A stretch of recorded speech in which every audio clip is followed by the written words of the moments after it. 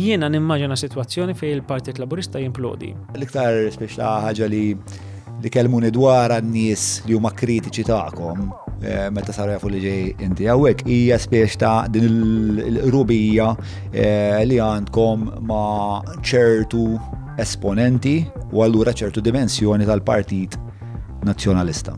Jiena nista' ngħid forsi l-inkwetaħ ftit illi minant persuni qrib tiegħu wkoll tasal informazzjoni għandi nkun naf b'ċerti affarijiet illi hu jkun qed jgħid. Joseph Muscat irid jaċċetta li hu ħadd speċjali u li jekk ikun hemm bżonn issir search fid-dar tiegħu u jekk issir search fid-dar tiegħu jiġu prelevati d-devices kollha, electronic devices kollha li jkun hemm dik id-dar. Jekk xi darba ssir search fid-dar tiegħi, m'għandix noħda bi kbira li d-devices kollha li jkun hemm fid-dar tiegħi jiġu prelevati.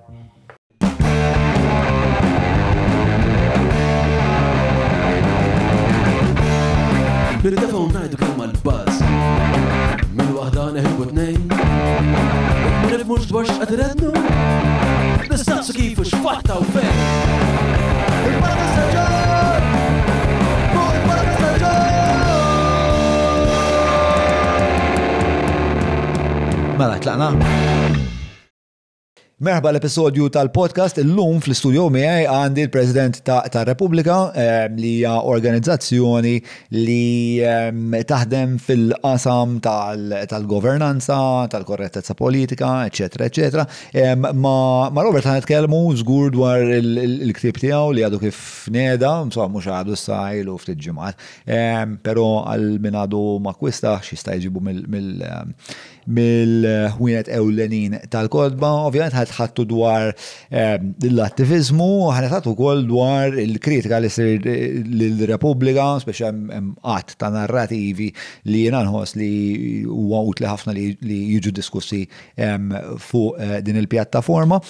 Issa qabel ma nibdew nixtieq ovvjament nirringrazzja l-Patreons tagħna li jekk tħossu li dak li nagħmlu aħna huwa b'xi mod utli, jsibu valur fih, taħsbu li għandna nkomplu nagħmluh, inħeġġitkom tingħaqdu ma' dawn il-Patreons, patreon.com/John Mallia, din hija il-komunità li llum il-ġurnata issostni dan il-proġett u mhux tal-sostnina biss tal-li nagħmlu ħafna avvenimenti grazzi għal din il-komunità, l-avvenimenti qed ikunu dejjem iktar ambizzjużi u l-qudiem ukoll nibdew nagħmlu forum ta' media oħrajn li diġà bdejna speċjal bil-part tal-iżvilupp. Insomma, patreon.com/John Mallia jekk tixtiequ tuna daqqatit aktar minn hekk nirringrazzja lill-azzjendi li jagħmlu dan kollu possibbli u għal daqstant inħeġġiġkom li jekk tixtiequ tagħtu sosten il-podcast mod tajjeb ieħor huwa li tagħmlu użu mill-prodotti u s-servizzi ta' nies u l-azzjendi li jappoġġaw il-proġett tagħna. Dawn huma ovvjament Derek Meats 9986-6425, il-Hungry Hippie, il-Browns, l-Apex Media, fuq il-Vini Capricci li dan l-aħħar qed jipprovdulna il-whisky Jericho tal-Lost Distillery li huwa fost l-iktar whiskies li joġbuni kemm ili nixrob il-whisky u għandna ħolqa ximkien fid-deskrizzjoni biex takwistawh. Kif ukoll il-Maple, partikolarment bis-Sourdough, it-Teatru Malta, li flimkien ma' Teatru Anon u Festivals Malta fis-16 bejn 16 ta' Ġunju u tieni jum ta' Lulju se jkunu titellaw dik is-siġra f'nofs ta' triq b'direzzjoni ta' Paul Portelli u Chris Gatt u kitba ta' Immanuel Mifsud. Grazzi wkoll lil Kutriko, E-Cabs, kif ukoll Stretta, kif ukoll Garmin li by the way llum misnisti ħallejtu d-dar. Issa qasna f'xanu. Tajdlix għax ma ħaqniex. Patreon.com/John Mallia, it-taħdida tiegħi u Robert Aquilina. Udjenza mdaqsa llum qegħdin rolling Matteo. Ejwa, ta' x'tinżel issa x'tibda tintilef fil-lan. Ma nintalaqlekx lura hekk fej għadli fej. Sejsto, le? Mek tajjeb. Ek imniħribit se jider, ek jisni replika ta' Jaws. Mela, isma, għarat laqna. Merħba, Robert, merħba, fl-studio maħna. Grazzi tal-istadina.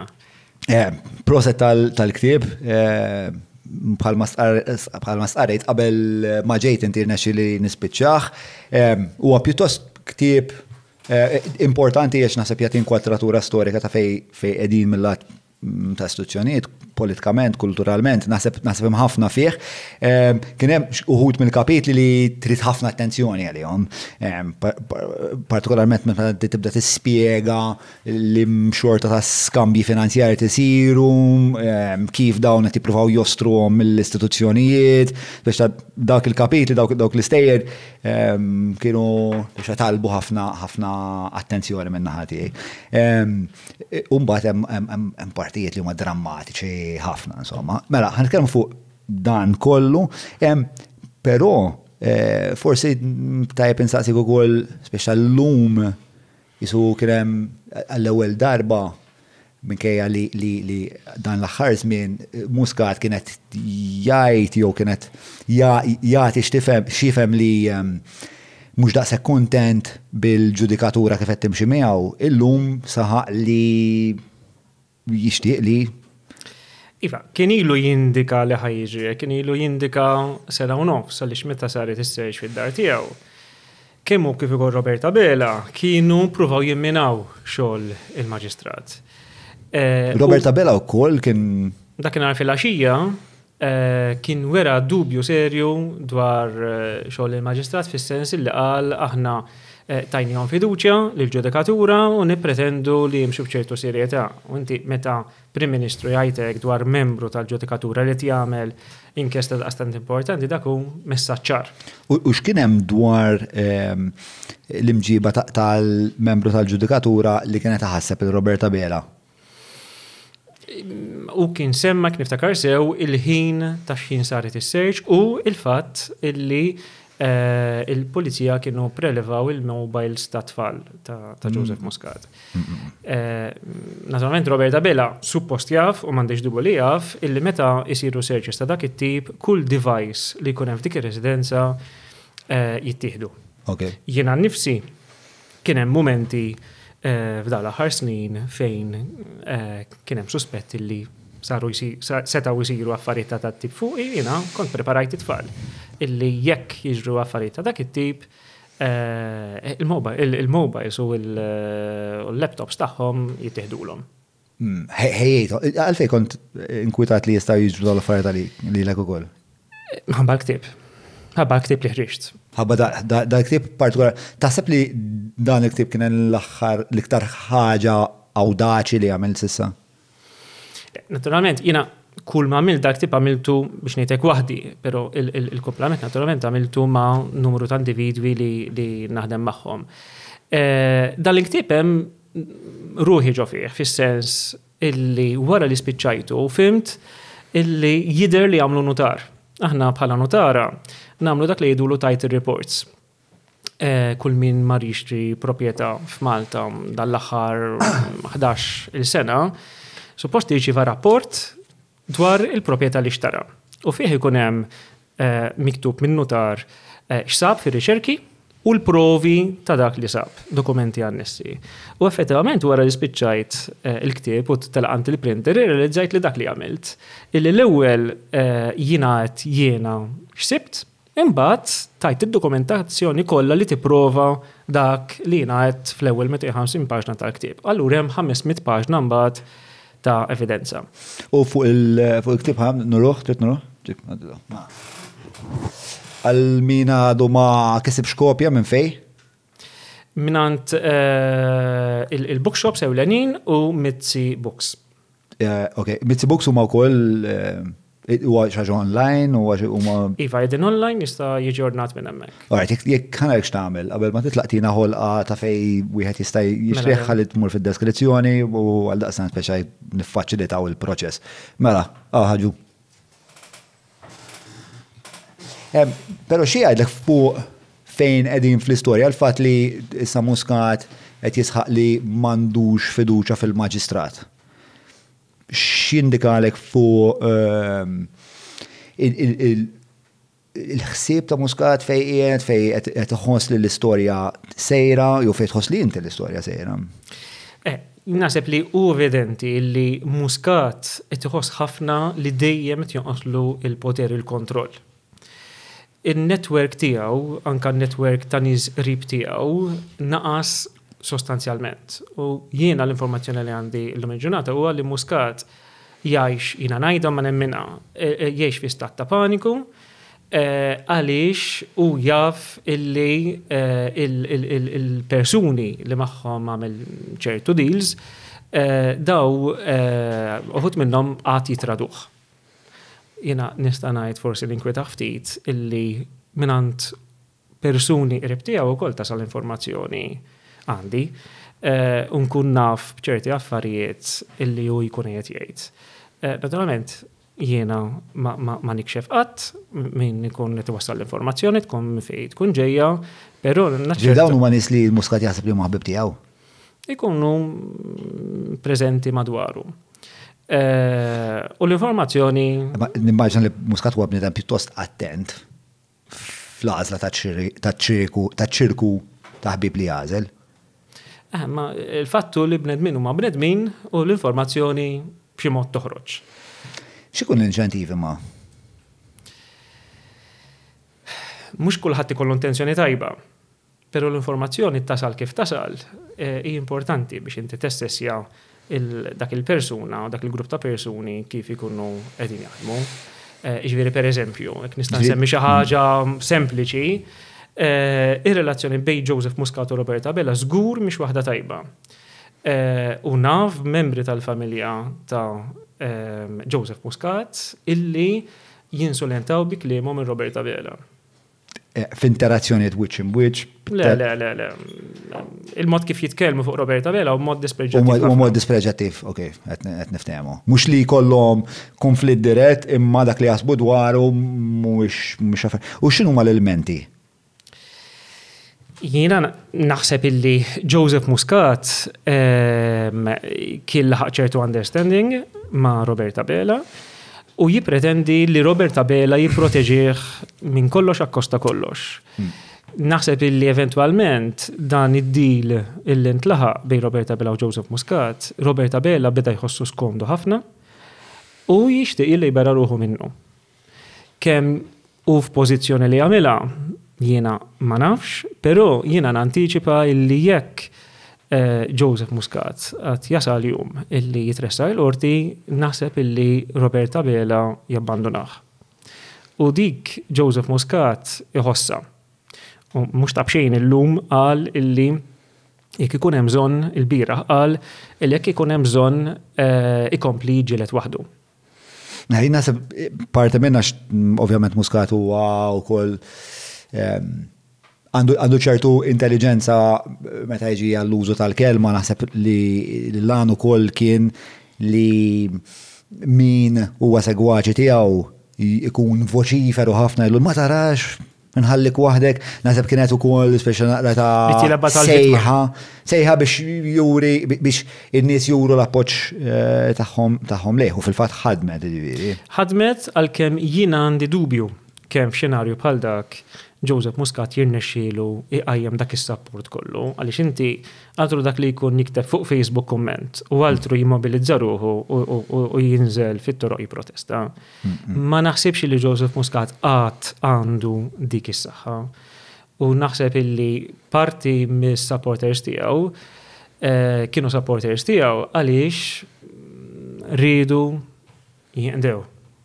U fl-aħħar mill-aħħar jafu illi biex jgawdu minn dawk il-privileġġi mhux ħdej Joseph Muscat għandhom bżonn ikunu, iżda mal-partit fil-gvern. Ma isu biex Muscat żgur parti kbira mis-seta tiegħu hija l-karizma tiegħu li huwa spex ta' dak li forsi Derkheim sejjaħ it-totem ta' li n-nies li huma segwaċi tiegħu iħarsu lejh u minnu jieħdu anke sens ta' identità. Bla dubju. U jinnaf ħafna nies li fi żmien Muscat anka per eżempju il-fatt li qolitilhom il-pensjoni, li kellhom iktar aċċess għall mediċini, li ħassew li fl-aħħar il-partit tagħhom speċjalment kunna iktar anzjani, dawmlu 25 sena, jidentifikaw ma' partit tellif f'daqqa waħda da sar strare bih. Speċta għad għandhom dik l-affinità għal-Muscat. Ovvjament ma kemm volumuża, però teżisti żgur. Iva, hemm rispett kbir, hemm ċertu adorazzjoni lejh għaliex kif qed tgħid inti dan minn partit illi kien tellif dan għamlu partit rebbieħ. U allura Muscat għad għandu ċertu awra madwaru. Però l-fatt jibqa li dana tneżżam il-poter. U meta tneżżam il-poter, kif taf inti saret fi żmien ta' protesti tal-massa illi aħna bħala soċjetà ċivili organizzajna, aħna konna nafu li għad għandu l-appoġġ tal-maġġoranza tal-elettori fil-pajjiż, eppure dan kellu jirriżenja. U kellu jirriżenja ovvjament għax tħammeġ b'affarijiet gravi ħafna. Mela, jinteressani li għadu kifat ħafna, għax jisa il-loba qed tintlab f'kuntest tridimensjonali id-demokrazija u naħseb bla nħarsu lura ħanarfu kemmi ħafna iktar komplessa minn sempliċement minnu l-aktar popolari id-demokrazija u kemm id-demokrazija tista' tiġi ġestita fil-qrati, tista' tiġi ġestita fil-komitati, tista' tiġi ġestita internament fil-partit, mhux biss kemm jien popolari, dik tilab rwol, però mhux internazzjonali. Pressjoni minn fora internazzjonali, il-rwol tal-medja fil-demokrazija. Hemm daw l-insights kollha li verament qed narhom joħorġu, partikolarment dal-aħħar pereżempju kellek il-każ ta' Konrad Borġmanxie u l-pompa tal-petrol. Li speċta di minkejja li suppost kellha tkun deċiżjoni politika, fl-aħħar mill-aħħar kellha tkun il-ġudikatura li tinterċedi. Però Julian Hall tella xi xorta ta' artiklu li jitħadded dwar propju l-popolarità ta' Muscat f'daw l-aħħar snin. Tista' tingħaqqa kuntest? Mela, fit-22 ta' Marzu imma dik senilu, jien li kien hemm artiklu iktar reċenti minn hekk, 22 ta' Marzu 2022. Mela qabel l-aħħar elezzjoni Muscat meta ġie polijat, mela at the start of the general election race, 36.3% of Labour voters said they preferred Muscat as Labour leader. Mela dat ngħidu sena ilu kemm tippreċedi l-elezzjoni ġenerali. L-elezzjoni ġenerali meta kienet? Kienet Marzu.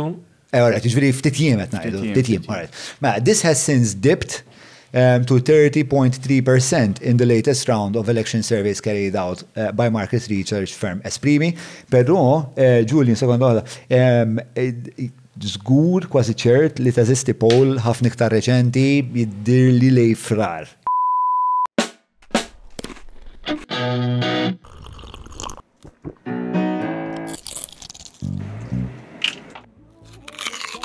Know your food. Book your food intolerance and allergy test now. Browns. Il-logħba qed tintlab qed tintlab minn wara l-kwinti, qed tintlab fil-qrati. Fil-fatt, mela għenet waħda fil-każ tal-Pilatus.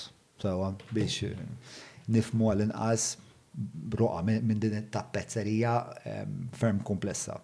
U nasib laħjar din uħdu naqra bil-mod, għax hija ftit teknika ftit komplikata, jiġifieri jien ħaniprova kemm jista' jkun nejnek tajdu, nejnek tissemplifika ħalli dak li jkun li mandu ebda kuntest għax qed ngħidu biex jibda jifhem. Mela, però qabel ma tlaqna biha di tista' tini naqra.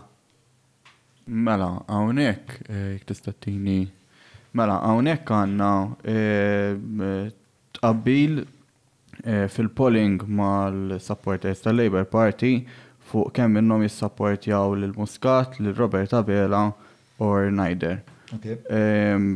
Joseph Muscat li kien igawdi 31.7% tas-support fil-partit, dak naqas għal 15.5% f'tem ta' sena. Ġifieri kienet pjuttost imdaqsa dik fil-waqt li Robert Abela gawda 7% żieda fil-trust rating tiegħu among Labour support. Jien naħseb waħda mill-problemi kbar li għandu Joseph Muscat hija li sar leader weak. U ġeneralment ma jimxux wara xi ħadd illi jiderwik. U dik qiegħed prova illi patti għaliha però ma rnexxilux. X'taħseb li tiġġalu jiderwik? Il-fatt illi l-ġustizzja evidentement qed toqrob lejh. Li ma ċandu s-seta li jikkontrolla l-istituzzjonijiet kif irid taħseb dik li qed tagħtih din il-bixra ta' persuna aktar dajfa? Iva, bla ebda dubju u naħseb anka il-mod kif iġi pruħu. Ġifieri, illum per eżempju der li qed jippenikja, ġifieri ex-Prim Ministru, għamel 3 Facebook posts sa fejn naf jiena fl-istess jum. Jien ma rajt xejn minnhom daw il-posts. Ma tantx huma indikazzjoni ta' xi ħadd li huwa komdu miegħu innifsu. Ġifieri, ilu li prepara id-difiża tiegħu, id-difiża popolari tiegħu, id-difiża popolari tiegħu hija illi aħna b'xi mod għandna xi kontroll fuq parti mill-istituzzjonijiet u nippersegwitawh, però dika jemmina min irid. Ħadd ma b'xi mod jista' jemmen illi jiena jew xi persuni oħra għandna xi kontroll fuq xi parti mill-pulizija jew fuq il-ġudikatura. Tkellem fuq mażonerija u l-bieraħ ukoll. L-ewwel darba tipo dam naqra biex jabżaqa, tiftakar? Meta tkellem il-Sansone, għallu waw xi mażoneriji isu beżaqa. Isu għamel allegazzjoni pjuttost ila u biex li qed jinferixxi huwa wkoll li inti parti minn il-mażonerija. Jiena żgur m'iniex parti minn mażonerija u ma naf il-ebda mażun. Inti sal Luigi mort? Iva. Ukoll. Forsi tirreferi għal dik. Tal-kantina. Sa fejna fina u kellu persun qrib tiegħu viċin il-mażonerija. Jiena żgur qatt ma kelli. Asna fjek ux vera dil-ħagġa tal-mażonerija. Tistema sexy, drammatika, attraenti, spiex ta' spiex għandu ċertu mistik ma' in perswas li tażist il-mażonerija fil-pajis? Bla ebda dubju. Bla ebda dubju, all right. U fatt dokumentat li għaw xi 7 loġor tal-mażoneriji. Imma meta ngħidu mażoneriji, spiex x'inhu l-irwol soċjali tagħhom daw, Jiena m'iniex intis fihom, però evidentement huma persuni li jiltaqgħu b'mod sigriet, ħafna minnhom l-identità tagħhom ma tkunx magħrufa mal-pubbliku u jgħinu lil xulxin. U l-limitazzjonijiet ta' dik l-għajnuna. Ekku, ġifieri f'pajjiżi oħra, il-mażonerija għamlet affarijiet gravi ħafna. Kitu pereżempju l-Italja, l-P2, l-Loġġa P2. Ovvjament marufa illi waslet għal reati serji ħafna. Il-segretezza fija l-problemi tagħha. Ġifieri ngħidu aħna bħal organizzazzjoni, bħal kull organizzazzjoni volontarja oħra f'Malta, aħna għandna lista ta' membri, il-Kummissarju tal-Qadiet Volontarji meta jrid jista' jara. M'għandna xejn sigriet biex noqogħdu naħbu aħna. U l-membri tagħna jiġu juru wiċċhom waqt il-protesti, ġifieri il-moment li jistir xi ħaġa bis-sigriet, sinjal li hemm xi wieħed jaħbi. Din ta' Joseph Muscat jiena ma nafx tefaħħix dak il-moment hekk bla doċ, però u evidenti li jinsaf paniku u ħajjipprova jaqbad ma' kull nitfa biex jipprova jaħrab il-ġustizzja. So, tista' tella uħud minn daw il-post li tella l-lum biex għandi xtieq naqa' kuntest, ma nafx. Hemm video li xerja. Illum ukoll. Bej il-bieraħ u llum. Dak il-video tal-bieraħ ta' Sansone trajni. Mbagħad biex veru ssir il-ġustizzja llum daħħalt rikors fil-qorti fejn qed nitlob lill-Maġistrat Gabriella Vella tirrikuża ruħha mill-inkjesta dwar l-isptarijiet u din tgħaddi f'idejn ġudikant li jista' jassigura kemm bħala perċezzjoni kif ukoll bħala fatt imparzjalità f'dan il-każ li issa sar politiku. Raġuni tewlenin huma il-Maġistrat baqgħet ma tat l-ebda deċiżjoni tweġiba fuq it-talbiet tiegħi li nixed. Il-fatt li u qed jitlob li jixed u sense of entitlement ma jiddeċidix hu meta jixed f'inkjesta, tiddeċidi l-Maġistrat. Sewa, mhux hekk? Ġifieri immaġina l-inkjesta tal-Pilatus kieku mara li sader u jiddeċidu meta jixed. Le. Jiddeċidi l-Maġistrat li kunet tal-inkjesta. Però għandu dritt li f'xi punt fl-inkjesta jixed? Dritt awtomatiku le. Le. Jekk irid jista' jdaħħal nota. Jew rikors kif daħħal illum. Sewa. U meta jgħid jiexet, dan jistieħu affidavit għand notarju fir-reġistru tal-qorti jippreżentah. X'qed iżommu milli jagħmel dan. Dan qed jipprova jagħti l-impressjoni li huwa għandu xi evidenza fideh li tiskolpaħ. Jien ma nafx, kieku jiena akkużat b'xi ħaġa u għandi xi evidenza, nippubblika biex jara kulħadd. Jekk ma rix nagħmel hekk almenu nippreżenta lill-maġistrat li qed jindaga. U x'qed iżommu milli jagħmel hekk. X'inhi rid, illum preżenta rikors. Għax għalfejn ma jippreżentax id-dokumentazzjoni li għandu. Ovvjament, u rrid jevita is-search. Is-search mill-isseħ fid-dar Is-search li tiegħu. saret. Mhux hekk? Dil-famuża search li inti kont fuq l-adba tiegħu. Mhux vera. Jiena qatt ma kont fuq l-adba tiegħu. Al kontrarju tal-li prova jajtu fil-pubbliku. Sal-beħ kien għadu jgħida. L-istorja ħan rakkontaħilek u ħanilek xi prova jagħmelu biex jivvinta kidba. L-istorja hi illi jiena ma kontx naf għax daw ikunu affarijiet sigriti illi ħassir search fid-dar tiegħu. Jiena dakinhar kont waqt li evidentement kienet qed isseħħ is-search f'Jannar ta' 2021, jiena minn tant postijiet insertajt qiegħed nagħmel press conference quddiem id-depot tal-Pulizija. Għamilt il-press conference. Xin il-press conference? Xin kienet il-press conference? Normalment nagħmlu mad-9 u nofs. Ma niftakarx bleżat, imma xaġa verifikabbli. Verifikabbli ma' min? Anka l-Facebook post daw jibqgħu il-logjati, jibqgħu jidru.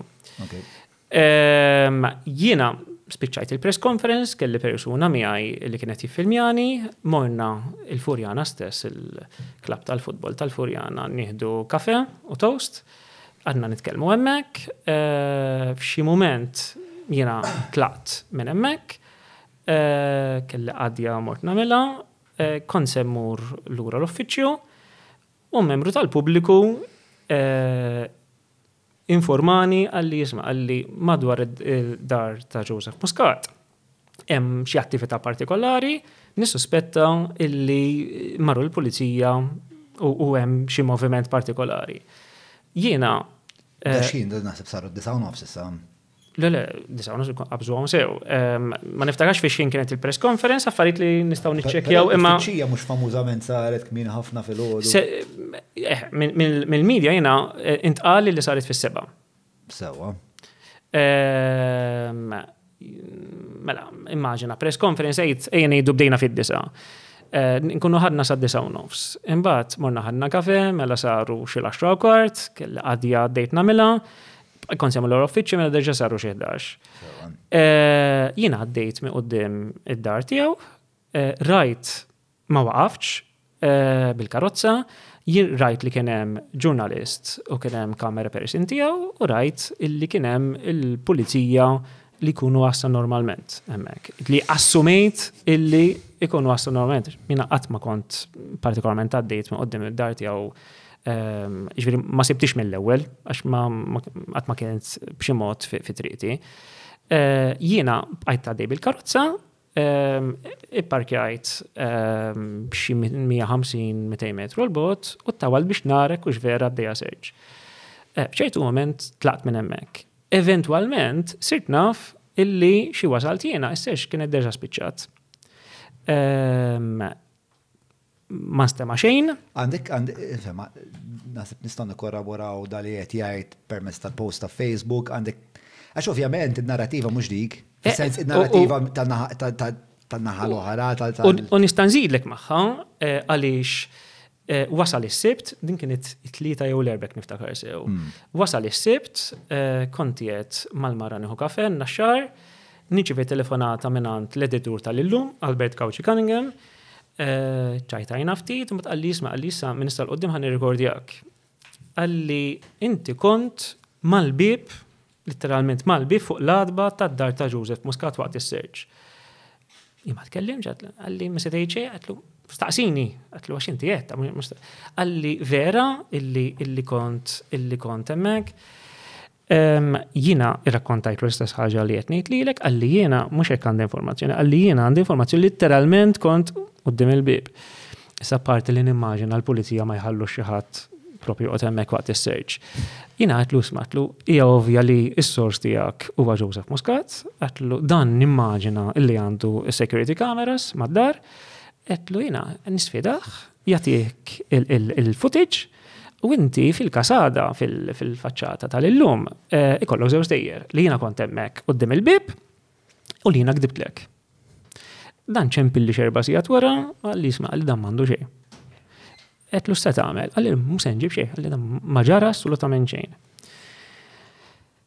Jiġi it-tnejn jew it-tlieta u nisma' diskors fil-Parlament ta' Glenn Bedingfield li evidentement kitibulu Joseph Muscat. Attakk fuqi u fuq persuni oħra u jgħid li jiena persuna parti minn pon nies jgħidu li nikkontrollaw l-istituzzjonijiet. Għala esplicitament din l-isqarija? Uża dik l-espressjoni. Pon nies li nikkontrollaw l-istituzzjonijiet. Li nikkontrollaw l-istituzzjonijiet. Issa jien ma nafx minn fej dal-poter kollu li qed jattribwixxu lili u lil ħaddieħor minn fejn ġej. Naħseb jgħar kulħadd li jiena poter ta' tip żgur m'għandix. Ġifieri minn xi ħaġa li jiena sempliċement għaddejt minn hemmhekk u biex narek hux vera tissir sej, Joseph Muscat prova jibni montatura biex jgħid li effettivament jinkort naf qabel bis-search u dawn l-affarijiet kollha.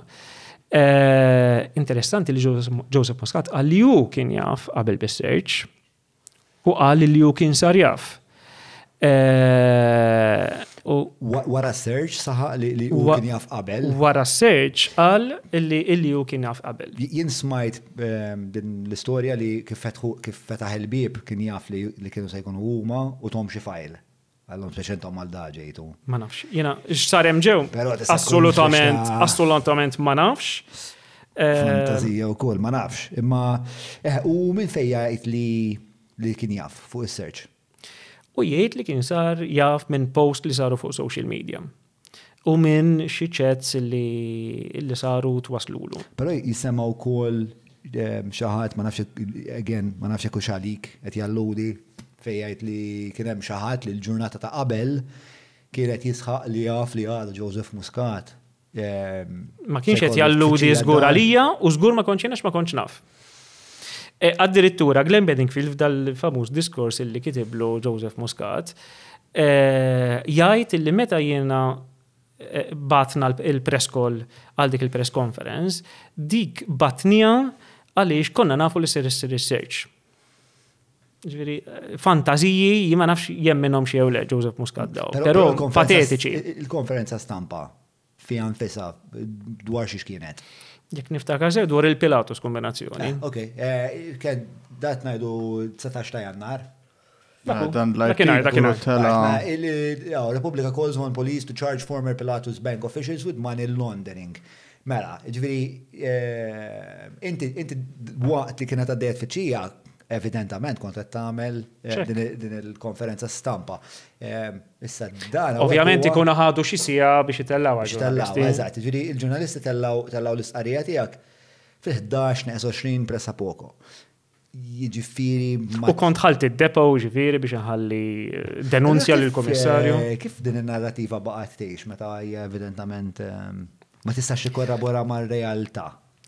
Għaliex, ovvjament, Joseph Muscat baqa jimbutta, għamel diversi posts matul is-snin. Ma buttajx lura? Iva, jiena ċħatta. Jiena ċħatt dak li kienet jgħid Joseph Muscat. Joseph Muscat addirittura kien talab li ssir inkjesta dwari. U jien m'għandi xejn x'naħbi u jiena inkjesta dwar xi ma. Inkjesta dwar il-possibilità li nkont naf minn qabel bis-search. U la darba talaba l-inkjesta. Meta ngħidu talaba dan dil problema b'Joseph Muscat. Dan jgħidha fuq Facebook, però ma jmux jitloba formalment. Aħna meta l-inkjesti li għandna ma nkunux qednihom xi press conference jew xi Facebook post, għandna nkunu permezz tal-avukati tagħna nkunu tlabnihom formalment fil-qrati. Joseph Muscat jgħid li għandha ssir inkjesta, però ma jmux jitloba. Għaliex ma jrix li l-verità toħroġ. Għaliex jaf li kieku kellha ssir inkjesta dak it-tip jirriżulta li jiena ma kontx naf minn qabel bis-search. Ovvjament, meta aħna tlabna li ssir inkjesta dwar il-bejħ oxxen fraudolenti tal-isptarijiet, naturalment konna immaġinajna li eventualment ħajsiru xi searches u f'Novembru tal-2021 jiena personalment fisem l-Organizzazzjoni Repubblika kont prezentajt rapport uffiċjali lill-FCID propju fuq Joseph Muscat. U kont għamilta wara rivelazzjonijiet li kien għamel il-ġurnalist tat-Times Jacob Borch dwar Joseph Muscat li kienet jiġivi ċertu pagamenti minant Equator li kienu ċivew pagamenti minant VGH u naturalment search fid-dar tiegħu hija loġika li ssir. Dik waħda mill-lodda investigattivi tal-Maġistrat u Joseph Muscat irid jaċċetta li hu ħadd speċjali u li jekk ikun hemm bżonn issir search fid-dar tiegħu u jekk issir search fid-dar tiegħu jiġu prelevati devices kollha, electronic devices kollha li jkun hemm dik id-dar. Jekk xi darba ssir search fid-dar tiegħi, m'għandix noħodha bi kbira li d-devices kollha li jkun hemm fid-dar tiegħi jiġu prelevati. Biex nagħtu speċ ta' naqra ta' glossarju li semmejja tagħna dwar x'inhi inkjesta maġisterjali, li ma setat għandha, sa fejn twassal, fejn tibda, għalfejn tibda inkjesta maġisterjali, jekk tista' tina naqra ta' sommarju ta' spjega ta' dawn l-affarijiet kollha għax naf li ħadd issemma ħafna fil-kontest ta' Pilatus, tal-Igrant, eċetera, eċetera. Biex dak li jkun. Mela, inkjesta maġisterjali waħda mill-lodot mill-funzjonijiet tal-maġistrati li permezz tagħha jinġabru provi. Inkjesta maġisterjali tista' tibda b'diversi modi. Normalment, il-maġġor parti kbira tal-inkjesti maġisterjali jibdew permezz tal-pulizija. Allura ikun ġara xi akkadut ta' ċertu serjetà u l-pulizija jitolbu lill-maġistrat tal-Assa li inserta dakinhar Assa biex jibda inkjesta. Pereżempju, l-inkjesta Pilatus hekk bdiet. Inkjesta Pilatus ma tlabniex aħna, iżda kien hemm l-MFSA u l-FIU illi wara li raw u wara li saret pressjoni pubblika kbira illi kien hemm delitti kbar, kien hemm reati gravissimi, kienu għamlu rapport ma' l-Economic Crimes Unit tal-Pulizija. Dak iż-żmien immexxija minn Ian Abdillah. Kumulazzjoni dan kien fis-16 Ottubru ta' 2018. Dakinhar stess Ian Abdillah ma investigaxu, però tal-qadda l-ballun f'saqajn il-maġistrat tal-Assa. Li dakinhar inserta kien il-maġistrat Ian Farrugia. Mela dak hu mod wieħed kif tibda inkjesta. Ġifieri din l-inkjesta famuża ta' Pilatus li ħanet tħattu dwarha li hemm li ktib dwarha mhux int jew ir-Repubblika tal-Buqa. Tal-Buqa talaba Ian Abdillah effettivament. Talbu għall-pulizija biex ngħid kollox kien pass ukoll loġiku li jsir hekk. Li ma kienx loġiku huwa li l-pulizija ma investigawx għal rashom. Għax il-pulizija in parallel. Għaliex hu normali f'korpi tal-pulizija madwar id-dinja ma Malta hekk kien isir, ma donnu li ma tantx jsir hekk, illi l-pulizija jinvestigaw separatament u l-maġistrat jagħmel l-inkjesta tiegħu. Il-pulizija jkunu qegħdin jgħinuh, imma jekk il-pulizija sadattant jaslu għal konklużjoni li għandhom biżejjed biex iresqu l-persuna jew persuni l-qorti, jinformaw lill-maġistrat, normalment il-maġistrat jalla dakinhar stess l-inkjesta u jmexxu l-pulizija. U l-informazzjoni u l-intelligenza li kun ġabar il-maġistrati, dik tgħaddi mbagħad għand il-pulizija. Tgħaddi għand l-avukat ġenerali u mbagħad allura għand il-pulizija. Il-pulizija kważi dejjem ikunu parti mill-inkjesta li jkunu jafu x'inhu għaddej hemmhekk ukoll. Sewwa. Mela dak hu mod wieħed kif tinfetaħ inkjesta maġisterjali. Mod ieħor huwa permezz ta' emenda fil-liġi li kien hemm xi 22 sena ilu, permezz taċ-ċittadini. Iċ-ċittadin għandu dritt illi imur il-qorti u jitlob li ssir inkjesta maġisterjali. Bħalli kieku talbu għall-pulizija. Id-differenza hija ħanamlu id-differenza hija illi fil-waqt illi meta jitolbu inkjesta maġisterjali il-pulizija tibda awtomatikament, meta jitloba ċittadini jew grupp ta' ċittadini, m'hemmx dritt awtomatiku illi dik isseħ żgur. U li jiġri huwa kif ġara. Għal-ħares kun hekk. Naturalment, għax jista' jkunu frivoli, mhux hekk. U wieħed jifhem, allura wieħed irid jipprova l-każ prima faċe at face value. U allura li jiġri huwa li jekk jiena nitlob l-issir inkjesta kontrik, Jiena l-ewwel irid nipprovdi evidenza almenu sal-livell ta' prima facie. Inti tiġi notifikat, inti tagħti risposta tiegħek, imbagħad il-maġistrat tal-Assa jiddeċidi. Jekk jiddeċidi hemm dritt ta' appell quddiem imħallef. Imbagħad il-kelma tal-imħallef tkun l-aħħar deċiżjoni. Ma jfissirx li ma tistax imbagħad issir talba oħra. Pereżempju, aħna fil-każ tal-isptarijiet, aħna tlabna l-issir inkjesta. U f'dak il-moment konna indikajna numru ta' suspettati, konna indikajna l-Korrad Bizzi, konna indikajna l-Chris Cardona, konna indikajna l-Edward Cicluna u persuna fin-negozju. Dawn kollha oġġezzjonaw. Naturalment, wieħed jistenna li jiġri hekk. Il-maġistrat tal-Assa kienet qatata favorina, imbagħad daw it-tliet persuni mhux il-negozjant appellaw u l-imħallef Giovanni Grixti attaħħa favorihom. Aħna ma qbilna xejn. Ovvjament, blima raġuni inqatat kontrikom. Fejn kellkom l-isbal. Kien qal illi ma preżentajniex biżżejjed evidenza. Aħna ma qbilniex ma dik id-deċiżjoni u mhux sabiex ma' deċiżjoni imma ma' line of thought tagħha. Mawra sal-ħadnu ta' Derek mhux transazzjoni kif ġibu laħa, fejn apparti tinqeda blifjen kwalità se tiġi mejjun sabiex issawwar l-arfin tiegħek dwar dak li qed tiekol u titma' lil familtek. Biss jekk m'għandekx il-ħin tad-disa fejnhom il-belt, ibad WhatsApp lil Derek fuq 9986-6425 biex waslulek ix-xirja fuq l-adba. L-ħallef pretenda illi nippreżentaw evidenza ikbar minn sempliċement prima facie. U aħna għedna l-liġi ma triċek, il-liġi trid illi ċittadini kollu dak id-dritt għaliex jekk ikun hemm il-pulizija ma jkunx qed jaqdu dmirhom, il-ċittadini ikun empowered illi jpatti għan-nuqqasijiet tagħhom. U allura l-għada stess żidna xi evidenza ġdida illi kienet waslitilna f'dawk il-jiem u preżentajna talba ġdida. Irbaħnija quddiem il-qorti tal-maġistrati u rbaħnija quddiem fl-appell quddiem l-imħallef. L-inkjesta. U għamiltu talba għall-istess inkjesta identika. Għall-istess inkjesta sempliċement żidna xi tarif addizzjonali l Però n-nies li kienu se jiġu investigati kienu l-istess. Identiċi. Imbagħad eventwalment żidna l-Joseph Muscat permezz meta żidna għamilna rapport l-FCID u apparentement dak ir-rapport iddaħħal fl-inkjesta oriġinali tagħna. Però hemm segretezza kbira kif taħdem l-inkjesta maġisterjali. U tifhimha li hekk għandu jkun.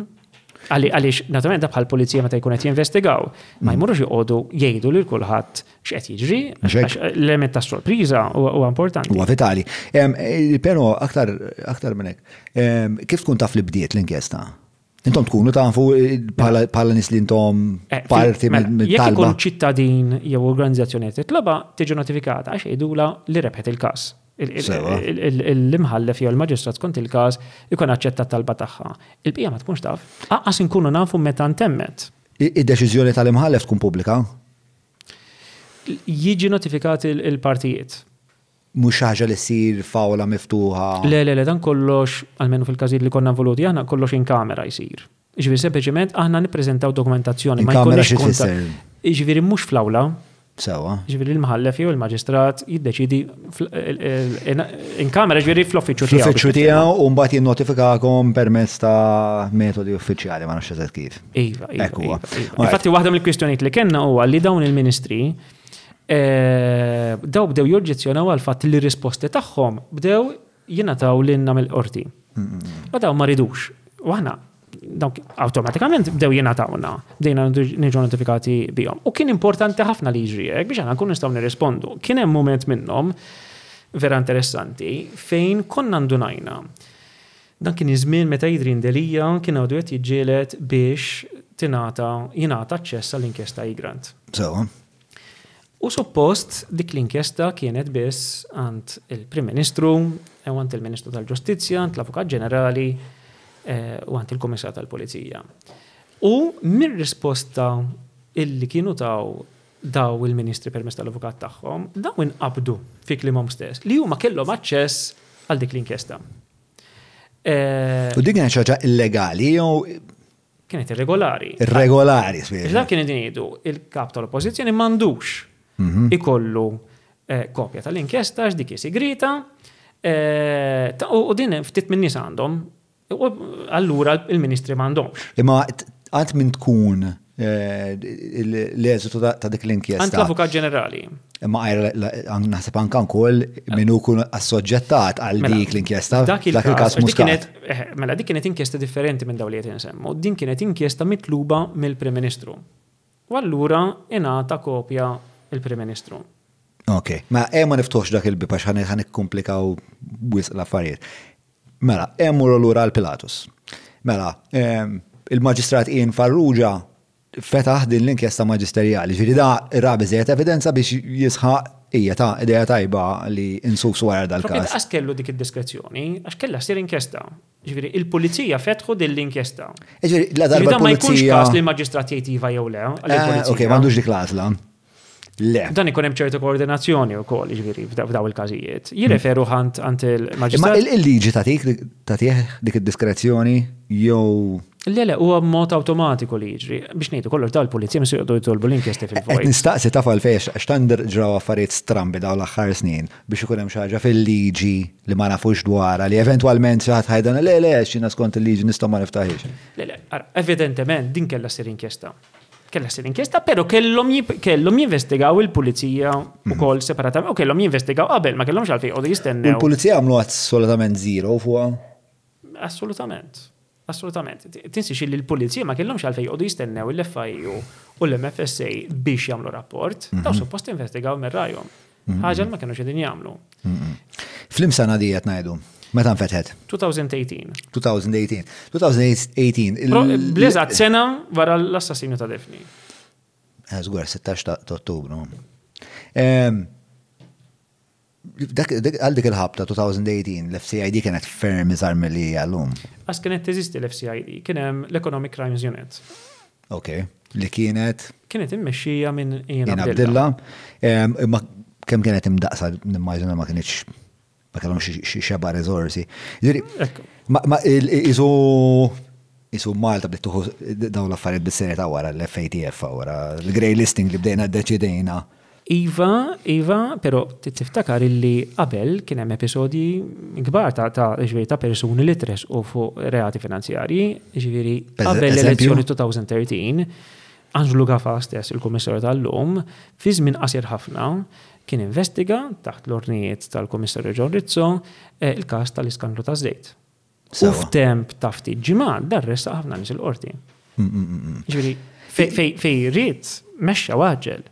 Ħalli l-imbagħad l-affarijiet slowjaw wara l-elezzjoni, però sa dakinhar arġel ħafna. Għalfejn slowjaw daqshekk wara l-elezzjoni, speċa kien hemm fervur enormi. Jiena wkoll kont vera xtaqt li speċa ssir ġustizzja u vera xtaqt li nara biex il-verità x'kienet.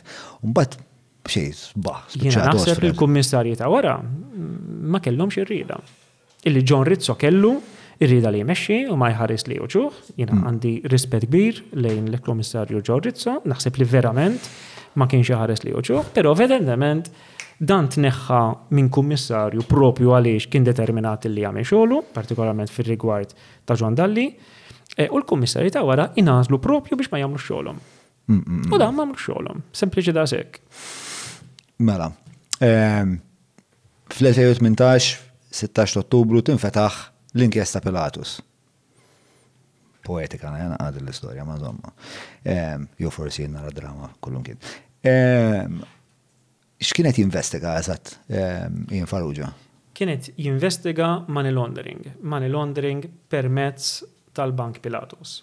Sewa, jekk hux qed isir money laundering fil-Bank Pilatus. Jekk kienx seħ money laundering permezz tal-Bank Pilatus. Dik l-unika ħaġa x'inti semmi wkoll konfoffa. Jekk hemmx konfoffa conspiracy. Il-konfoffa naturalment biex isir money laundering. Mela. Kull organizzazzjoni kriminali madwar id-dinja, żejra jew kbira kemm huma, ikollhom bżonn aċċess għall bank. Dan kemm se jżommu cash. Issa, dana jew jużaw banek ta' ħaddieħor. Jew inkella jkollhom il-bank tagħhom. F'dan il-każ Ali Sadeh Hashemi Najed kellu bank fl-Iżvizzera. Il-Pilatus ma kienx l-ewwel bank tiegħu, iżda kellu bank fl-Iżvizzera kien jismu Par Swiss. Dan il-bank, il-klijenti prinċipali tiegħu kienu mill-Azerbajġan, partikolarment il-familja tal-President tal-Azerbajġan u mill-Iran, u kien Iranjan u nnifsu. Meta l-awtoritajiet partikolarment Amerikani għamlu ċertu pressjoni fuq l-Iżvizzeri, mhux sempliċement fuq Ali Sader, Hegemena Ġed, mod ġenerali fuq is-sistema finanzjarja tagħhom.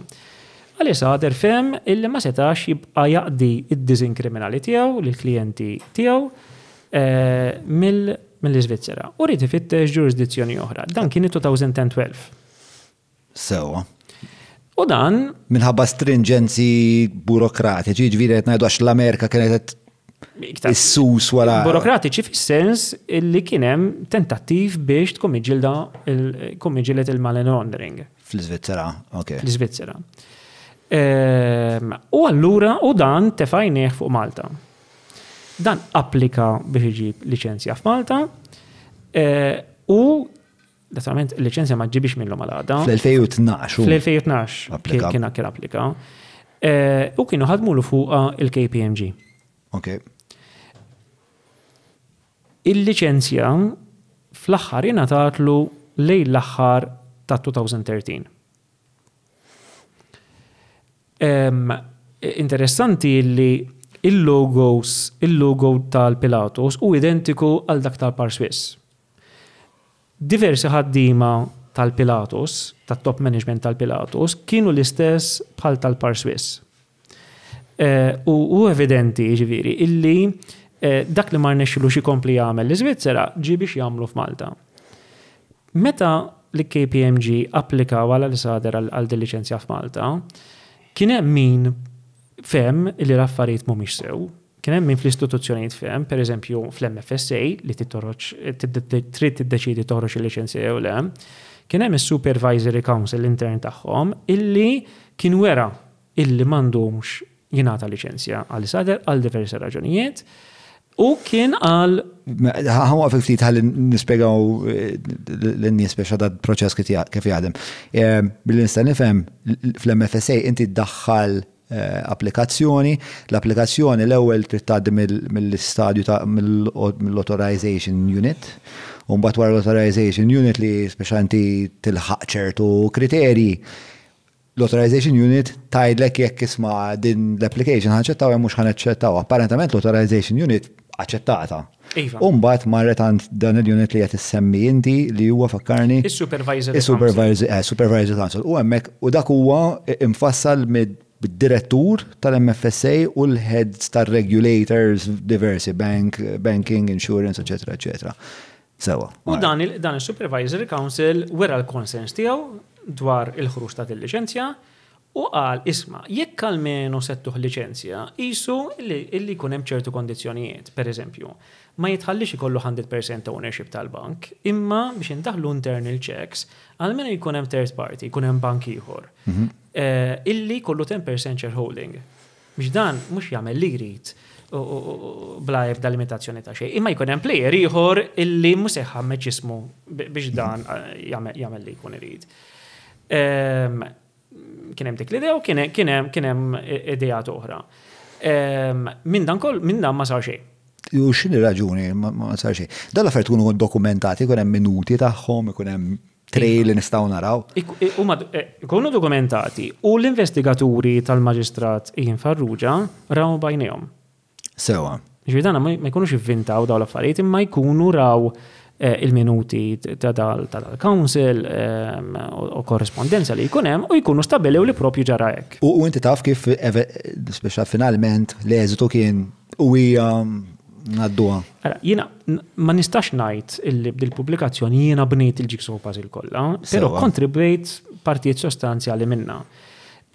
Li nista' ngħid huwa illi Duff & Phillips dawn l-investigaturi jirrimarkaw u jenfasizzaw il-qrubija tal Sader ma' politiċi u uffiċjali pubbliċi Maltin u jsemmu fost l-oħrajn Joseph Muscat u l-Keith Kembri u jsemmu il-Joe Bannister li kien għal ħafna snin chairperson tal-MFSA. Daffen Phelps, jekk jgħidu li anka ma da Bannister, fuq Bannister kważi ma nafx ġifieri.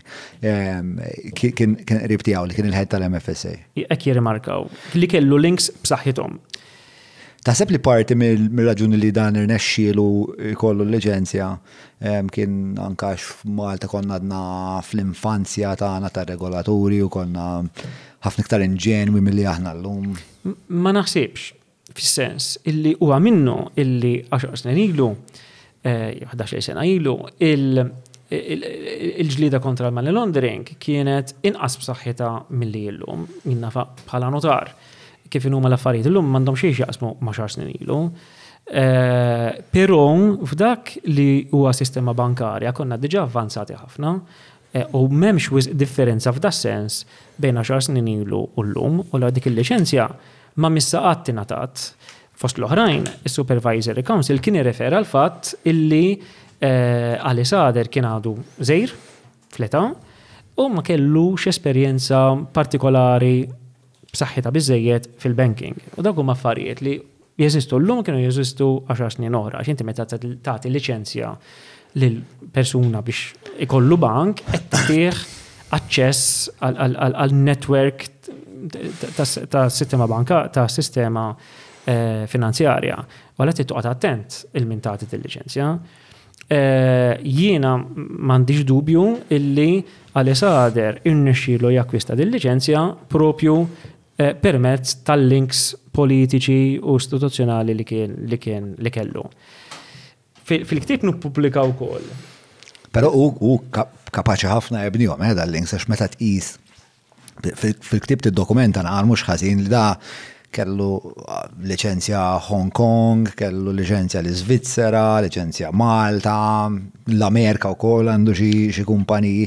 Ġifieri hu mhux bħal kieku li dan xi gabbillot li rnexxielu jipperswadi. Assolutament le. L-għanet dana missieru deskritt minn dawn l-investigaturi bħala il-Bill Gates tal-Iran. Dan missieru anke Ali Sader, dan għandhom negozju madwar id-dinja. Partikolarment dak kellhom negozju fil-kostruzzjoni fil-Venezuela. Fil-Venezuela hemm reġjun fost l-oħrajn illi hu prone għall-arar. F'mument minnhom dan kien hemm arar kbir, ħafna kien hemm nies illi tilfu ħajjithom u ħafna oħrajn li tilfu djarhom. U allura kien hemm bżonn ta' rikostruzzjoni qawwija. Il-kumpanija ta' Mister Ali Sader, waħda mill-kumpaniji tiegħu, rebħet tender fil-Venezuela. Dan it-tender kien fraudolenti u kien involut fih il-President tal-pajjiż. F'mument minnhom Mister Ali Sader idaħħal lil Ali Sader fl-equation biex it-task tiegħu fost l-oħrajn kien illi joħroġ il-flus mill-pajjiż. Issa inti tifhem illi dan kien hemm kemm il-Venezuela kif ukoll l-Iran kien hemm sanctions Amerikani fuqhom. U propju l-kompitu tal-Ali Sader kien illi jaħbi l-oriġini ta' daw il-pagamenti u joħroġhom barra mill-pajjiż. Meta eventwalment Ali Sader ġie arrestat u tressa l-qorti l-Amerika u nstabħati però mbagħad fuq teknikalità ġie liberat. Waqt kienet jistenna sentenza. Issa dik il-parti wkoll fil-ktieb kienet interessanti ħafna x'qajr li vera nħeres fuq teknikalità, però mbagħad id-DOJ, Department of Justice, kellhom għażla li jew kollhom retrial. Jew kellha jeħilsuh u l-affarijiet tispiċċem. Għal xi raġuni li għalija kienet pjuttost stramba, eleġġew da li jitilquh u spiċċa. Iva, ħaniġi għalija, però interessanti illi il-prosekuzzjoni f'dak il-każ f'mument meta Ali Sader kien talab il-bail u kien offra bħala security ix-shareholding tiegħu fil-Pilatus u ma kienu oġġezzjonaw għal-bail għal dik is-security billi qalu isma' dak ma naċċettawx għax dak propju huwa r-riżultat tal-money laundering li sar fil-Venezuela. Ġifieri skont daw il-prosekuturi, il-kapital tal-Pilatus propju ġej minn money laundering. Ma kienx sempliċement bank intis għal money laundering, però anke l-kapital tiegħu ġej minn hemmhekk. Apex Media huma esperti fil-kamp tal-SEO għal snin sħaħ huma għenu l-klienti tagħhom sabiex jitilgħu fil-quċċata ta' tfittxija tal-Google jekk inti qed tfittex outreach links, PBN builds, konsulenzi u kwalunkwe xorta ta' servizzi relatati ma' SEO mela kellem l-Apex Media. Pjuttost evidenti li dik hija in-natura tal-professjoni tiegħu hija li jgħin nies li għandhom ħafna flus li mhux suppost qegħdin f'idejhom speċa xorta ta' conduit biex jgħinu mirasquhom madwar id-dinja biex ikun jistgħu jgħixu l-ħajja li jgħixu. Iva, u li jiddispjaċik huwa li aħna kellna uffiċjali pubbliċi f'pajjiżna li xogħolhom propju huwa illi jipprevjenu milli daw l-atturi fis-settur finanzjarju jidħlu fil-ġurisdizzjoni tagħna u da fetħulu l-bibbera.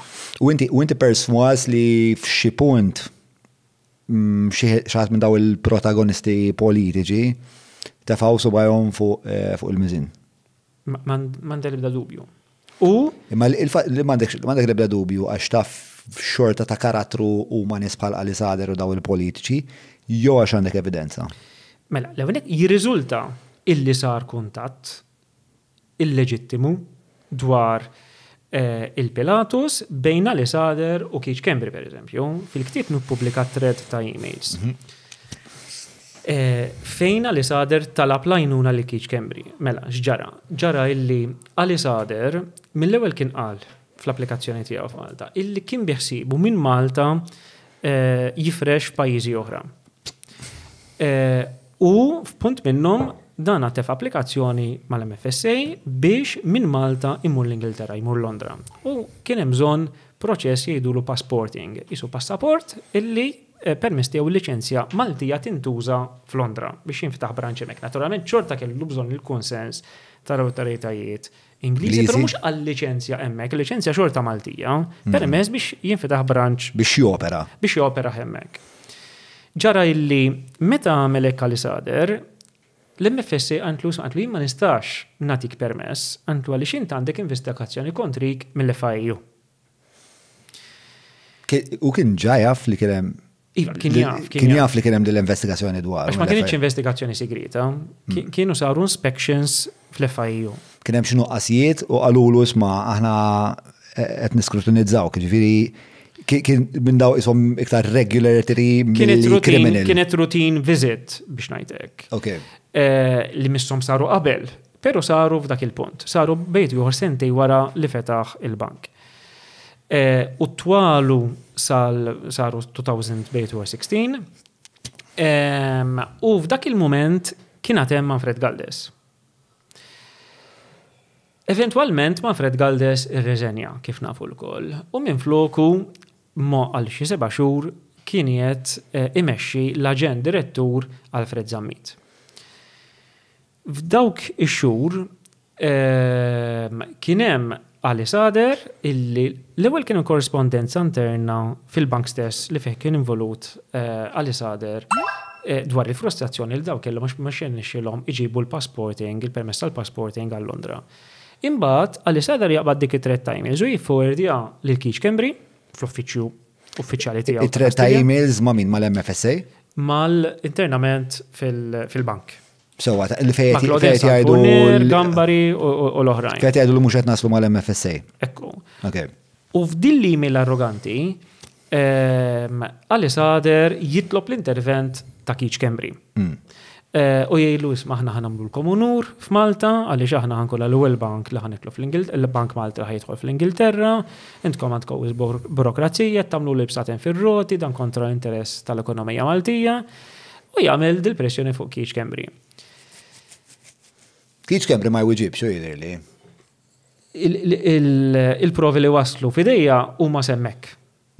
Naf illi instabu xi emails ta' Keith Kembri lill-MFSA, mon ġenerali, ma nafx x'waqt da' suġġett, però ġifieri taf li sabu emails l-MFSA ta' Keith Kembri. Mill-partijiet li għandi dwar dell-inkjesta tal-Pilatus jirriżulta li fl-MFSA l-investigaturi sabu emails ta' Keith Kembri. Ma nafx is-suġġett. Le, ma rajthomx. U ma nafx is-suġġett tagħhom biex inkun ċar. Però ġara xi ħaġa stramba ħafna f'dawk ix-xhur. Ġara illi. Però Duff and Phelps jirrimarkaw fuqhom Duff and Phelps huma l-investigaturi Amerikani li aħna qabbadna biex jinvestigaw dal-każ biex jgħinuna l-lat forensiku finanzjarju. Jirrimarkaw fuq il-fatt li saru daw l-emails u jekk kellhom xi relevanza. Mela, isemmu dawn l-emails. Però u jgħidu wkoll li ma kienx aċċettabbli, ma kienx normali illi jiddaħħal iċ-Chief of Staff tal-Prim Ministru f'ħaġa bħal din. U hemm kliem li jintuża li jindika illi seħħ reat ta' dak li jgħidu l-abbużu d'uffiċċju. Illi ġifieri Keith Schembri uża s-saħħa politika u istituzzjonali tiegħu biex b'xi mod toħroġ dil-liċenzja. Dak huwa reat veru f'Malta jeżisti? Jeżisti ma jeżistix b'saħħtu biżejjed kif jeżisti pereżempju l-Italja. Però x'ġara f'dawk ix-xhur fl-FIU. Li ġara huwa li riżenja Manfred Galdes. Kien beda jmexxi Alfred Zammit. Alfred Zammit diġà kien hemm. Manfred Galdes għalfejn kien irriżenja. Biex għaw din speċa xnija li kien irreżenja xtaq jitħalla jagħmel xogħol aħjar. Mela, il-kull nafu li dan irreżenja wara illi preżenta rapporti tal-FIU lill-Kummissarju Michael Cassar li minna ħatijaw reżenja. U evidenti illi hemm link bejn ir-reżenja tiegħu u l-fatt li l-pulizija ma mexxewx fuq dawk il-files. Però jiena fil-ktieb niddokumenta ħaġa li sirt naf illi Manfred Galdes propju f'dawk il-ġimgħat kien stqarr ma' persuna f'dal-kuntest ta' Pilatus, Panama Papers, illi jekk il-gvern ma kienx se jħallih jagħmel xogħol u kien se jindaħallu u kien se jirreżenja. U dika nafa b'ċertezza għandi provi ċari dwarha. U m'għandix u fil-fatt irreżenja. U m'għandix dubju li propju. Jiġri ċanses huma li għalhekk irreżenja. Mhux żgur mhux bil-forsek għax biex orajtu għalhekk ma jista' jkun li kien inqalgħu intoppi oħrajn u dawk li ġara irreżenja. Li ġara però huwa dan, li ġara huwa illi x'ħin irreżenja Manfred Galdes, id-direttur, l-aġent direttur Alfred Zammit jieġa jibat l-inspectors l-FIU, il-Pilatus. Il-Pilatus joħorġu bid-dokumenti li kienu neqsin qabel, meta saret l-ewwel inspection, u l-FIU jgħidu l-hom isma' aħna dawn mhux vera ma kenniex, kenna imma kienu mitlufin. U issa qed intuhomkom. Alfred Zammit u l-istaff tiegħu jaċċettawhom dik id-dokumentazzjoni li mhix normali, naċċertak li meta jsiru inspections ta' dat tip għat notara u subject persons oħra li kollok dak il-ħin li jaċċettaw għax il-bqija ovvja li jistgħu jkunu made up. U għabbażi ta' dak il-fatt Alfred Zammit eventwalment kiteb lil-Ali Sader li dik l-investigazzjoni hija konkluża.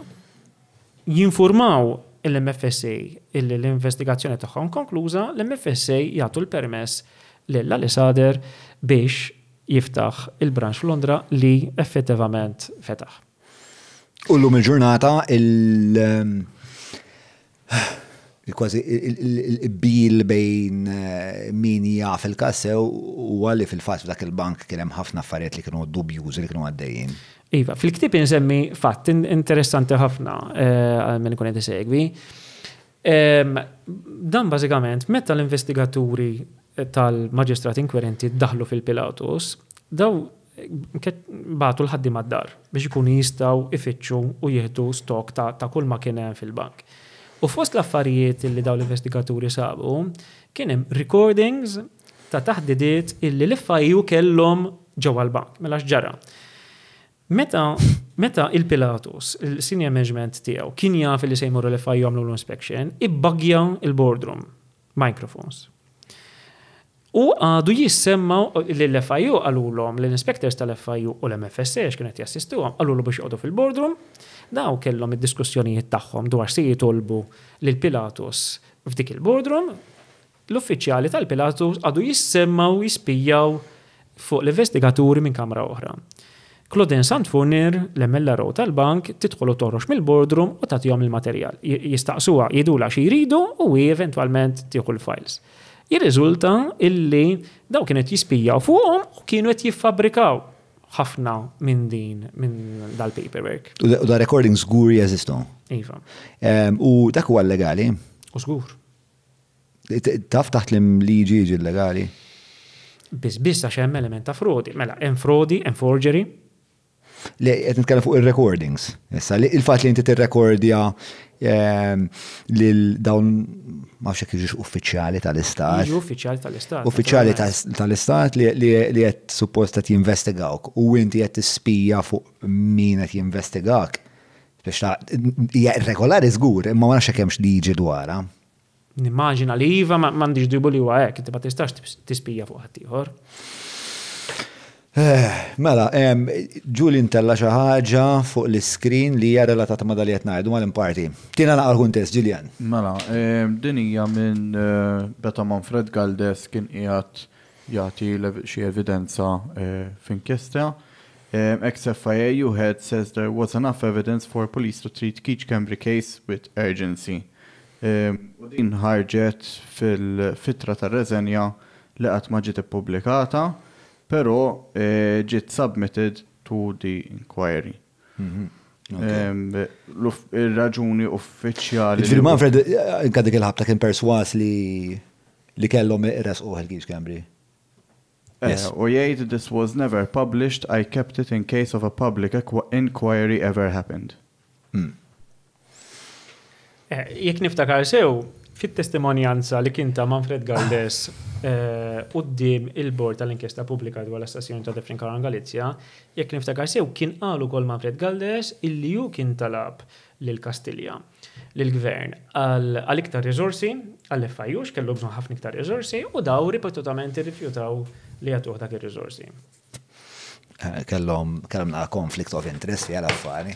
Ma Galdes, skużani, Galdes said he resigned from the role because of a lack of resources, eżatt li għatajt inti, and the political will to see improvements through. Ġiri, anka da li inti għal il-ħabib tijak, li Manfred għal il-ħabib tijak, jew u għaw kol rifless f'dali għat jgħajt għawek fil- Jina mandi lebda. A lack of political will, speċa xet jgħajt li mux għetħallu n-naħdem, ma s-saġ daw. Tafx, xtaqt nistaqsik u kol forsi tkun tistatjena laqa inkwadratura aktar komprensiva. Waqt li għet naqraħ il-ktib tijak, biex intbaħt, daħat minn ommu politiku. La li Sader, la Clauden, la l-persona l-oħra li bħal taħrab li jisema. Gambari. La Gambari, la Tasli, eccetera. Ħadd minnhom mu persuna politika. Allura lilek u l-Repubblika għalfejn interessawkom dan nies. Sewa, mela l-għanet emmixxu ta' rule of law. Iġifieri, illi. Imma l-ħarst mort iġru kontra wara kull kriminal li għaw fil-pajjiż, speċjalment minn possibbli. Ekku, naturalment huwa hekk, però dan ma kienx any criminal, dan kien network, dan kien bank illi kienet jaqdi network ta' nies perikolużi ħafna, illi kienet jużaw pajjiżna dan il-bank bħala ċentru ta' ħasil ta' flus. L-ammonti li għaddew minn dal-bank huma ammonti ta' miljuni kbar ħafna. U huma nies ta' periklu kbir. Nitkellmu l-familja tal-President tal-Azerbajġan, not ġifieri any president.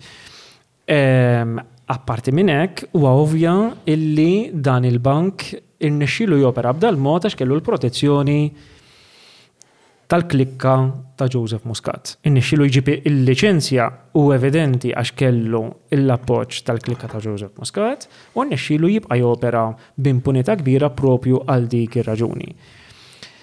Apparti minn hekk, il-fatt illi mela x'ġara kif segwit din l-istorja. Meta ftit xhur wara li Angelo Gaffa sar komissar tal-Pulizija, dan kien qed jiġi intervistat mit-Times. U dan rid juri illi ħajjieħu azzjoni kif m'għamlux ta' qablu. U dan qal illi fi żmien qasir ħafna, fi żmien ġimagħtejn tlieta, kienet intervista ma' Matthew Xwiereb, dana kien se jmexxi fuq każ ta' prominenza kbira.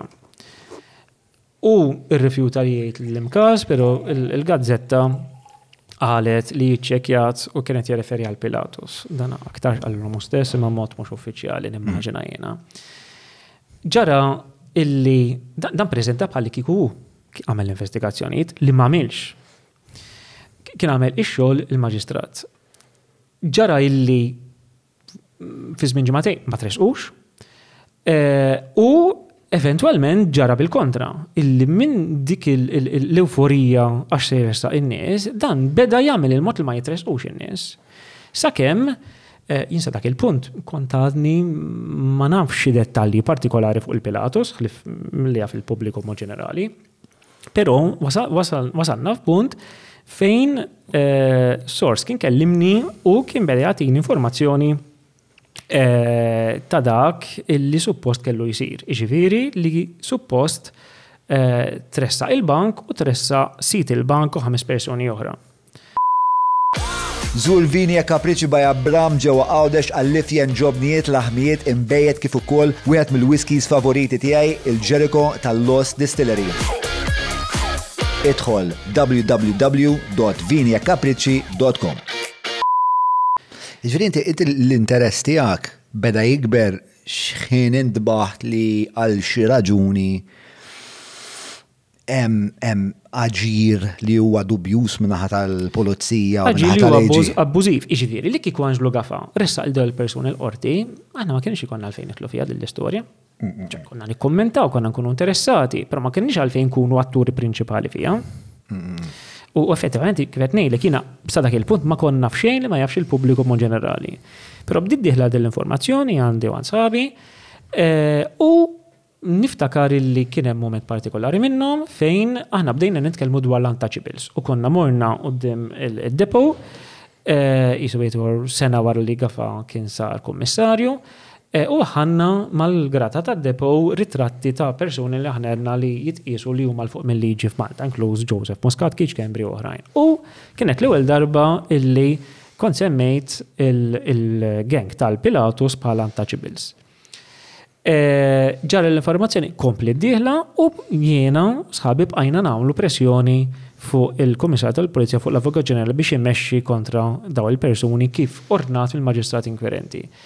Eventualment, il-Kummissar tal-Pulizija l-Avukat Ġenerali resqu lill-bank u lill-MLRU tal-bank, Loden Santfurni, però ma resqux il-komplament. Stennina biex naraw resquhomx, però ma resquhomx.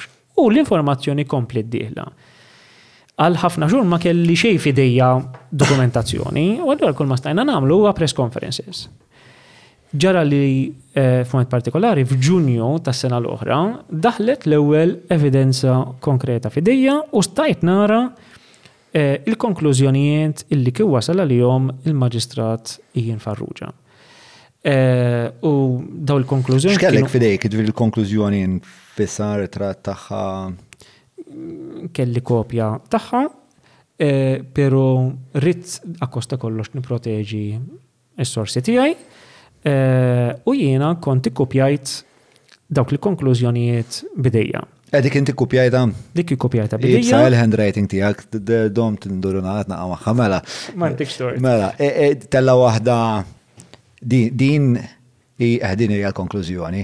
Mela, tista' taqrana waħra x'kienet il-konklużjoni jekk jogħġbok. Mela, konsegwentement jidderiġi lill-awtoritajiet kompetenti f'Malta, Kummissarju tal-Pulizija u Avukat Ġenerali sabiex jaġixxu skont il-liġi bis-saħħa ta' dan ir-rapport finali fl-isfond ukoll tal-kontenut tad-dokument Doc NP6 u jitniedu proċeduri kriminali kontra Interali għax bitfisser fost l-oħrajn, Pilatus Bank taħt l-ismijiet diversi tiegħu, Loden Santfurnier, Louis Felipe Rivera, Mehmet Tazli, Sejjeda li Sader Ħeġi Menaġet, Antoniella Ġengawċi u Ħamed Reza Gambej. Dik parti mill-konklużjoni, hemm xi 2-3 paragrafi oħra fej bażikament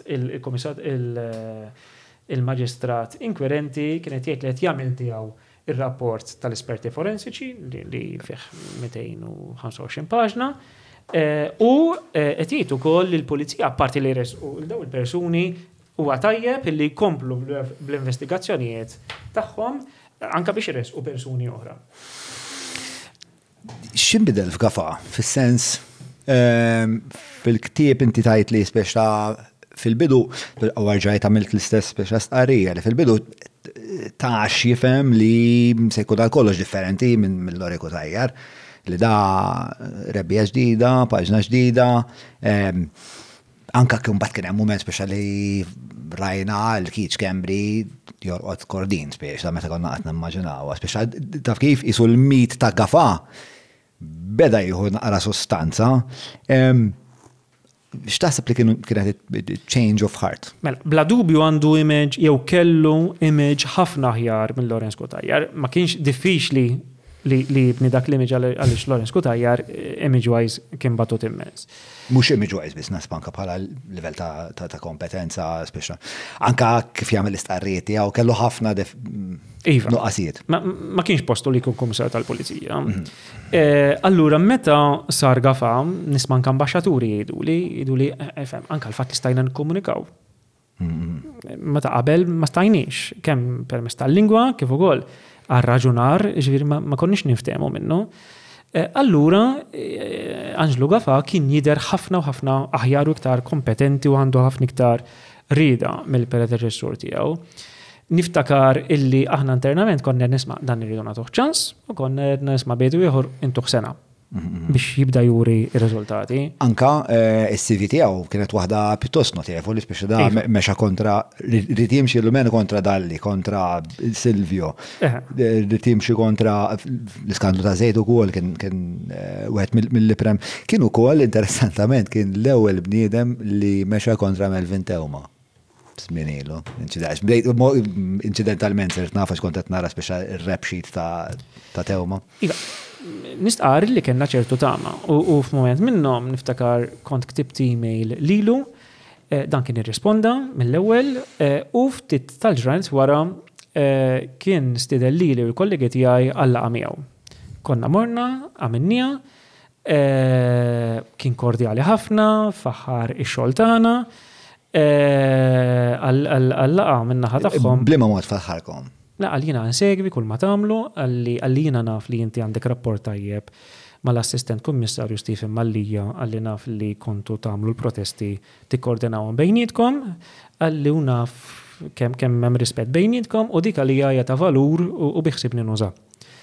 U wara li għamil l-introduzzjoni tiegħu, jiena kellimtu ċaru tont, għatlu aħna f'Malta għandna rekord sa fejn naf jindinji, illi l-ebda politiku qatt ma ġi kundannat il-ħabs fuq korruzzjoni, pratikament għażġi akkużat fuq korruzzjoni, kien hemm xi politiċi li fil-passat spiċċaw il-ħabs, però fuq ir-rivellijiet u fuq il-liġi tal-istampa, però mhux fuq korruzzjoni. Għatlu u it-tama tagħna hija, ftakar ħares fajnejn ngħidilu illi ikun hawn kummissar tal-Pulizija illi jikser dar rekord u jibda jressa il-politiċi uffiċjali pubbliċi korrotti il-qorti u t-tama tagħna hija li dan ma jkunx is-suċċessur tas-suċċessur tiegħek, laqas ikun is-suċċessur tiegħek iżda tkun inti. Qedlu jekk inti biħsiebek taqbad triq hija ovvja li ħajkollok ostakli kbar, partikolarment nimmaġina mill-gvern, qedlu allura jiena qed nimpenja ruħi fisem l-organizzazzjoni tagħna illi aħna mill-limitazzjoni kollha tagħna nappoġġjawk. U minflok niġu qudiem id-depo nipprotestaw kontra min qed imexxi l-korp, aħna niġu b'appoġġ għalik. Kien ċerta li għandu dirida kollha u kien tani x'nifhem. It-tweġiba mal xi ħaġa bħal dik għal-qarrija bħal dik x'kienet tiegħu? Kien wera li u kuntent illi b'xi mod qiegħed jispira ċerta fiduċja. Però wera li dan il-bniedem li intom xtaqtu li jkun ma diskutejniex il-Muscat, ma kontx nillimita ruħi għal-Muscat. Le, x'inti qed speċjali inti tixtiequ li minn ħajkun fit-tmun tal-korp tal-Pulizija jkun fl-aħħar bniedem li jikser dan ir-rekord. Iva. Għamilha ċara li jien dak irid inkun. Għamilha ċara li u dak irid ikun u tax jifhem illi fil-ġrajn ta' wara kienu se jiġu xi affarijiet illi jippruvaw li huwa hekk se niġi għalihom. Niftakar illi jien wara li saret id-diskursata jien kont qedlu sa jiena ġibtlek każ biex taħdmu. Għalli xi ġifieri, qedlu għandi dal-każ, qedlu ta' qarib ta' politiku illi hija ovvja li kiser il-liġi b'mod lampanti u ħadlu l-provi. Etlu u danam jinċert li ċiva protezzjoni sal-lum il-ġurnata. Etlu ġibtlek dal-każ biex turini inti kif taħdem. U għalli ma nafx bih dal-każ dar fuq Alexandra Mamo u għalla inti taf bih għant Luiva naf bil-persuna għalla mela inti għada t-tiċempel il-Robert jew tejlu biex il-uffiċu biex ta' teħrendi kont u tiftemu kif se taħdmu. L-għada ma ċemplet il-pitada u fimt il-mesa ta' mejxej fuq. Min dak iżmillaw batlu diversi emails il-lanġlu kafa biex imexxi u sissa ma mexxa assolutament xejn. U naturalment, ġifieri mhux qed nibbaża l-ġudizzju tiegħi sempliċement fuq dal-każ li jippreżentajtlu, però wera illi ma jridx imexxi mod ġenerali. Fil-jiem ta' wara madwar ġimgħa wara dil-laqgħa li kellna kien tressaq Kix Kembri. Ġifieri kienet jirreferi għal dak il-każ meta kien indikan għal si jiġi ħaġa. Naturalment huma seta' xhiedilna għax kienet jisser liġi kieku qalilna u hekk għandu jkun. Però anke ġifieri meta tressaq Kix Kembri aħna t-tama fina kibret. Ġifieri qegħdna dana donnu li vera ħajamela dil-biċċa tax-xogħol, però waqaf hemmhekk. Ġifieri Kix Kembri kif nafu l-ewwel kienet deċiżjoni ta' maġistrat illi Kix Kembri u oħrajn assoċjati miegħu għandhom iwieġbu għal qarrijati li wetqu li allegatament wetqu. Dak kien fis-settur privat. Eżatt, mela ħansaqsik naqra fuq din l-isfumatura oħra għal meta niġu għall-inkjesti maġisterjali.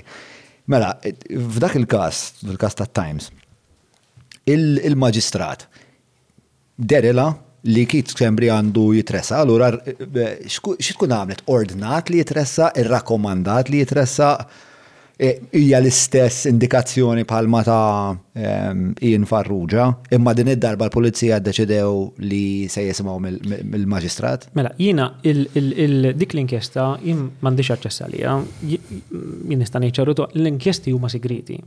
Il-fatt li din partijiet minn din l-inkjesta waslu għandi hija xi ħaġa straordinarja. Ovvja, leaks, daw huma leaks. Illi s-sorsi tiegħi għaddewli għax huma frustrati għax l-istituzzjonijiet mhux qed jaqgħdu dmirhom. Ftemna. Jiena dik l-inkjesta m'għandix kopja tagħha. Imma il-maġistrat għandu jgħid li jgħid iridu jew ma jridux il-pulizija, Kix Kembri, tonna ġej, eċetera, lejla jridu jitresqu. Mela, il-lingwaġġ ikun jew bħal din tal-Pilatus jew inkella mod iktar mild. Ġifieri tal-Pilatus hija l-iktar espliċtu li jista' jkun. Bejn wieħed u ieħor iva. Ġifieri meta dan qed jagħti direzzjoni, qed jgħid isma' daw għandhom jitresqu. Ġifieri ma jgħidx jien qed nordnalkom li tresqu, imma meta maġistrat wara nefaq 7 miljuni u nofs euro jgħidlek qed niddiriġikom biex tresqu. Ġifieri hija ċara li għandhom jitresqu. Jiena kont ikkuntrastajtu naqra mal-lingwaġġ li kien hemm fl-aħħar tal-inkjesta Igrant fej il-maġistrat jirrakkomanda li ċini jitressaq. Però hija rakkomandazzjoni hija ħafna iktar timida. U li jsiru investigazzjonijiet ukoll qabel kien qal, ġifieri. Eżatt, ma kienx isma' dawn jitresqu fuq dawn l-ħwejjeġ kriminali, speċjali dik kienet ħafna iktar konkreta u ċerta. Ġifieri jiena nnifsi meta qabel ma s-sorsi tiegħi urewni l-kitba, jiena kon diffidenti milli nibdew proċeduri l-qorti. L-emet rrid ikolli xi ħaġa f'idejja. Semmorru nieħdu ġeramenti bla ma jkolli xi ħaġa f'idejja li nista' nuri. U t-tieni net ma kellix din l-aspettattiva kollha, jiena għaddi minn rasi li l-lingwaġġ huwa ħafna iktar mild. Xi rajta ġifieri sorprendejt ruħi kemm l-affarijiet. Sorprendejt ruħi kemm il-klim li ntuża huwa ċar. Issa, fl-inkjesta dwar Kix Kembri, Times, etc., jiena x'lingwaġġ intuża ma nafx, ma waslitx għal-idea. Sewa. Jiena wkoll ta' bilħaq, speċa qabel ma l-tajnejna u inti ktiblu l-gafa biex ngħidlu tal-usma. Tal-waħda dik it-tred ta' bejni u. Dear Commissioner, this week I will be interviewing Robert Aquilina. Naturally, the contents of his book, Pilatus, will be discussed at length. The thrust of his argument is that it is incomprehensible as to why the police would actively seek nolle prosequi, which will for persons that a magisterial inquiry would have recommended for prosecution. In fact, he insists that the police should be pursuing the exact opposite. Do you have a comment in this regard? Best regards, John Mallia.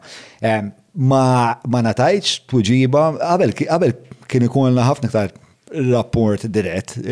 Isu iktar ma' da żmien iktar speċa beda jirreferini għal insomma, Communications Office. Mr. Malia, good morning. Any decisions taken by the police force will be and are effectively being explained in the respective fora, including in ongoing judicial proceedings. Regards, ma nafx il-madan, jismu. Jina mbagħad weġibtu tal-aħħar ma sepsissa ma reġex weġibni. Eħle mhux se nsemmu ismu ta'. Mhux importanti nsemmu ismu għandna s-surġen. Mela.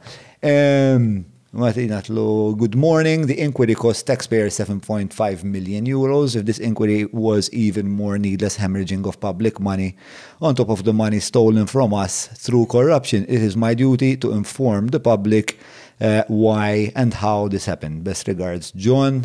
Pero sissa ma kienx hemm iktar tweġibitu. Alright. Mela, nabdu nolle prosekwi biex nifmu eżatt is-saf li miss ta' din it-taħdida. Mela, li ġara huwa illi wasanna illi waslu dal-konklużjonijiet għandi. Id-dokumentazzjoni u s-sorsi baqgħu jiżdiedu u eventwalment wasal fidejja ir-rapport ta' Daphne Phelps fost l-oħrajn. Aħna f'dak il-moment konna għamilna żewġ proċeduri fil-qorti. Għamilna kawża ta' challenge bil-Maltija sfida kontra l-Komissar tal-Polizija. Din jodda li liġi tagħti lil kwalunkwe ċittadin illi ikun jista' jieħu lill-Komissar tal-Polizija l-qorti jekk u jemmen il-Komissar tal-Polizija għandu jressaq xi nies il-qorti u ma jressaqhomx. U użajnija propju fuq dan il-każ. Apparti minn hekk għamilna kawża kontra l-Avukat Ġenerali għal dak li jgħidulu judicial review. Jiġifieri tlabna l-rati sabiex jiddikjaraw id-deċiżjoni tal-Avukat Ġenerali de facto bħala fatt illi ma tressax il-daw il-persuni l-qorti bħala waħda irraġonevoli u mala fede u allura bħala waħda invalida. Allura tiġi dikjarata nulla dik id-deċiżjoni. Il-qorti ma tistax torna lill-Avukat Ġenerali biex tressaq. Ġi differenti minn tal-Komissar tal-Polizija, iktar dajfa dik lodda, għax l-Komissar tista' ġelu. Tista' ġelu r-ressa. Iva. Lill-Avukat Ġenerali, il-qorti ma tistax iġġela, imma tista' tannulla d-deċiżjoni tagħha li ma tressax. Issa, jien ma toġobniex il-liġi kif qiegħda, jien għalija il-qorti għandha ikollha l-poter illi torna l-Avukat Ġenerali. Però dik il-għodda li għandna t-dispożizzjoni tagħna u qed innużaw. U naturalment ikun hemm ċertu pressjoni politika jekk il-qorti tannulla d-deċiżjoni tal-Avukat Ġenerali tgħidilha isment tagħmel ħażin ma ressax. Ġifieri tgħidilha ressaq.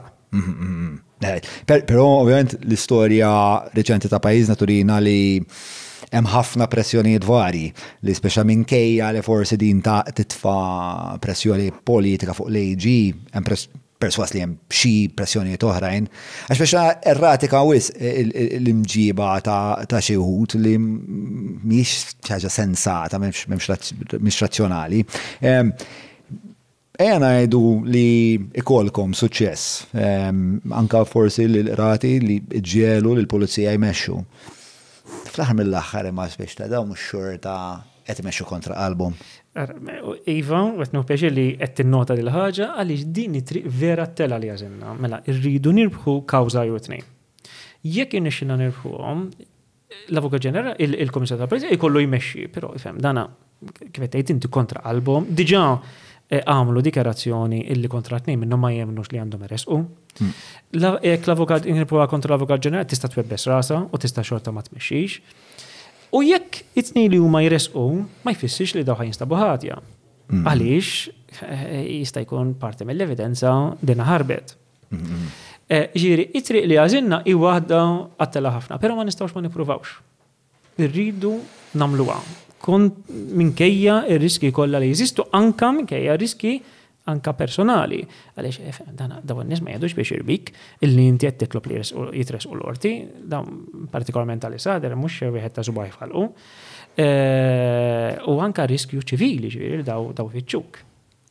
Ġifieri ir-riski huma kbar ħafna. Però din xi ħaġa li ħassejna illi kellna nagħmlu. Ma interessanti mbagħad kif evolvew l-affarijiet fuq dal-każ. Għaliex minn sitwazzjoni fejn il-Kummissar tal-Polizija mhux tal-li kien sejr issa, tal-li beda jiftaħar brix il-maġistrat u l-nies li qabbat il-maġistrat.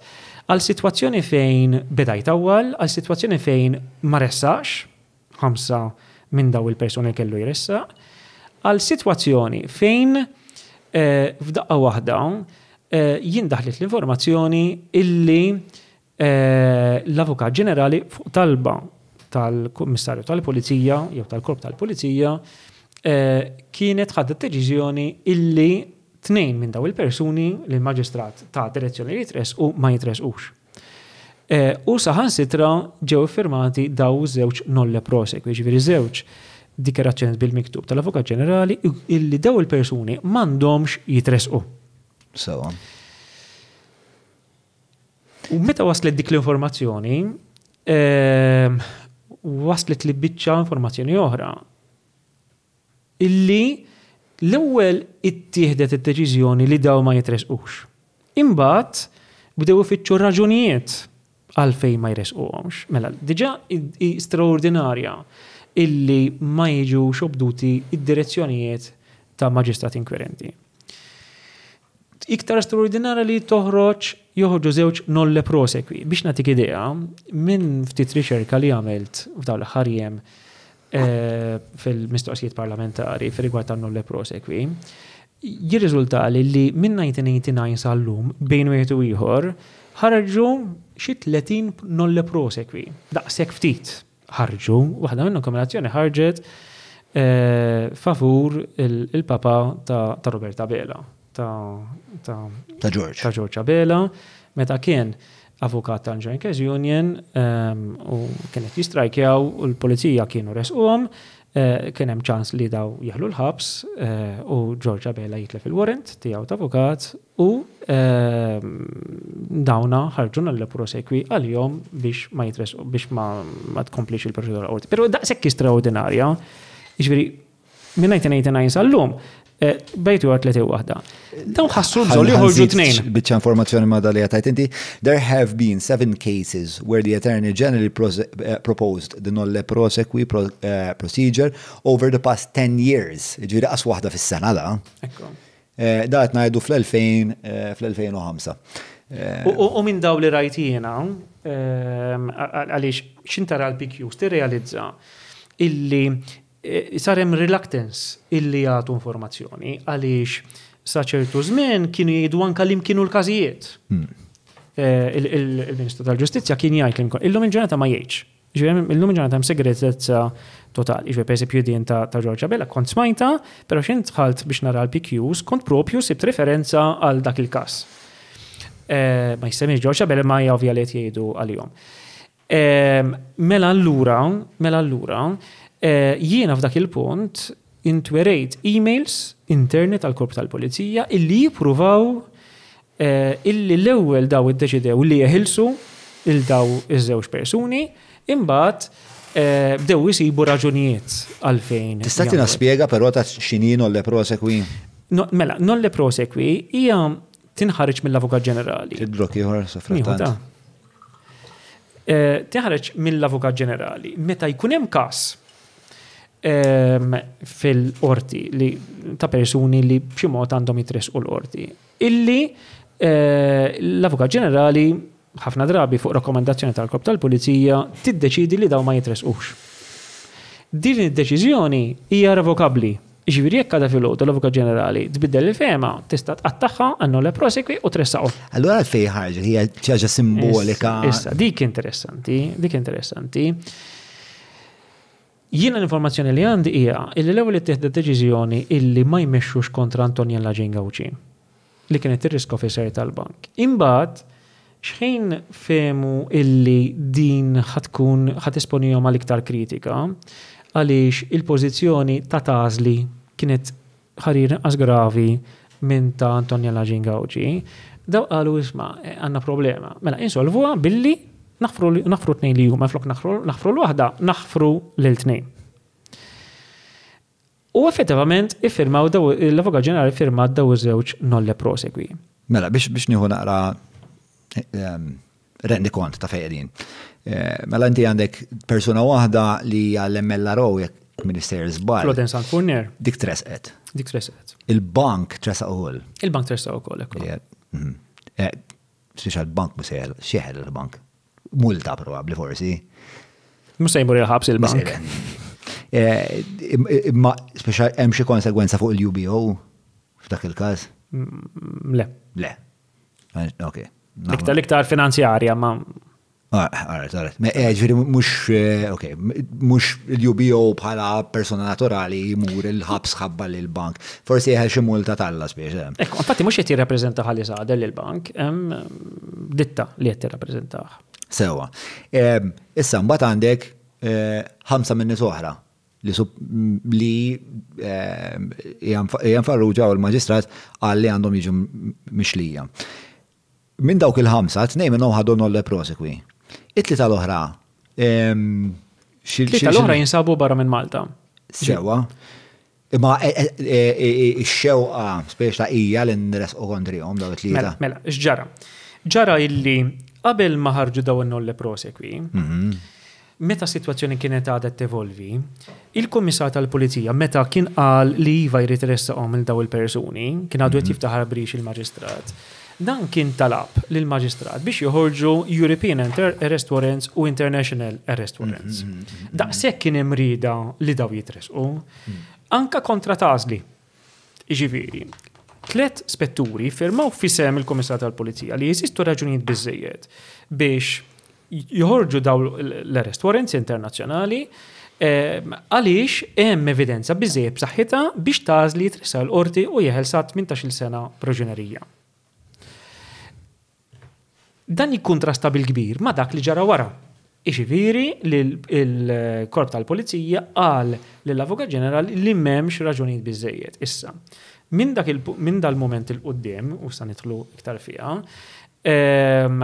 ċertu informazzjoni li jiena nafu minn proċeduri bil-bib magħluqa li jiena ma nistax ngħid pubblikament. U jiena qed nimxi ma' direzzjoni tal-qorti nispera li tinbidel fis-seduta li jmiss, però ċerti affarijiet li naf jiena nafhom bil-bib magħluqa u allura jiena mhux qed ngħidhom.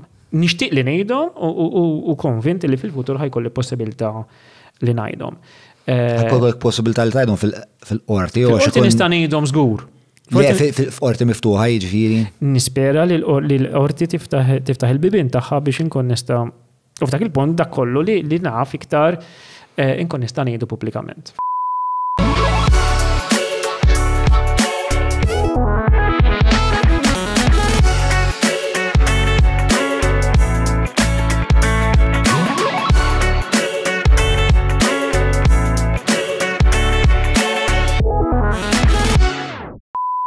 Mela, jekk għadkom ma ġibtux il-ktib ta' Robert li seħ Pilatus Laundromat Bank in Europe, nħedġiġkom ħafna li tmorru żuru l-ħunet tal-kodba ewlenin, tfajna ħolqa fil-deskrizzjoni u fil-kummenti u waħda mit-tnej u t-nej li huma. U hemmhekk tistgħu tixtru kopja ta' dan il-ktieb. Nħedġiġkom tagħmlu dan għal żewġ raġunijiet. L-ewwel net għax iktar ma ħadixxu minn daw il-kodba aktar ħadħeġġu nies bħal Robert biex jagħmlu dan ix-xorta ta' xogħol importanti. Mela, ħudu lura. U t-tieni net biex ta' anka għalikom, biex jekk għandkom interess f'dawn l-affarijiet, anke fl-istorja ta' pajjiżek. Ġiri anke forsi ma tintu korruzzjoni, finanzjoni, imma jekk interessak l-istorja ta' pajjiżek u tifhem id-dinamiċi politiċi meta jiġu f'kunflitt mal-ġustizzja, mal-liġi, eċetera, eċetera, huwa ktieb li jagħti inkwadratura storika importanti. Sewa. Mela.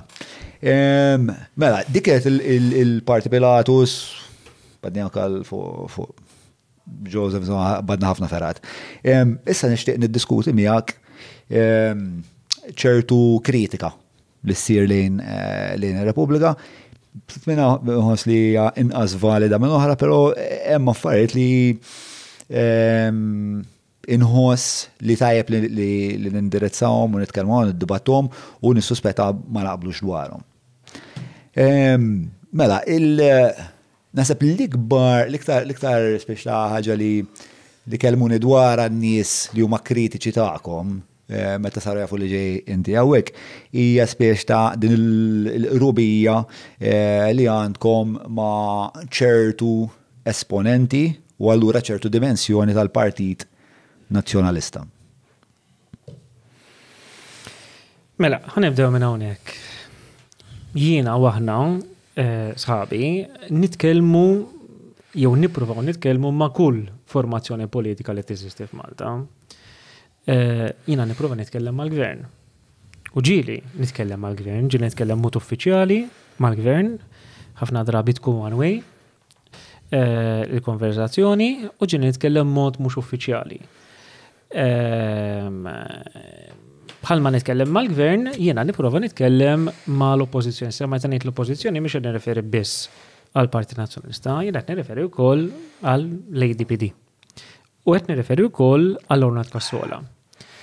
Naħseb ikolli ngħid ma nafx ma min tkellimt l-iktar mhux neċessarjament li huwa l-Partit Nazzjonalista. Jiena ma dawn nipprova nitkellem qabel xejn biex nagħmel lobbying. Ftit tal-ilu nhar it-tnejn mort il-Ministru tal-Ġustizzja biex fisem Repubblika nagħti il-feedback tagħna fuq il-proposti tal-Gvern għar-riforma fil-qasam tal-kompilazzjoni u tar-rinviji. Tlab tal-Ministru ma kienx hemmhekk u ħallejtlu il-feedback bil-miktub. Bħalma nagħmel hekk kif qed ngħid nagħmel mal-oppożizzjonijiet illi hawn.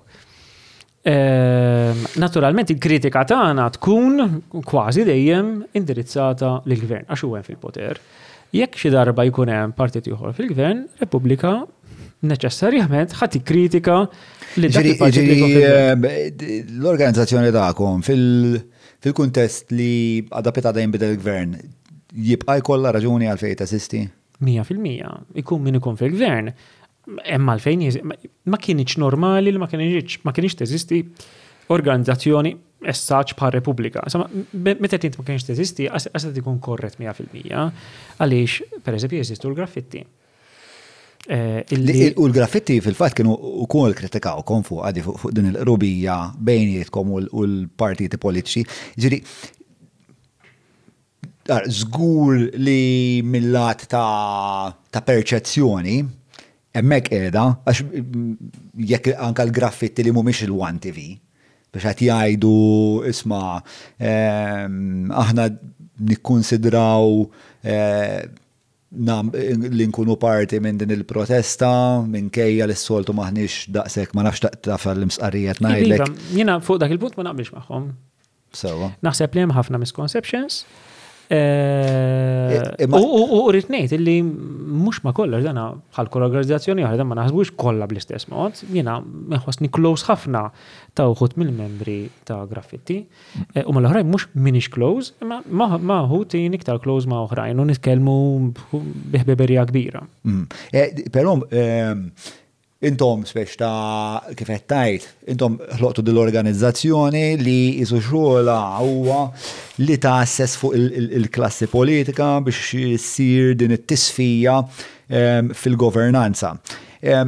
Issa, jiena nemmen li intom bħala attivisti f'dan il-qasam u bħala assisa, il-watchdogs li qed toħolqu dawn il-checks and balances, tridu kemm jista' jkun tkunu diviżi minn nies fil-politika, sewa.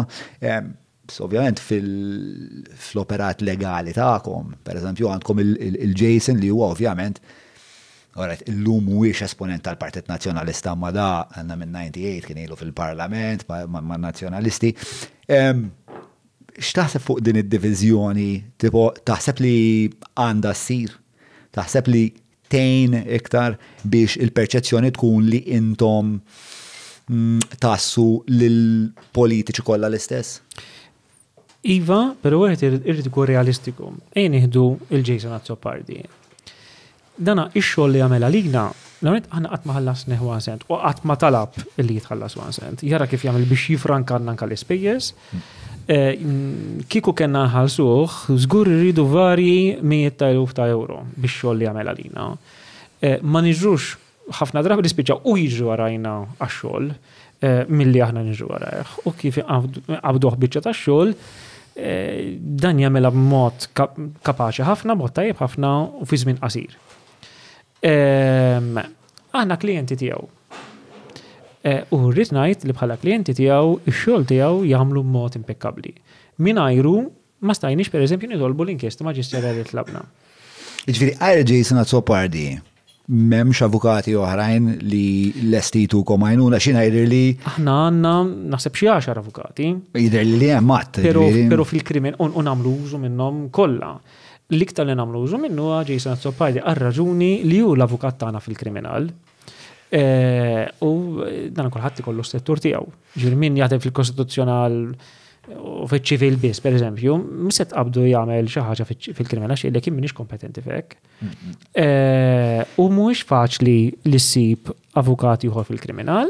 Aħna jekk jiġi xi avukat ieħor fil-kriminal li joffri s-servizzi tiegħu jista' jkun ġej mill-kamp laburista għalina ma tagħmel l-ebda differenza. Jiena naħseb il-kontra, anzi, fis-sens il-preferenza hija li mhux ikun hemm xi politiku ieħor, anzi li tinfatmu mill-politika ħalli jkun taf għalfejn ngħidlek ukoll isu f'dan il-pajjiż ħafna mill-problemi jimbtu mill-fatt li min suppost qed jagħmel checks and balances ikun qrib b'xi mod għax ġeografikament, soċjalment, kulħadd kuġin għandna jew kien skola mal ieħor, u speċa tinħoloq din l-opaċità tal-linji li suppost jiddividuna. Issa naħseb intom bħala organizzazzjoni li qed tfittxu li jkun hawn iktar korrettezza, naħseb tarfuha din il-problema fis-soċjetà Maltija. 100%. Infatti, jekk tnejn bla-doċ issa 10, hekk għandna 10 avukati, effettivament huwa Jason u Terry Skomodona Kakija li b'xi mod fil-passat kellhom x'jaqsmu għall-politika, il-bija m'għandhomx. Ġifieri, fl-istess ħin wieħed irid ikun realistiku u jgħid isma' jiena kif nista' immexxi l-qudiem bir-riżorsi li għandi. Jason Azzopardi jaqdi il-funzjoni mod tajjeb ħafna fil-kawżi li kienna dejjem mexxinna b'entużjażmu u wassalna għal ċertu riżultati, lesti jieħu riski, meta issib avukati oħra, mhux minn dawk li nagħmlu servizzi nużaw servizzi tagħhom, però dawna ġieli provajna nużaw xi avukati li kif ngħidulhom isma' ħammissu ma dak jagħmel ieħor jgħidu aħna nibżgħu. Ġieli kelli każijiet hekk u ma jkunux iridu jkomplu. Ġifieri. Għax imbagħad li jiġri wkoll speċa il-mod li tiġu skreditati f'ċertu oqsma huwa li jinxteħed dan id-dubju fuq il-motivazzjonijiet tagħkom. Issa biex inkun interament sinċir miegħek, jiena nafda l-motivazzjoni tiegħek huma ġifieri ġusti. Però nafda wkoll li il-motivazzjoni ta' attivist u ta' politiku mhumiex l-istess. U allura jiena meta ngħid jiena tkun ġeneriku persuna kapaċi jiddeduċi li peress li l-politiku huwa dal-bniedem entużjast li qed imexxi l-affarijiet il-qudiem li sa minn dejjem kellu kif qed ngħidu minn 98 da ilu fil-Parlament kellu dejjem daw l-iskopijiet politiċi. Li jiddeduċi dak li jkun qed josserva u jkun irid ikun kritiku jgħid ma dak qed jagħmilha mhux għax irid li Malta timxi l-qudiem, qed jagħmilha biex ikisser il-Partit Laburista, u mbagħad skont kemm jara wan jgħidlek li ġobbhom fuq għall-kub buskat ġewwa eċetera, eċetera. Sewa. U mbagħad tiskatta il-massima ta' ma minn rajtek xebbaħtek. U jkun hemm dal-overlap ta' intenzjonijiet jew motivazzjonijiet li intom tirtu. Iva, jiena din nirrikonoxxiha.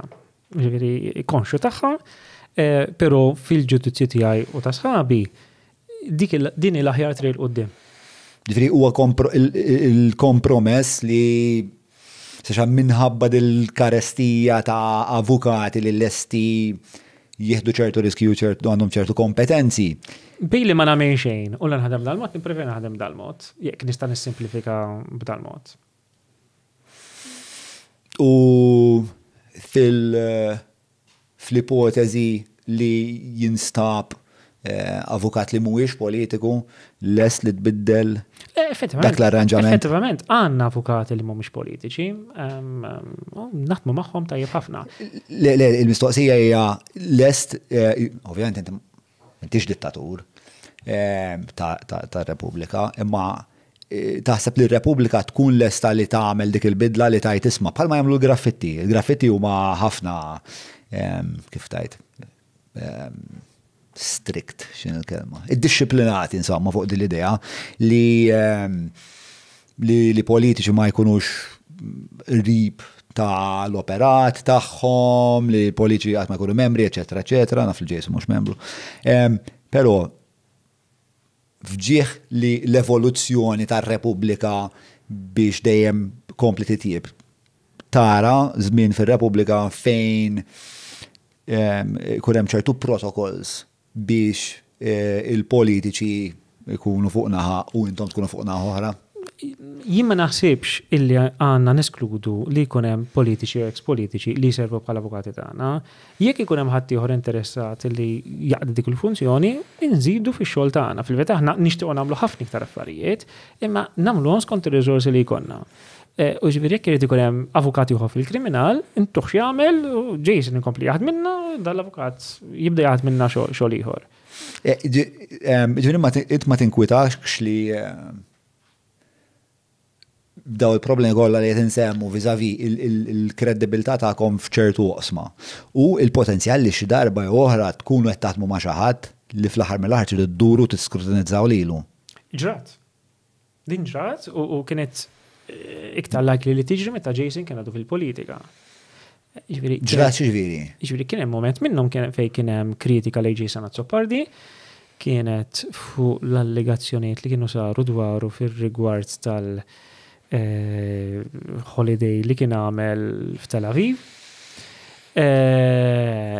Dak il-moment Jason kien għadu fil-politika u jiena il-One News ma nafx kemm il-darba staqsejn waqt press conferences jekk jiena naqbilx ma dak. Jiena kont ngħid ir-risposta li ħanat illum li jiena ma naqbilx mal-fatt li Jason Azzopardi kien irċiev dak il-benefiċċju.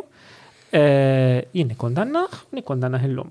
Ovvjament, jiena dejjem preċiżajt illi tittara mhux kull ħażin u Super Vantage kemm iġibu għad il-klip tiegħi, però hija l-verità, mhux kull ħażin huwa tal-istess livell, ma nistax impoġġi fl-istess kora, fl-istess basket, il-min għamel bħal Jason, ma' min għamel il-mod li jaħtaf l-istituzzjoni Maltin, kien ħabib intimu tal-legat mandant assassinju ta' ġurnalista, kif tista' tqabbilhom ma' xulxin. Jiena nikkondanna dak skont il-gravità tiegħu, nikkondanna l-ieħor skont il-gravità tiegħu. Ġien ma qatt ma ddejjaqt jiena nikkondanna l-istess ħabi dak li hu ħażin f'persona oħra inkun qed nużaw is-servizzi tiegħu. Kien hemm momenti ieħor li semma ħafna minn nies li kienu jafu li inti ġej fej lejn l-aħħar tal-karriera politika tiegħu Jason insomma ħareġ fuq Facebook għamel din l-istqarrija li kienet pjuttost gravi fej qal li kien hemm xi wħud li taw flejjes lil Bernard Gregg biex tingħata proklama lil xi ħadd li huwa. Aħna dik ma missejniex. U dik kienet l-unika ħaġa li ma missejniex. Il-fattu li aħna maħniex investigaturi, għalhekk għandu ikonna moħna mistrieħ li hawn pulizija, korp tal-pulizija li jaħdem sura ta' nies. Però din hija xi li hija pjuttost gravi, speċjali kont immaġna li kieku ngħadet fi bnadi oħra li ma kienx hemm Jason involut u forsi Bernard Gregg għalkemm waret forsi ma nafx eżatt ġenerazzjoni tagħkom ma' Bernard. Kontu nħoss li probabbli kontu nitkellmu, naħseb hemmhekk tefawkom f'pożizzjoni ftit ambigwa. Aħna kkonsidrajna li nitkellmu internament, konna anke bdejna nikbu stqarrija, imma x'ħin iċċekkjajna, jien iċċekkjajt personalment ċertu affarijiet, wasal għall-konklużjoni li m'għandniex immessu għall-istorja. Għalfejn ma? Għaliex milli jidher l-affarijiet ma kienux jidher li ġrab dak il-mod. Ġifiri, Jason kien eżagġera. Ġifiri, aħna konnet nikkonsidraw illi jekk dik kien ikun hemm evidenza li turi li jifera, aħna nikkondannaw l-aġir tal-Partit Nazzjonalista f'dak il-każ. X'ħin iċċekkjajn iktar fil-fond, ir-riżulta li hemm dubi serji dwar hekk. U allura ma missuwix din l-istorja. Hemm dubi serji dwar jekk hux vera. Jekk vera għaddewx il-flus, eċetera, eċetera. U dak xi jgħidlek fuq il-kollega tiegħek imma? Dik ir-responsabilità tiegħu. Għaliex aħna klijenti tiegħu mhux hu klient tagħna. Aħna nużaw is-servizzi tiegħu, aħna kuntenti bis-servizzi tiegħu, naturalment. L-allegazzjonijiet li jagħmel huwa responsabbli għalihom. Ikollok taħt idiet miegħu tipo Jace fucking fires bro chill. X'inhi relax bella. Jekk tara l-kollok tiegħi il-messaġġi nasib xi 10 telefonati kuljum, xi 100 messaġġ kuljum, ġifieri nitkellmu ħafna. L-understanding bejnietna huwa li fejn naqblu nimxu flimkien, fejn ma naqblux ma nimxux flimkien. Mkajnu Jason dejjem oqdan iġu il-telefon ġifieri. Biex ikun qed ngħid kollox, għandu ħaġa tajba ħafna fih, l-entużjażmu. Ġifieri ħadd ma jista' jgħajru li huwa żien. Ġifieri. Ħabbriek enerġetiku, għala biebu xkora. Ġifieri għandu ħafna preġi, però fires tiegħu. Insomma, jiena l-istedina tiegħi l-Repubblika hija li tistudja il-possibilità li kemm jista' jkun għax naħseb vera għandna bżonn, naħseb tkun ta' eżempju li l-attivist u l-politiku f'dan il-każ ikunu separati b'mod ċar, konkret, li anka servu ta' eżempju għal-bqija tal-istituzzjonijiet. Ikun sabiħ kieku jiġri hekk, mhux faċli. Mela, għalfejn tagħmel dan kollu. U naħseb, qabel niġi għal din, u naħseb fl-istess ħin, qed nirveri mod ġenerali, mhux għal Jason, mod partikolari, però naħseb illi personal service fil-politika, naħseb illi għasanda tiġi eskluża milli taqdi ċertu funzjonijiet oħra.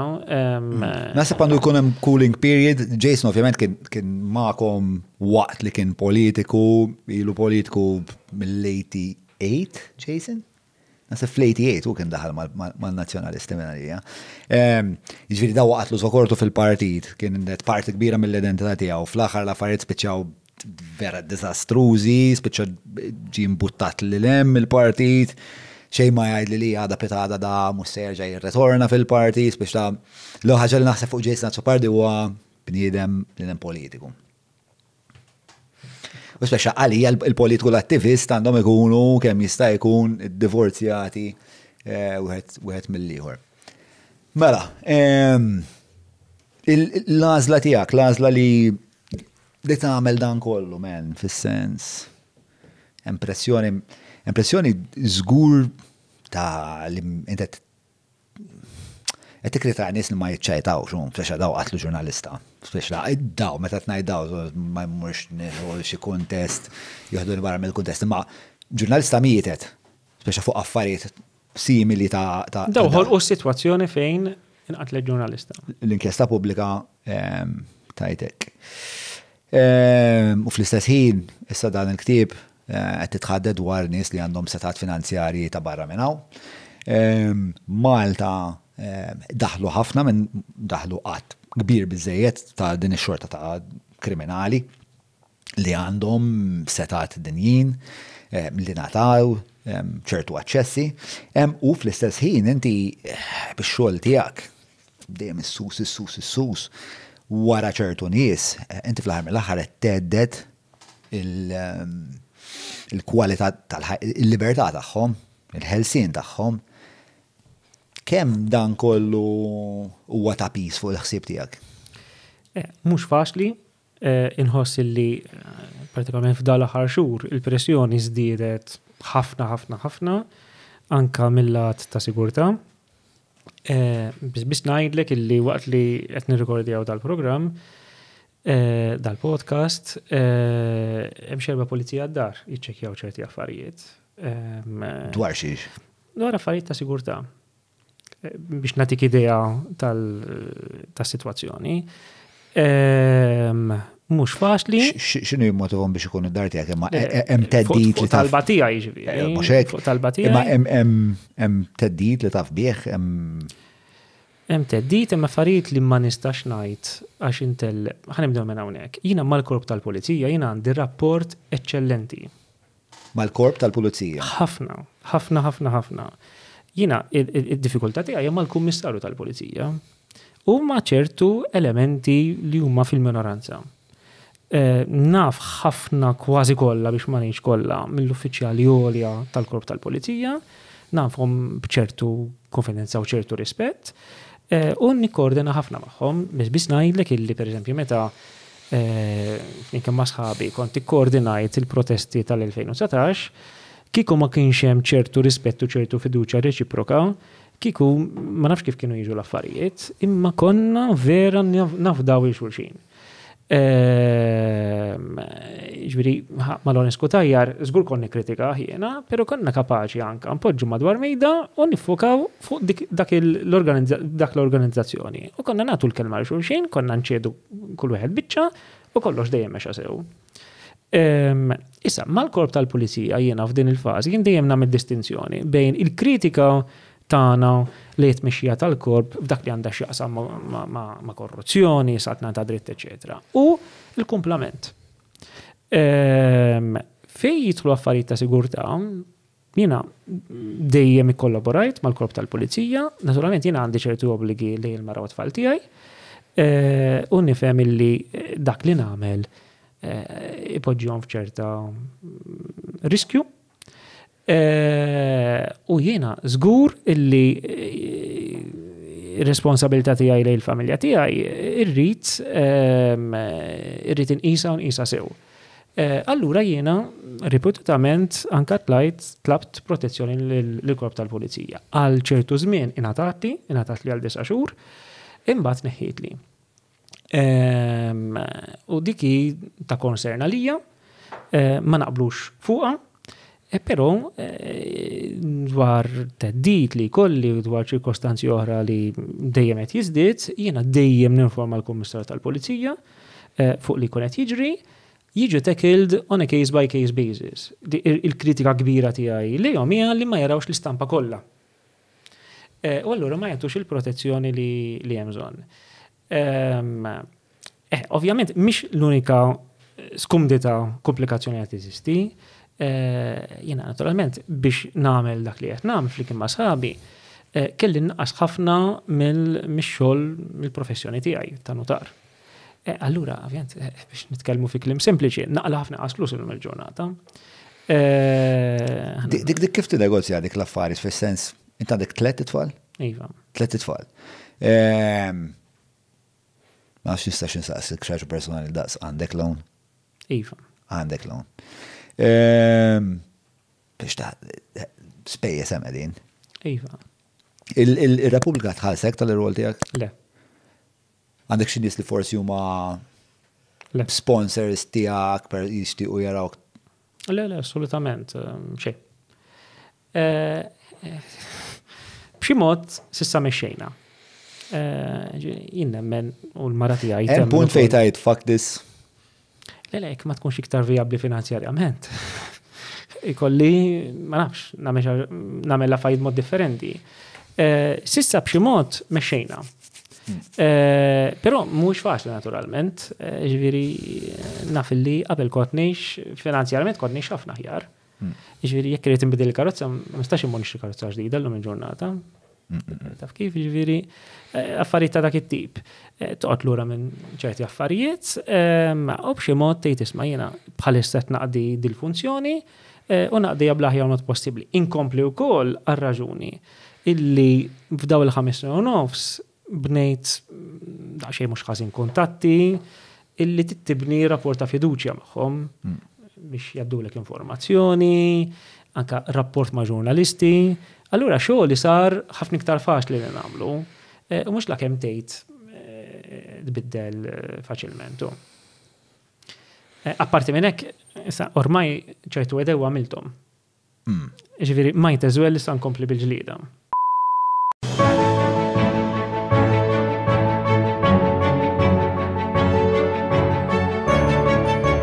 Il-ħobża tal-Malti, il-ħobża tal-Maltin, minant il-Maypole.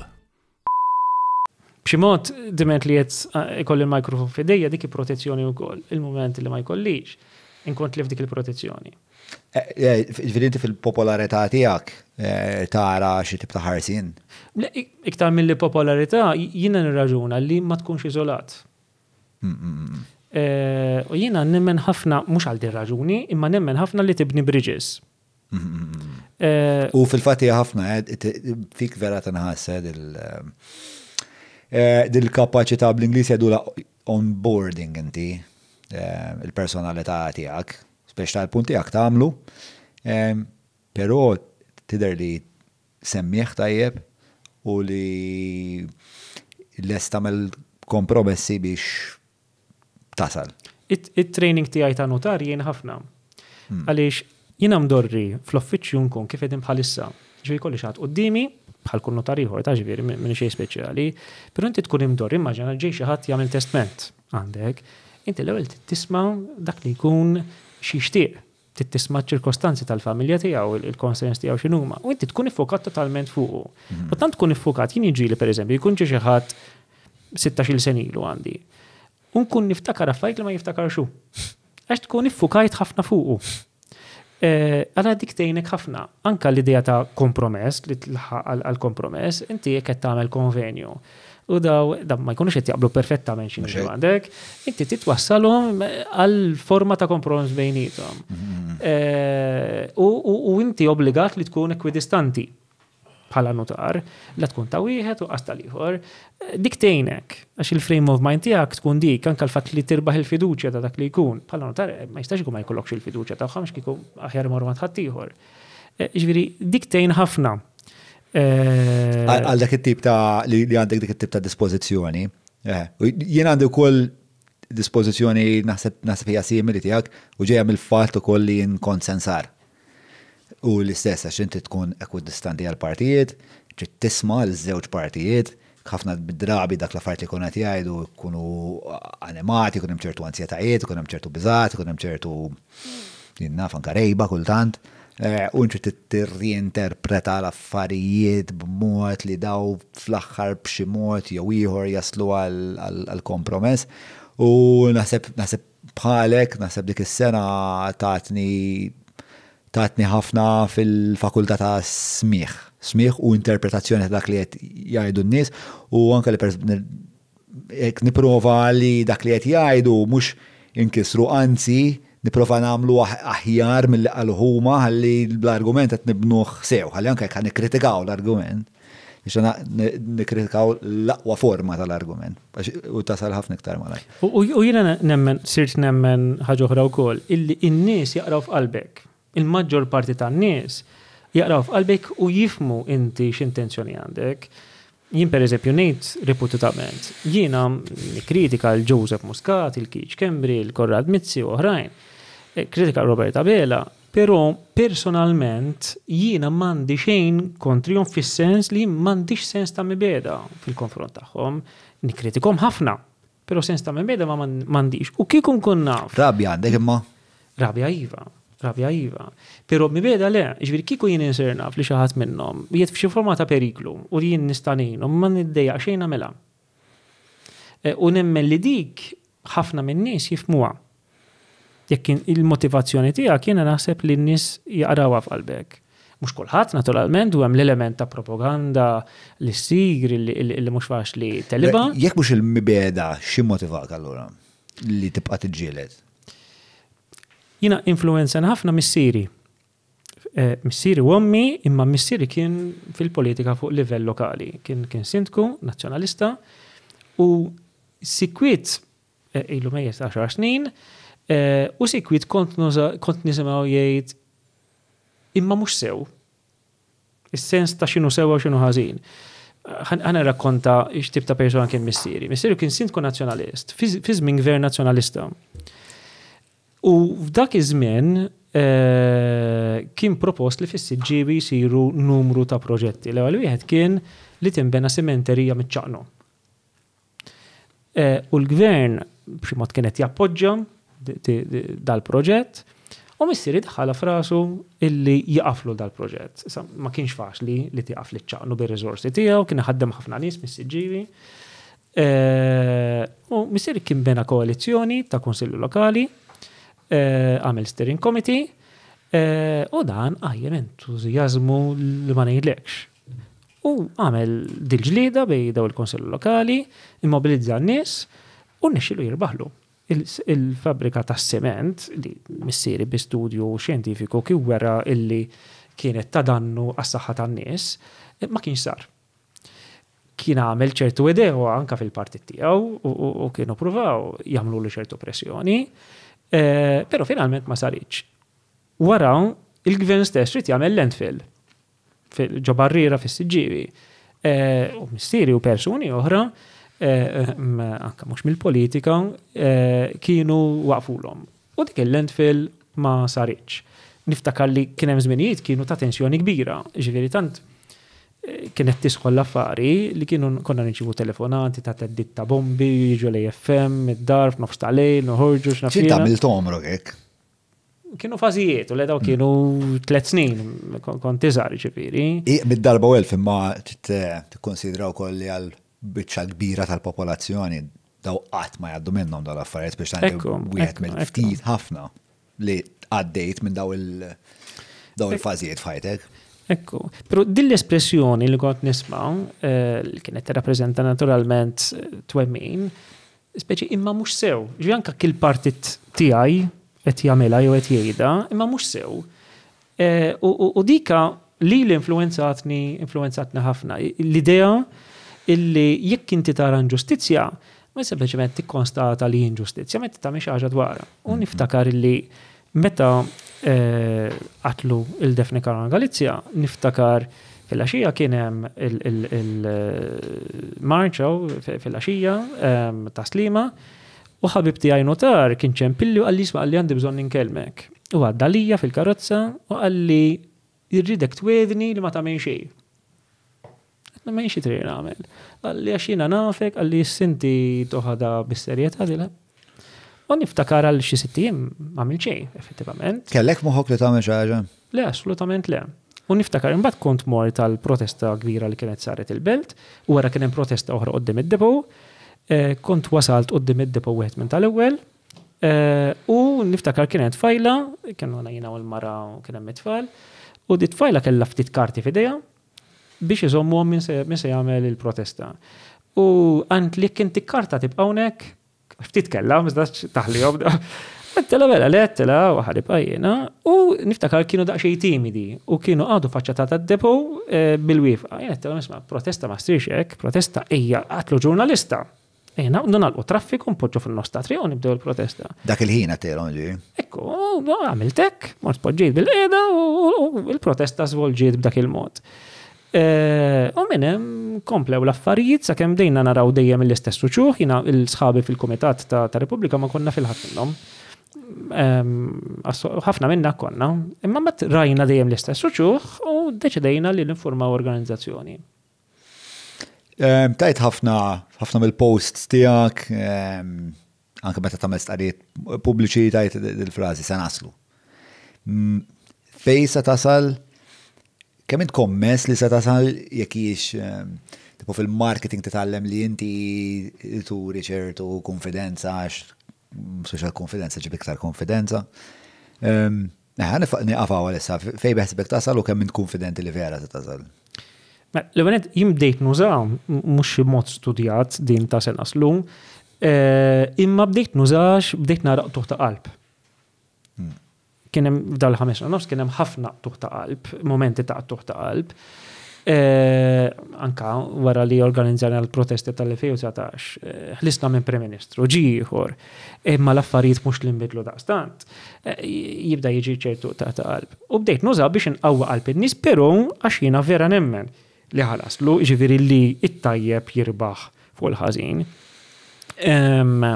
Ġifiri, fejn naslu? Jiena nemmen illi nistgħu naslu biex l-ewwel nett min żbalja u żbalja bil-kbir jaffaċċja l-ġustizzja. Naħseb dik l-ewwel pass. It-tieni nett hemm bżonn ta' konsegwenzi elettorali. Ġifieri ħa nagħmilha ċara. Jiena anke bl-istatut tagħna aħna ma nistgħu nappoġġjaw l-ebda partit politiku u lanqas nistgħu nappoġġjaw kandidati politiċi. Però aħna nistgħu noħduha kontra gvern, kontra partit illi qiegħed iwetta daw il-ħniżrijiet. Jiġifieri huwa ġust illi il-Partit Laburista diment li qed immexxi b'dan il-mod isofri elettoralment u nixtieq nara li jkun hawn bidla fil-gvern. Issa, ikunx partit jew ikun ieħor, dika mhux biċċa tiegħi, mhux kompitu tiegħi, huwa kompitu tan-nies fil-politika. Però jiena nemmen l-ewwel pass li għandu jsir huwa illi permezz tal-qrati nibdew wettqu ġustizzja. U jien għandi fiduċja illi permezz tal-qrati se naslu biex ċertu persuni jitresqu quddiem il-liġi. Meta ngħid naslu ma nipretendix jiena li kull min żbalja b'dan il-mod ħajjitresqu jiġi kondannat, imma naslu għal xi forma ta' normalità. Ħawaqfak sekond hemmhekk għax qed niftakar fis-stqarrija li naħseb minn għalija inti kwotajta wkoll fil-ktieb tal-Prim Imħallef Silvio Camilleri u naħseb dak kien bleżat ġimagħtejn qabel meta saret. Dak kien ġimagħtejn bleżat qabel ma qatlet Defni Karangalizja. Kienet fil-okkażjoni x'kienet forensi. Kull sena tibda s-sena tal-qorti dola s-sena forensi. U l-istqarrija prova siba waħda fejn u kienet b'saħħitha ħafna. Kienet peżanti immens, speċjali kienet vera evidenti li hu fuq ix-xefaq kienet jinnota ċertu sħab jifforma li ġejja tempesta speċa kienet evidenti ħafna. Fejn huwa żgament jgħid speċa ovvjament ħanamel sommarju tiegħi fejn qed jgħid li jisma' importanti li aħna bħala l-ġudikatura xogħolna nagħmluh. Però aħna ma nistgħux nagħmluh jekk istituzzjonijiet oħrajn mhumiex biex huwa kienet jgħid hekk. Dak li kienet jinferixxi kien li jisma' għandna problemi fl-istituzzjonijiet l-oħrajn. Issa, jekk inti ħanamel ħambassar li inti taħseb li għatem problemi fl-istituzzjoni, insomma, kun ibla jekk ngħidlek mod ieħor ovvjament għadni kif rajt il-ktieb. Speċna minkejja li fil-qrati qed isiru avvanzi u qed isiru għax kas tal-Vitals, il-kas ta' Conrad Borsch-Manche, kien hemm anke il-kas ta' Santa Lucia, tal-ippjanar, eccetera, eccetera. Biex hemmhekk vera tisiru avvanzi, però kemm verament il-ġustizzja tista' tinqeda jekk l-istituzzjonijiet l-oħrajn mhumiex qed jaqdu l-ħtiġijiet tagħhom. Fis-sens, maġistrat da mhux bħal ma kellek il-Di Pietro l-Italja, maġistrat ma jistax irressaqu. Fis-sens, ma jistax jagħmel il-prosekuzzjoni u ma jistax jagħmel investigazzjoni, prosekuzzjoni u jressaq, eċetera, eċetera. Biex ta' għandu bżonn hemm ħolqa f'dik il-katina li hija l-pulizija, li hija l-AG. Il-konfidenza tiegħek għalhekk qed insaqsik, il-konfidenza tiegħek ta' se naslu. L-ewwel aħna provajna nagħmlu xi ħaġa biex lill-maġistrati li mħalfin impoġġuhom f'pożizzjoni aħjar biex naslu, biex huma jaslu. Għaliex jekk Silvio Camilleri, l-ex-Prim Imħallef, kienet jilmenta bir-raġun illi l-Pulizija u l-Avukat Ġenerali kienu qed jonqsu mill-leres u persuni il-qorti, allura daw ma jistgħux jiġġudikawha mhux qudiemhom. Aħna malli twaqqafna bdejna nitolbu l-law l-famużi inkjesti maġisterjali biex il-ballun impoġġuh f'saqajh il-qrati.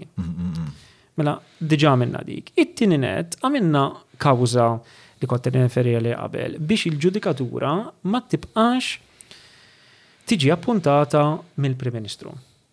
U dik irnexxinna nagħmluha. Waqqafna t-takeover allura tal-ġudikatura minn Joseph Muscat. It-tielet net jiena nifhem illi minkejja li Joseph Muscat għamil minn kollu biex jaħtaf kemm jista' jkun istituzzjonijiet Maltin u Roberta Bela mhux timar tant aħjar, però il-fatt illi għandek il-ġudikanti illi għandhom security of tenure, dik fisret illi hemmhekk hemm delay mechanisms. Ma tistax taqbad u taħtaf għax daw ikunu maħturin sal-età tal-pensjoni daw il-mħalfin u maġistrati. U jiena nara f'ħafna minnhom persuni ta' integrità illi lesti huma determinati li jagħmlu xogħolhom. Ovvjament, blodda li għandna, biddew minn li għandna, bir-riżorsi limitati li għandha organizzazzjoni bħal tagħna, però nara din ir-rieda. U allura jien għandi fiduċja illi fi żmien li ġej nibdew naqtaw ċertu frott. Issa, meta ngħid ħanaslu, jiena x'qed nistenna? Jiena mhux qed nistenna il-mirakli, mhux qed nistenna li kull ħażin li hawn f'pajjiżna jissolva, però qed nistenna li din l-impunità totali titkisser.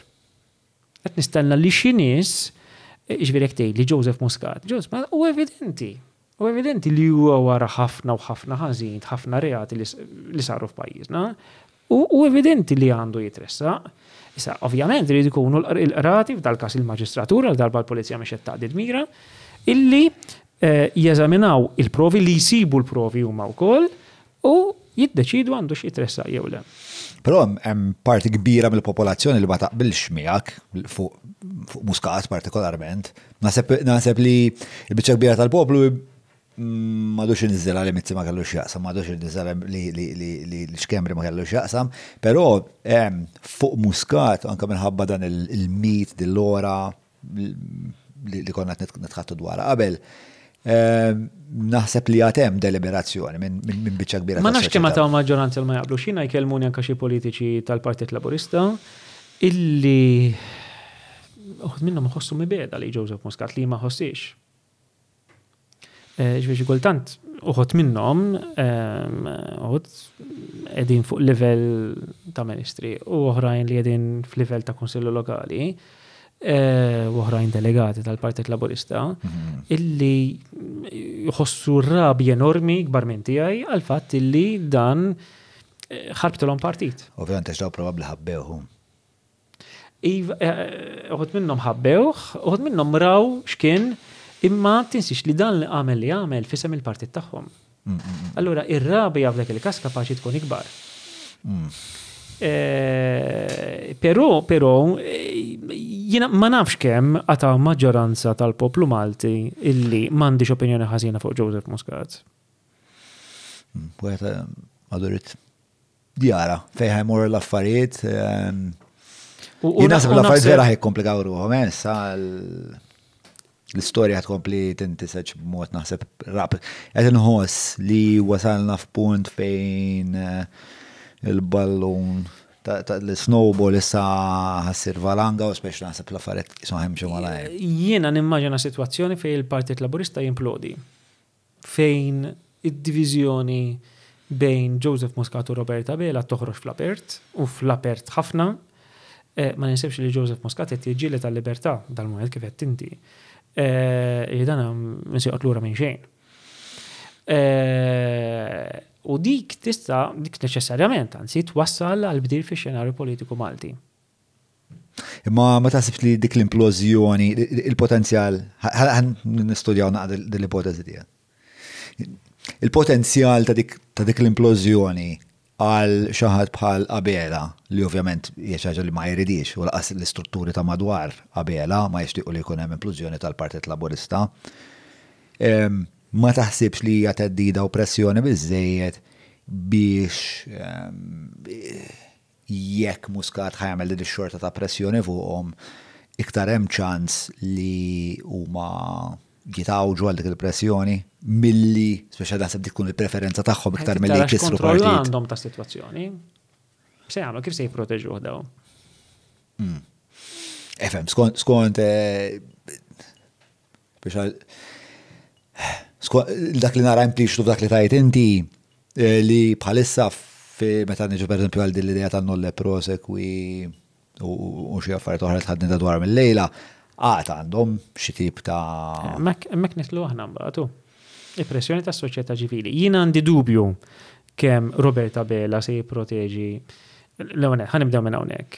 Il-preżunzjoni hija illi Joseph Muscat abbuża u li ikun hemm deċiżjoni ta' maġistrat l-għada pal-polizija, il-kop tal-polizija ma jriġi meċi fil-konfront tiegħu, illi dan għandu jitressa. Jiena dan ma nafxu se jiġri, però jekk dan se jiġri, u b'xi mod il-Kummissar tal-Pulizija u l-Avukat Ġenerali immorru kontra deċiżjoni ta' maġistrat.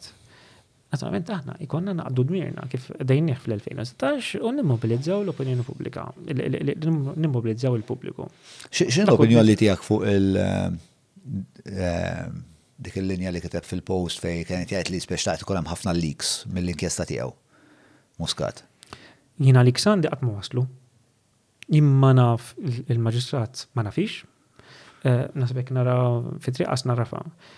Ma naf il-ħadd, ma nafx min huma l-persuni li qed Għallim li set jgħid. Dwar din l-inkjesta? Aqsammana, ġu aqsammana. Inti taf għallim li set jirreferi? B'xi mod u referal dell-inkjesta, l-inkjesta tagħna, l-inkjesta li talbet Repubblika. U jgħid illi jiena naf x'in għaddej fl-inkjesta. Glenn Bedingfield kien qalu u kien kitibilu Joseph Muscat illi jiena iktar minn hekk li jiena nikkoordina b'xi mod xi partijiet mill-istat. Ma nafx inkapaċi jemmena din ġifieri. Ovvjament din hi d-difiża ta' Joseph Muscat. Dan hu l-mod kif hu jaħrab inġustizzja. Ġifieri qabel kien jgħid ħallu l-istituzzjonijiet jaħdmu kif jgħid ukoll Roberta Bela. Issa li l-istituzzjonijiet din jaħdmu qed donnu joqorbu lejh. Dan qed jippenikja u qed ikollu jbiddel id-diska. U jkollu jgħid l-istituzzjonijiet mhux qegħdin jaħdmu sew. Evidenti li qed jiġri hekk. U x'inhu ma raġunijiet li qed jagħti li jixtieq li tinbidel il-maġistrat? Huma daw il-leaks? U x'inhu aktar? U għaliex u qed jgħid illi ħu l-maġistrat ixxerja xi post tagħna ta' xi protesta li konna għamilna. Ħu il-maġistrat ixxerja post tagħkom. Da xi infantili di raġuni. Ġifieri Kieku minnu konna għatna għafa kien iktar attentu ma fil-sens. Huwa, inti taf xkariga tokkupa uħtok, anke jekk għandek femijiet li huma politiċi, dak il-ċirkustanza insomma malija ankax jingħad ħafna dell-idea of justice ought not only to be served but to appear to be served. Ma huwa m'għandu l-ebda obbligu, dan jista' jkun għandu huwa ma nafx jiena kemm għandu ma jista' jkun għandu huwa jaqbel ma' protesta li nagħmlu aħna huwa jaqbel mal-Partit Laburista. Ma narajx problema, ovvjament kienet tkun differenti. Delikata daqshekk kostja. Din kienet post fuq protesti ta' 2019. Kien għadu Prim Ministru. Jiena assolutament ma nara l-ebda relevanza. U sedat kienet tal-bira ħalli ma tagħmel l-ebda differenza. Aħna qed nagħmlu kawża biex tetneħħam mill-maġistrat Nadillija milli tisma' kastana. Meta din kienet marret fuq li grant taqbis għal Joseph Muscat, tgħid li daw kienu żbalji u mhux kulħadd jagħmel żbalji u hija kamon. Meta misir raġel tagħha huwa l-avukat ta' Joseph Muscat. U daw qed jirreżistu bil-qawwa kollha. Dan għax ix-xerja post. Ma l-ebda rilevanza ta' xejn jiena. Ġifieri dar rikors li preżenta li puerili juri l-istat ta' paniku li għandu u kien intiż biss għax jaf li m'għandu l-ebda validità legali, kien intiż biss jew biex jiddelejja u jagħmel bsatin fir-rot il-maġistrat jew inkella biex jipprova jimmobilizza l-opinjoni pubblika. Jew għatnej li huma. Jien għandu dubju serju kemm se jirnexxielu jagħmel dan. Kemm se jirnexxielu jagħmel? Jagħmel konk waħda minn daw. Aqas waħda. Daqas waħda. Le, ma naħsibx se jirnexxielu jiena. Alright, mela, ħanadu għandek xi parti mill xi referenza x'naraw? X'qal Joseph Muscat rigward li tal-familja. Okay, he further claimed that members of the magistrate's immediate family promote propaganda by those who filed the inquiry, a reference of rule of law and Geo Repubblica. Constitutional case law, the code of ethics and international principles governing the judiciary are clear about this. I have resisted taking the step for some time to give the benefit of the doubt. Wiċċu tost imma, wara li ħataf l-istituzzjonijiet Maltin kważi kollha, issa qed jilmenta l-istituzzjoni mhux qed timxi ferm miegħu. Min nies kollha li qas l-estennija minn għandu. Li jilmenta li l-istituzzjoni mhux qed timxi b'mod korrett miegħu. Granted. Ara, ħana li kif narajjen, man. Li kieku il-post kienet riċenti wara l-infetħet l-inkjesta maġisterjali, minħabba natura tant sensittiva, da titkellmu fuq fucking kas storiku għal-pajis huma l-iktar mill-iktar każi drammatiċi ta' żmienna u kieku jien kont ħuha ma kontx nixejja għax tibda tagħti sfumaturi u forsi qed tagħti ir-raġuni għalfejn uħti ħad tiġi kritikata u ħad titfa' dubji f'imħuħ li qed ifittxu id-dubji not helpful. Il-fatt li dik il-post kienet fit-2019 3 snin ilu spiex ta'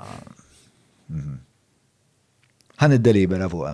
Mela, għala tlaqna għal-parti li jisma il-patruni jistaqsu maġġulin għal-najdejħ waqqafni f'nofs il-kanzunetta, Meta ddeċidejna li l-podcast inxandru fuq l-internet kien propju biex nevitaw l-intħil tal-editorial tal-istazzjonijiet, tal-gvern, aktar u iktar tal-partiti, bekk qed inħeġġek li tafas il-ħolqa ta' wek jew inkella billi tidħol fuq patreon.com/John Mallija u tina daqqatit fis-sens tista' timmaġna kemm jiswa biex nitma' bicep bħal da bro.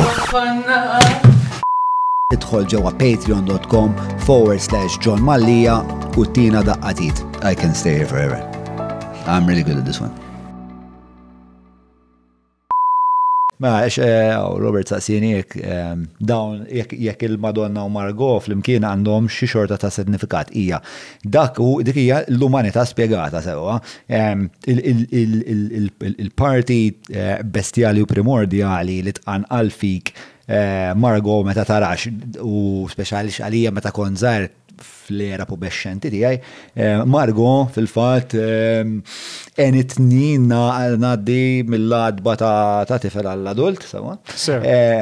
U allura hija rappreżentattiva għal parti bestjali tal-bniedem, u mbagħad il-Madonna hija l-ideal. Sewa hija l-ideal is-sakru l dak li l-bniedem jaspira li xi darba jkun aktar qrib tiegħu. Flimkien jagħmlu is-sakru u l-profan u dik hemmhekk grazzi tal-istaqsejtni hija bażikament metafora ta' l-umanità fl-interità tagħha. Hija ċiklu uman. Mela, xaġek. Ħanaddu isma' qiegħed nistaqsi xi ħaġa. Qabel ma laqnat li ġaltni nirrifletti, għandek ma bdiet tgħidli dwar xiex?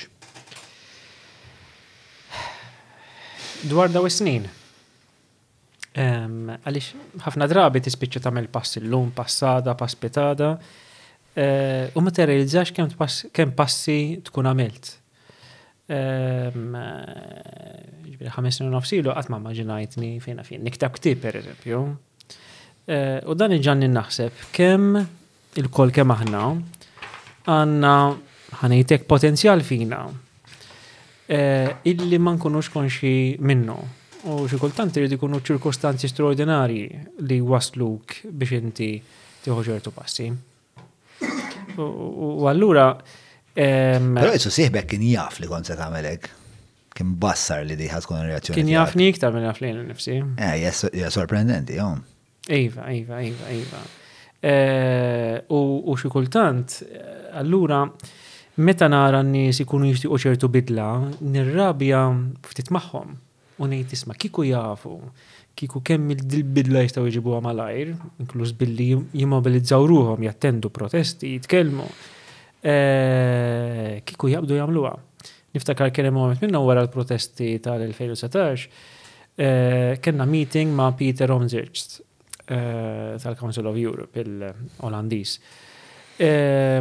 U jinkontetlu nisma' kemm domtu biex taf kif warrabtuħ il-muskat kemm biex tagħtuh il-cold shoulder.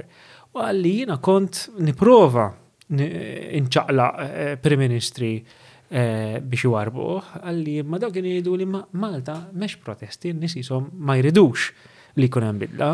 Għalli mbagħad xi rajtkom quddiem il-Parlament protestaw, għalli mbagħad mort insibhom u għattilhom ara fl-aħħar din jipprotestaw, għalli warbuh.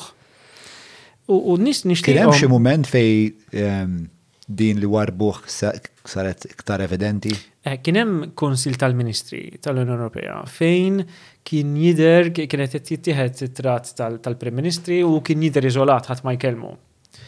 U kienet emblematika ħafna dik. U n-nies din nixtieqhom jifhmu jien għax potenzjal għandhom fihom.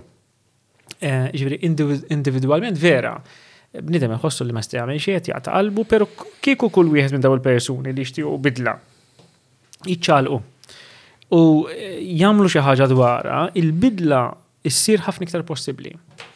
Mela, ħanaddu sal-patruni jistaqsu, ġuba l-kom ħbib tal-Maypole, spiċċa sourdough, traġedji kbar. Ekku. Da kollu li għandek xtajt. Etnara janfas il-buttuna jirsaq li il-mikrofon, sibtu se jgħid li tini ħabbar ferm aħjar, speċa le, fadlilna l-axħar. Le, mort infittex jienu, bawl vojta, rajt? Proset. Grazzi. Utilita kbira minnaħa ta' Julian Vella, nirringrazzjawk. Misu għandin il-parti miġuba lilkom mill-Maypole, partikolarment mis-sourdough is-sejba kulinarja tiegħi ta' sena, dan għaliex il-ħobs inħobbu ħafna. Imma minħabba ċertu il-ħobs b'mod ġenerali għandu glycemic index oli, ġifieri kull darba li tiklu jgħolek it-sokkor, u mbagħad isek tkun naqra iktar isek il-pastizz, tintefaħ naqra, żomm iktar bil-sourdough daw il-problemi xejn. Ġifieri l-ħatla għadda u s-sib għadda f'għajt ħobża sieħa bla problemi ta' xejn. U tajjeb ħafna. Oġbok? Biżejt. Ija, u tajjeb ħafna bl-iktar affarijiet sempliċi vera jenżel tajjeb. Toma tajba u tajjeb għal saħtek ukoll. Mela, laqna. Għajdli, xejn il-ponta. Il-ħobs jistgħu jordnawhom il-ħwienet kollha tal-Maypole.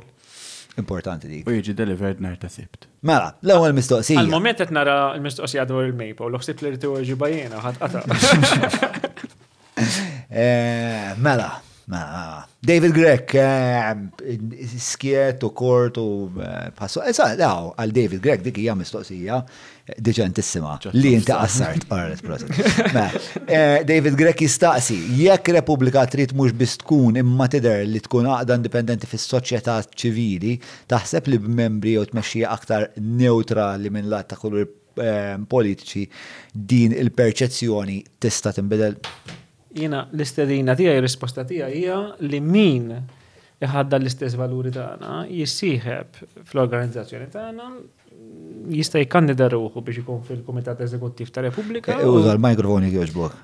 Min iħadda l-istess valuri tagħna u jemmen il-Repubblika tista' tkun aħjar milli nistiednu jissieħeb bħala membru fir-Repubblika, ikun jista' jidħol bħala membru tal-Kumitat Eżekuttiv ta' Repubblika, jikontesta l-koalizzjoni jkun hemm u jaħdem magħna.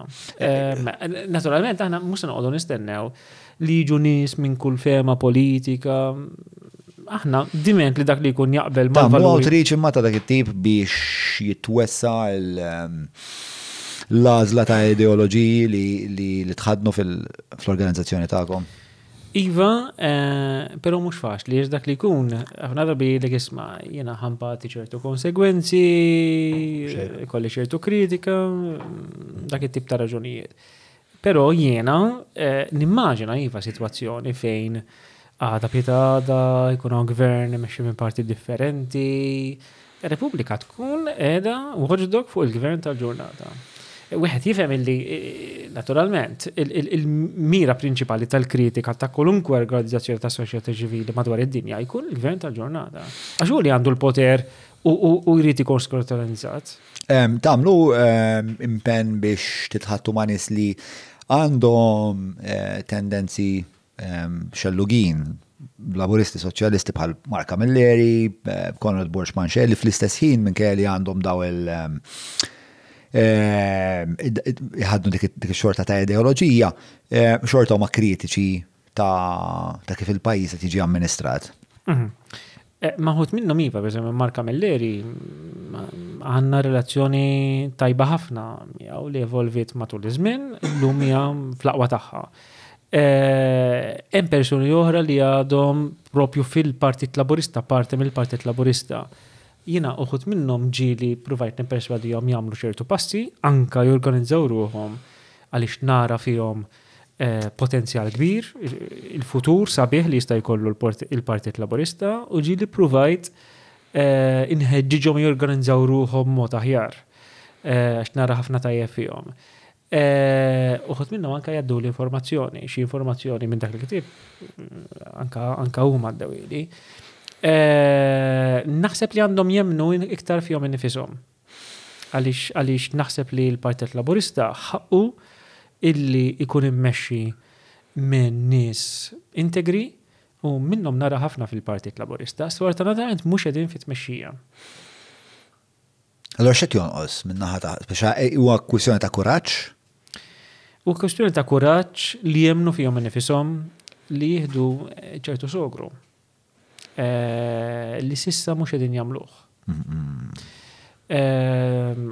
Ħansemmi persuni li mhumiex qegħdin ġbida ma nitkellimx magħhom jiena, imma naf li huma tal-affarijiet tagħhom. Ħansemmi l-ex-speaker pereżempju, in-notara Miriam Spiteri de Bono. Għandi ammirazzjoni kbira liha, persuna żgur ta' twemmin soċjalista, kella kargi fil-Partit Laburista, kienet speaker fi żmien Alfred Sant, nafa ftit bħala notara jiena, ġifieri x-xempju tad-diċenza ġifieri tal-integrità.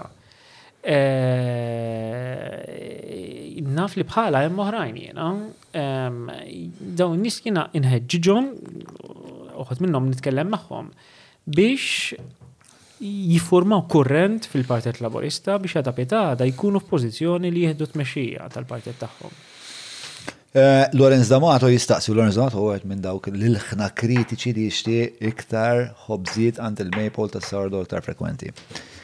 Lorenz D'Amato jistaqsi, tikkunsidra xi darba li toħloq tielet partit u tmur għand elettorat biex jivvutalek? Miex fil-pjanijiet tiegħi jew tagħna ta' sħabi, kien hemm żmien meta ħafna nies ħeġġewna biex nagħmlu dan, kienet waqt il-protesti tal-2017, però aħna ddeċidejna li dik ma nagħmluhiex. Ġifieri mhix il-funzjoni tagħna li nagħtu soluzzjoni politika, però bżonn soluzzjoni politika, però aħna maħniex f'dik it-triq. Però perswas li ġili kontemplajtu l-soluzzjoni ċistaw ikunu. Kemm tara problematika li għanna biz żewġ partiti? Żgur mhux l-ideali. Parti mill-kawża ta' situazzjoni li din fija hija li hawn biss żewġ partiti b'saħħithom. Li jkun hawn pluralità ta' partiti, żgur ikun pass fid-direzzjoni tajba, anke għaliex inti l-moment li jkollok koalizzjoni għandek forma ta' checks and balances diġà fis-sistema li bħalissa ma teżistix. Ġifieri iva, żgur nawspika li jkun hawn iktar partiti politiċi ta' ċertu saħħa f'pajjiżna. Tajjeb. Il-mistoqsija li miss anonimu reġefeċ. Mela, fil-waqt li rabtiet bejn Repubblika Ewropea huma evidenti, hemm ukoll evidenza li turi li ħafna iktar lesti li tikkritikaw lil ċertu fazzjonijiet mill-oħrajn. Għalfejn fuq din narrativa sra pervasiva. Għalfejn fuq dalija tlabtu reżenja fuq allegazzjonijiet ta' ċets imma fuq BG? Bernard Beck. Ma tlabtu l-ebda investigazzjoni jew riżenja fil-każijiet ta' donazzjonijiet ma' businessman viċin ta' Jurgen u l-istorja tal-Fat Cats ta' Albert Buttigieg. Mela, biex inkun preċiż, aħna qatt ma tlabna riżenja ta' Adrian Delija, aħna fuq dawk iċ-chats, allegatament ma' niftakar sew ma' Jurgen Fenek, aħna konnedna illi jekk jirriżulta li dawk iċ-chats huma veritieri, allura Adrian Delija m'għandux ikollu rwol fil-politika. Però ma tlabniex ir-riżenja, edna jekk jirriżulta li dawk huma veritieri.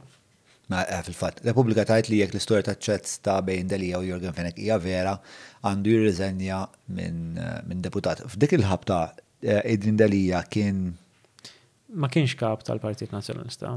Ma kienx kap tal-Partit Nazzjonalista. Kienx jawissu tal-2021 niftakar sew. U x-xilja x'kienet?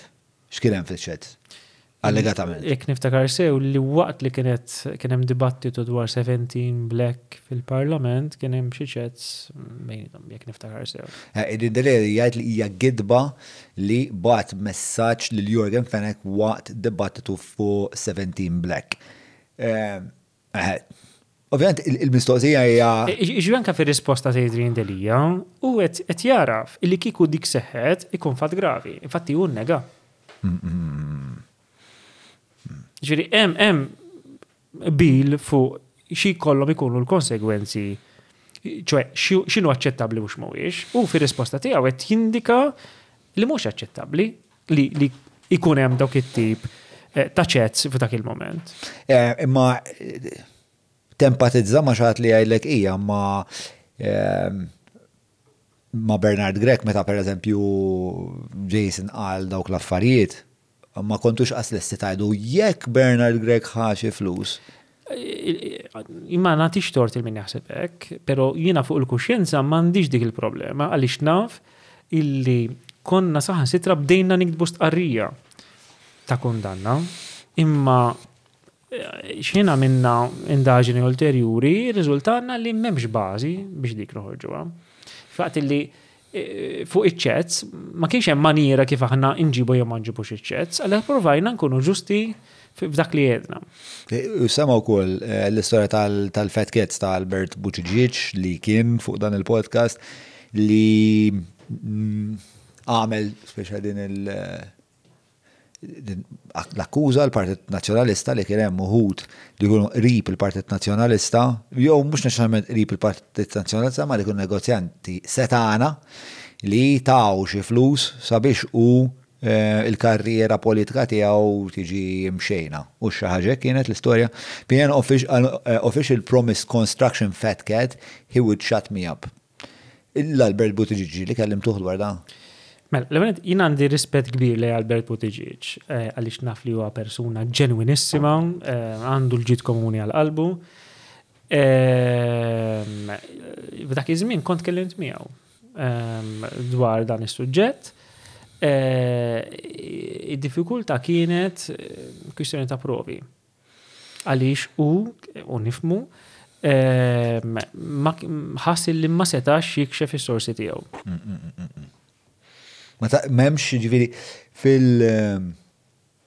fil-immaġinarju tijak, memx motiħor li stajtu tappoġġaw l-Albert minajr il-provi li titkelmu dwar din il-pervazivita ta' ċertu klassi ta' negozjanti li minħabba kif huma mibnin ukoll tal-partiti. Ħasfuhom. Jien li ma nistax nifhem ħaġa waħda, li ma fazzjoni qed jgħidu li aħna legali. Għaliex jekk qed nitkellmu ġifieri Albert Buttigieg, il-mara tiegħu hija waħda minn persuni li jitkellmu fil-vigils tagħna. Ġifieri huwa evidenti illi hemm ċertu bil dwar valuri, prinċipji. Naturalment il-mara tiegħu għandha eżistenzjali għan nifisha, apparti li l-mara tal-Albert Buttigieg. Per l nistax nifhimha li midi l-fazzjoni li jgħidu li aħna rib tagħha. Aħna fil-verità aħna lejali li l-ebda fazzjoni, li l-ebda grupp ta' nies, però ovvjament hemm persuni illi jikkondividu iktar minn oħrajn valuri tagħna. L-istess bħalma fil-Partit Laburista jiġri, jekk kont qed insemmilek jiena. Ħanerġa' nsemmi pereżempju l-ex-speaker Ministru Peter De Bono. Jiena nħossni viċin ħafna ta' dak li temmeni, ma ħossniex viċin ta' dak li jemmen Joseph Muscat jew Roberta Bela. Ma x'hemm ħażim daqshekk. Tinsix, aħna m'għandniex obbligu ta' neutralità. Li tkun neutrali bejn tajb u l-ħażin, tkun qed tgħin il-ħażin. Bla dubju, jiġifieri neutralità f'kuntest ta' ġustizzja dak li huwa moralment korrettu mhux għal ħares speċa hija xi ħaġa ħażina li tkun neutrali f'wiċċ dawk l-affarijiet. Evidentament però hemm barra jeżisti din il-perċezzjoni li hemm nuqqas ta' neutralità meta jiġu għall-għażla partiġjana u partikolarment fazzjoni f'partit minnhom. Jiena ma naqbilx illi teżisti xi forma Daw il-Blue Heroes, tafhom dal-istejja daw il- Le. Ma jeżisti l-ebda forma ta' ftehim, rubija, minn da kollu ma jeżisti xejn. Fil-verità, jiena nnifsi nagħmel lobbying ma' ħafna persuni, pereżempju nitkellem mal-ADPD. Pereżempju nitkellem ma' Carmel Cocopardo, nitkellem ma' Sandra Gauci, naqblu fuq ħafna affarijiet. Umma nara li xi ħaġa pożittiva, persuna fil-pożizzjoni tiegħek jekk għandha tagħmel, għandha tinnetwerkja ma' daw il-persuni, tipprova tinfluwenza il daw il-persuni, tisma' lilhom ukoll u tipprova anke fejn hu possibbli jkun informa ħansejħilha ta' koordinazzjoni, ġifieri ta' azzjoni komuni. Yes. Ġifieri jekk jiena pereżempju ħriġ dal-ktieb, jiena apparti iktar milli jinbih l-ktieb, jiena rrid iwassal l-istorja li kien hemm cover up fost fil-korp tal-pulizija. Jiena biex immexxi din l-istorja, jien iltqajt ma' daw il-persuni kollha semmejt, iltqajt Marnot Kassola. L-istess, naqbel miegħu kważi f'kollox. Bro, jena nemmen ġifieri li inti qed tagħmel speċa dawn in-networks u importanti li għalik tagħmel dawn in-networks, però evidentament din il-problema ta' inkwadratura u ta' perċezzjoni fil-pubbliku hemmhekk qiegħda u qiegħda hemmhekk mingħand nies li speċa daw l-ismijiet li qed naqraw, naf li huma nies li jinteresshom daw l-affarijiet, jiġifieri li għandhom 100% il-kumpass morali kalibrat sew, anka nis bħal graffiti għandi ħafna ammirazzjoni, però xorta waħda dawn l-uħud minn kelli ġieli kollaboraw magħkom iħossu li hemm din il-bias. Issa jekk dik il-bias hijiex reali, jew jekk dik il-bias hijiex perċezzjoni, hemmhekk qiegħda, jiġifieri naħseb hemmhekk hemm bżonn naħseb naqra autoriflessjoni ta' isma' u forsi anke titkellmu ma' nies bħal graffiti fejn titlu f'naqaf diskussjoni li taf tkun antipatika u tqila u diffiċli u whatever. Imma forsi jinbet biex ta' epoka ġdida ta' kif l-attivizmu fil-governanza ġusta fil-pajjiż issir. Biex nitkellem mod skiet ħafna. Il-fatt li ikun hemm xi ħadd bħal Jason dejjem inkwadrat ħdejk fil-press conferences, meta Jason f'moħħ il-pajjiż kollu huwa politiku nazzjonalist li ilu fil-politika 30 sena, eċetera, eċetera, żgur li mhux qed tgħin din in-narrativa. Jiena konxju ta' dawn l-affarijiet, naturalment jiena persuna li nemmen illi wara li tikkunsidra kollox, fl-aħħar mill-aħħar tittieħu deċiżjoni fil-koxjenza tiegħek u trid tajt isma' imma jiena fis-sitwazzjoni li qed fiha, jiena x'inhu l-aħjar pass li nista' nagħmel. U jiena dawk id-deċiżjonijiet li nieħu, naturalment jiena u sħabi. Però iva, nirrikonoxxi daw ir-realtajiet. Isma' trid stretta. Nieħu ta' ġibu l-stretta l-raġel f'xi f'qajtnej edin to zero. Og, mill-friġġ temmek dik il-kaxxa kies, dik friġġ. Xkaffa ta' taħt fil-kaxxun, le? Le. Og, fil-kaxxun. Ħan semmilek episodju. Kien hemm moment minnhom meta jiena u anke sħabi, ma partikolarment jiena, rrid illi nibdew nikkritikaw l-Anġlu Gafa wara għala is-sena. U ma kienx ħaġa faċli, sa dak iż-żmien kienet għandu ċertu image tajba ħafna. Però jiena rraġunajt illi ma stajniex ma nibdewx nikkritikaw għax qed jintuża bħala paraventu minn Roberta Bela. U konna ġusti fil-kritika, konna se nkunu ġusti fil-kritika tagħna. Qabel ma bdejt peress li fimt illi mhix ħaġa faċli, provajt nagħmel kemm jista' jkun lobbying ma' persuni anke f'partiti varji. Ħafna kważi kulħadd tani parir biex ma nagħmilix. Grazzjajthom tal-parir, però għamilta xorta waħda.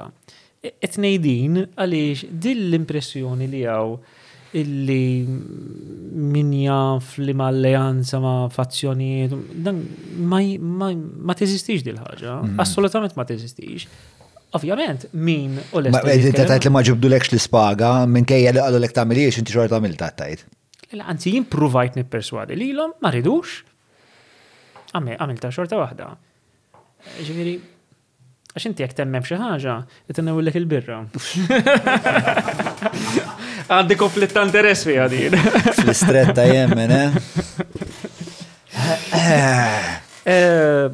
Imma, ġiviri, li jtnejt jena huwa tajjeb li kunem forma ta' dialogu.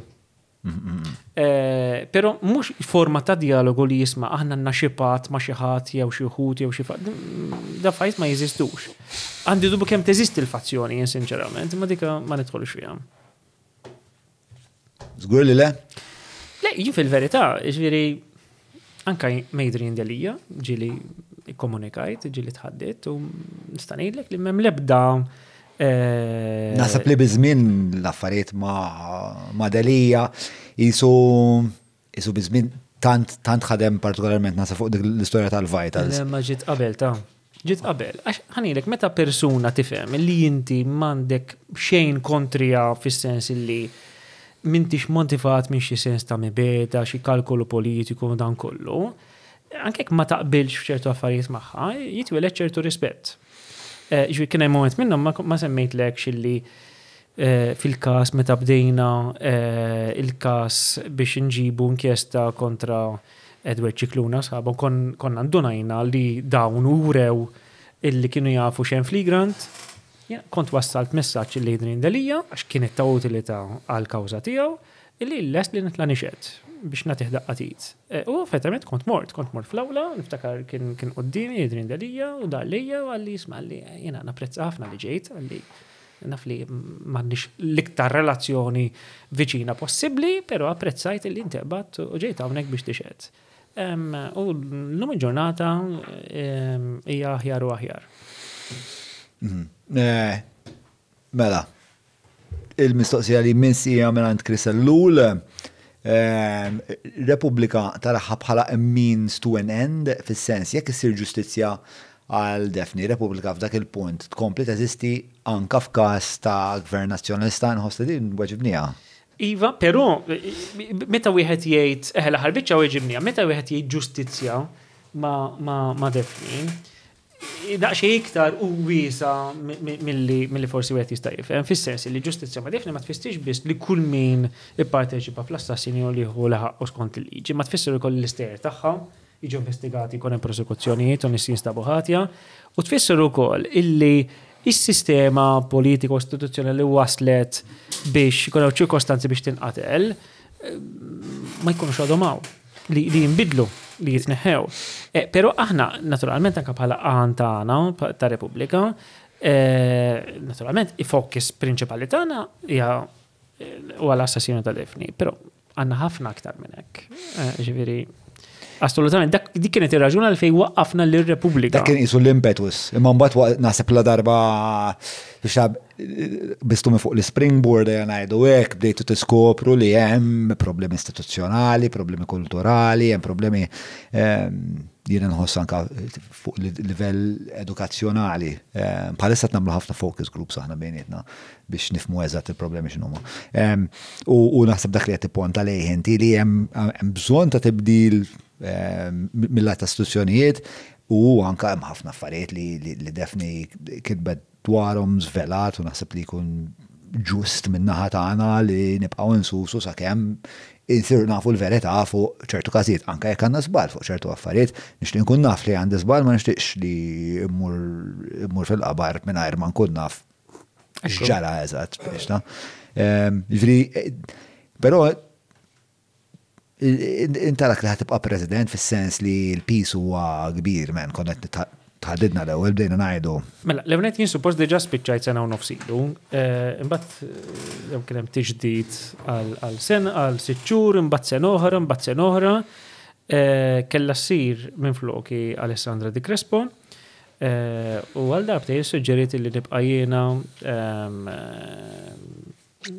għaliex fem is-suġġeriet qalet illi qiegħed f'pożizzjoni li nista' immexxi f'dal moment partikolari biex neħu ċertu targets.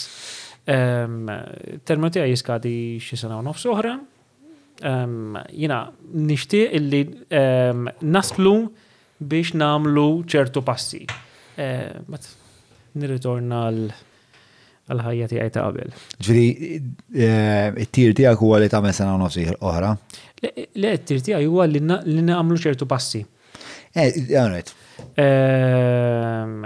Ġifieri li din l-impunità li teżisti, illi l-ebda politiku. Dak il-punt inti tieqaf minn President?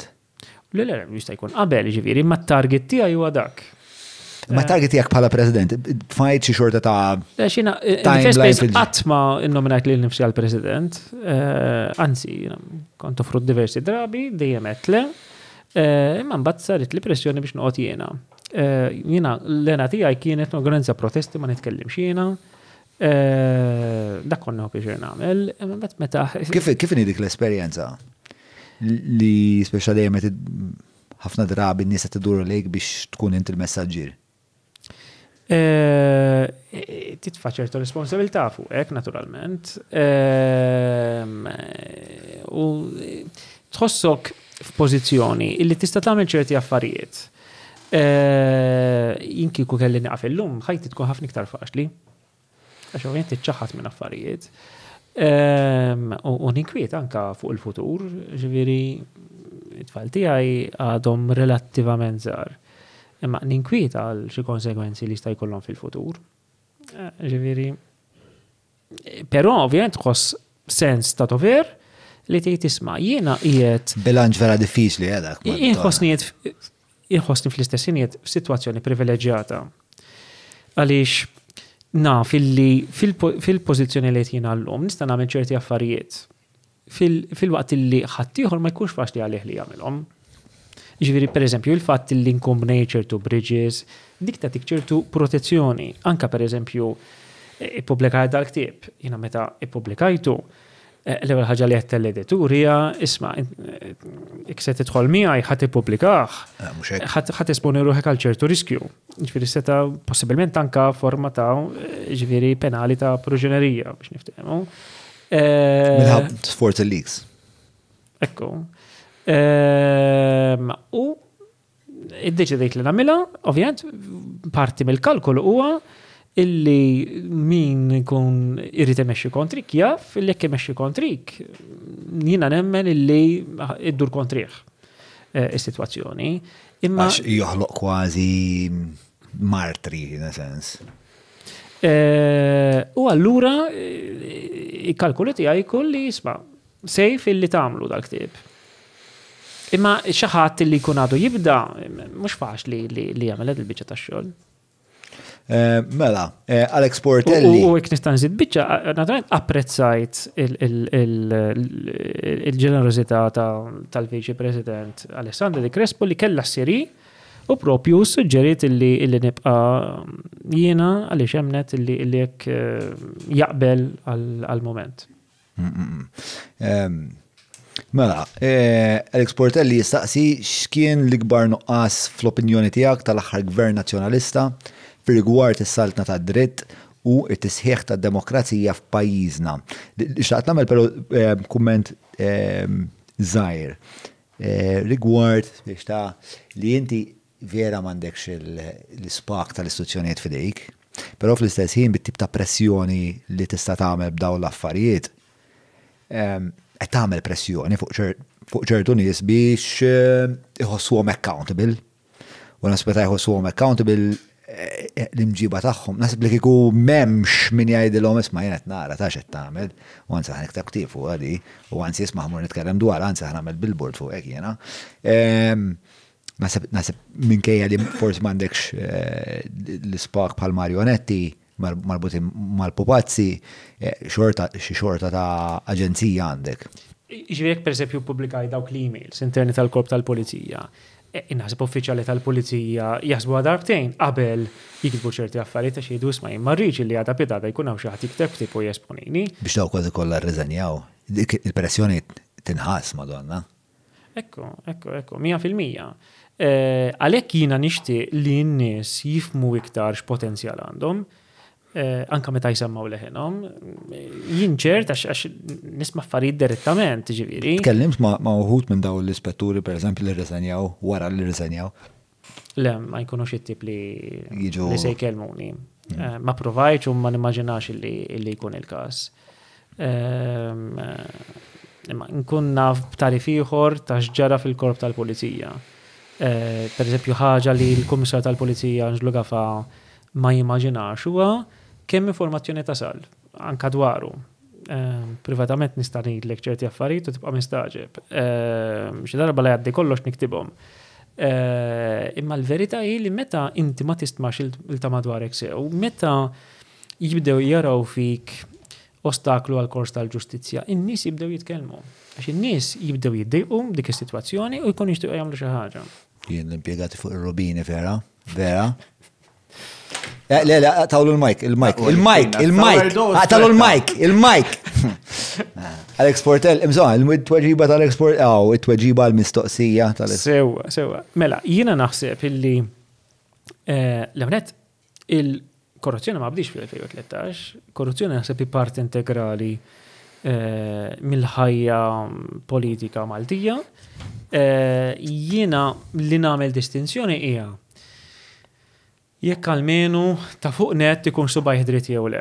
Issa, jiena f'persuni bħal Edefine Kadami, Alfred Sant u Lorenz Gonzi, jiena naħlef għal fatt li daw qatt ma daħlu 1 cent li mhix tagħhom fil-but. U dik, u m'għandix dubju anka Carmenson Bonnici, żgur li anzi sa fejna fin kien joħroġ, għandi ċertu kondanna l-ċerti affarijiet li għamelu, però m'għandix dubju li dan u naf li kien joħroġ il-flus, mhux idaħħal flus, kelli klient inkomuni miegħu. Illi jgħidu li dan kien saħansitra ħalshom l-ispejs mhux tal-li ma jċarġhomx fis. Kien dak it-tip. U kien jgħinu finanzjarment modi oħra. U dik għalija tagħmel differenza kbira. Però minkejja dak, jiena konxju li taħt gvern nazzjonalisti kienet teżisti il-korruzzjoni wkoll, però il-korruzzjoni teżisti u ħatibqa' teżisti dejjem. Li kien hawn differenti fil-fema tiegħi, anka ġifieri taħt jekk naqbad mill-87 sa 2013, inkluż dak 22 xahar ta' gvern laburista. Kien hawn kummissar tal-pulizija pereżempju li kienu mod ġenerali kienu tal-affarijiet tagħhom. Ġifieri ma ninsewx pereżempju John Rizzo qabad u ressa il-prim imħallef u mħallef ieħor naqblu, però ħanwaqfekaw fuq Rizzo kelli taħdija twie. Il-mistoqsija kienet x'naqed. Mela, jekk nista' ngħid ħaġa li naqsu sew gvernijiet nazzjonalisti huwa li jibnu biżejjed, isaħħu biżejjed l-istituzzjoni tal-pajjiż biex jipprevjenu dak li ġara wara 2013. Saru improvements sostanzjali, ġifieri jekk ngħidu pereżempju il-ħolqien tal-Ombudsman kien pass fid-direzzjoni tajba. U saru diversi minn daw, però żgur il-bot minn dak li kellu jsir. Pereżempju il-fatt ta' kif jopera l-Parlament. La kien tajjeb dak iż-żmien u għasu tajjeb issa. Fatti jiena nemmen u Repubblika temmen li għandha ssir riforma totali tal-Parlament, tal-mod li jkollna parlamentari li jkunu full-time, illi jkollna distinzjoni netta bejn il-gvern u il-membri parlamentari b'tali mod illi il-membri tal-gvern ma jkunux membri parlamentari. Illi allura inti jkollok il-backbenchers, il-deputati tal-gvern li jisir li jżommu inċek, jkunu ta' skutinju għal-gvern. Dak ma jeżistix pajjiżna. U x'intara daw il-problemi kollha fl-istituzzjonijiet tagħna, tifhem illi qabel ma jinelbu strutturalment, qabel ma jsir ċertu riforma, aħniex se nagħmlu. Għalik dik hija l-prem riforma li għandna bżonn li jinqasam leġislattiv mill-amministrattiv? Naħseb dik hija waħda mill-ikbar riformi li hija bżonn. Riforma kbira oħra li hija bżonn hija fil-qasam tax-xandir. Fix-xandir pubbliku ġbir l-istazzjon tal-istat għaliex dan hu maħtuf totalment. U t-tinnet tanka l-fatt li l-istazzjoni ta' televizjoni l-oħrajn prinċipali huma fidej il-partiti politiċi. Għalija hija ovvja li m'għandhomx ikunu hekk. U hemm bżonn riforma f'dak is-sens. Fuq dik naqblu ħafna wkoll. Mela, fadal ħina l-aħħar mistoqsija ġejja mingħand Matthew Grek li jistaqsi fl-opinjoni tiegħek kif taħseb li ser tiżviluppa x-xena tal-politika Maltija bid-djufija perċepita jew le tal-Partit Nazzjonalista, le mhux perċepita, u t-tnawwir ideoloġiku minn ġewwa tal-Partit Laburista. Taħseb li d-duopoli li dawn iż-żewġ partiti għandhom fuq is-sistema politika għandha futur, għandu futur. B'dana kollu, x'taħseb li hi l-aħjar direzzjoni għalina bħala poplu politikament? Diffiċli din. Mela, bħalma jedna qabel huwa auspikabbli li jkunu partiti politiċi oħrajn li jakkwistaw ċertu saħħa. Hemm persuni f'partiti oħra illi nara li għandhom ċertu kredibilità u żgur onesta biex jissaħħu, però mhux qed nara d-dispożizzjoni fil-poplu Malti biex jaqbad dik it-triq. Għal xi raġuni il-magic number fil-ħajja pubblika Maltija huwa number 2. Tara fil-festi bil-qaddisin f'Malta, għal xi raġuni hija dik dejjem aħna u huma. Issa ovvjament anka ċertu bidliet leġislattivi jistgħu jgħinu biex dik issir. Il-problema hija li l-bidliet leġislattivi huma fidejn il-leġislattiv li hemm issa li fih hemm li għandu inċentiv totali biex żomm l-affarijiet kif huma ovvjament huwa taqdih. Iva, issa jiena lija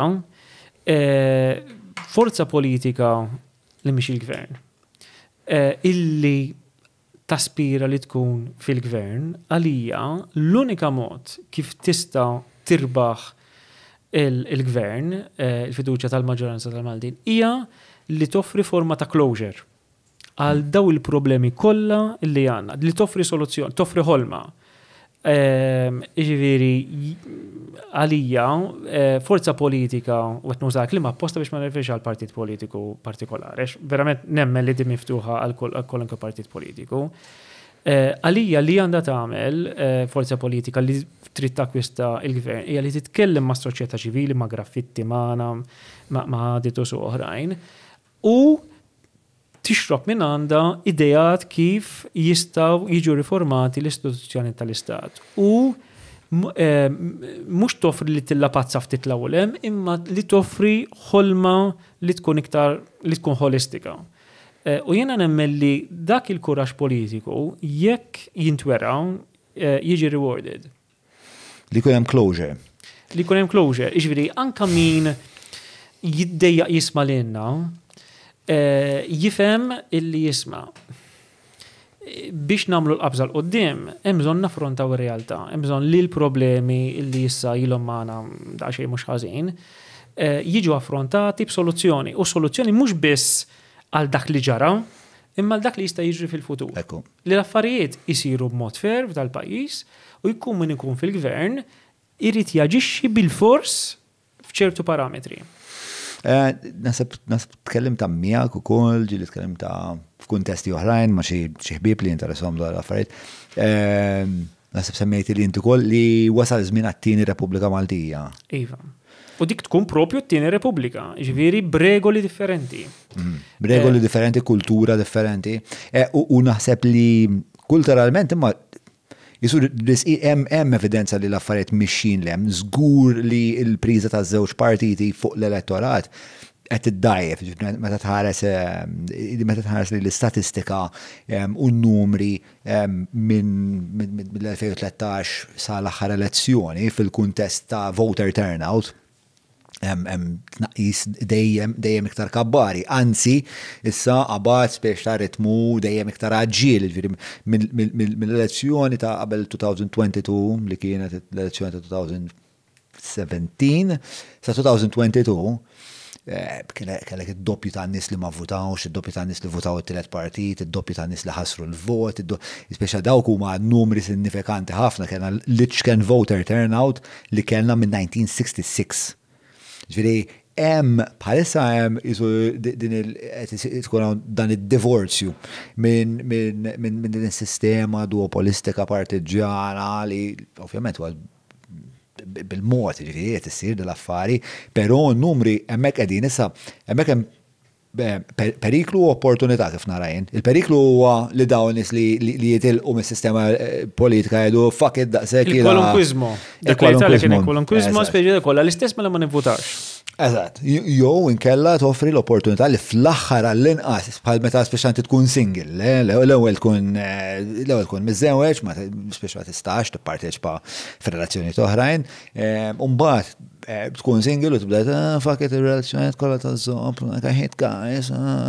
But then you meet a guy, you meet Julian, yeah, and we would have shaved him, and he would have looked half decent. U tajt, all right you. That all right you means a lot more than you'll ever know, guys. Mela, u speċa mbagħad jekk ikun hemm offerta ta' xi ħaġa li t-tama, fl-aħħar mill-aħħar politika par relazzjonijiet qed tixtieq tama ta' ġejjieni aħjar. U naħseb hawn ħafna nies li tfew li switch u bi dawk in-nies tipperswadihom jerġgħu jixeluh li switch, hemm bżonn ċertu kuraġġ, hemm bżonn illi jiġu offruti soluzzjonijiet il-barra mill-loġika li għandna bħalissa.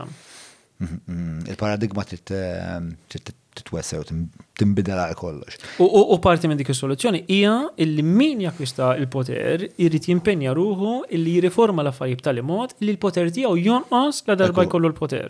Ekku. Mela, dak kollox li għandna ħin għalissa jew hemm xi mistoqsija li tħoss li hija pertinenti, importanti, eċetera, li dik id-donazzjoni.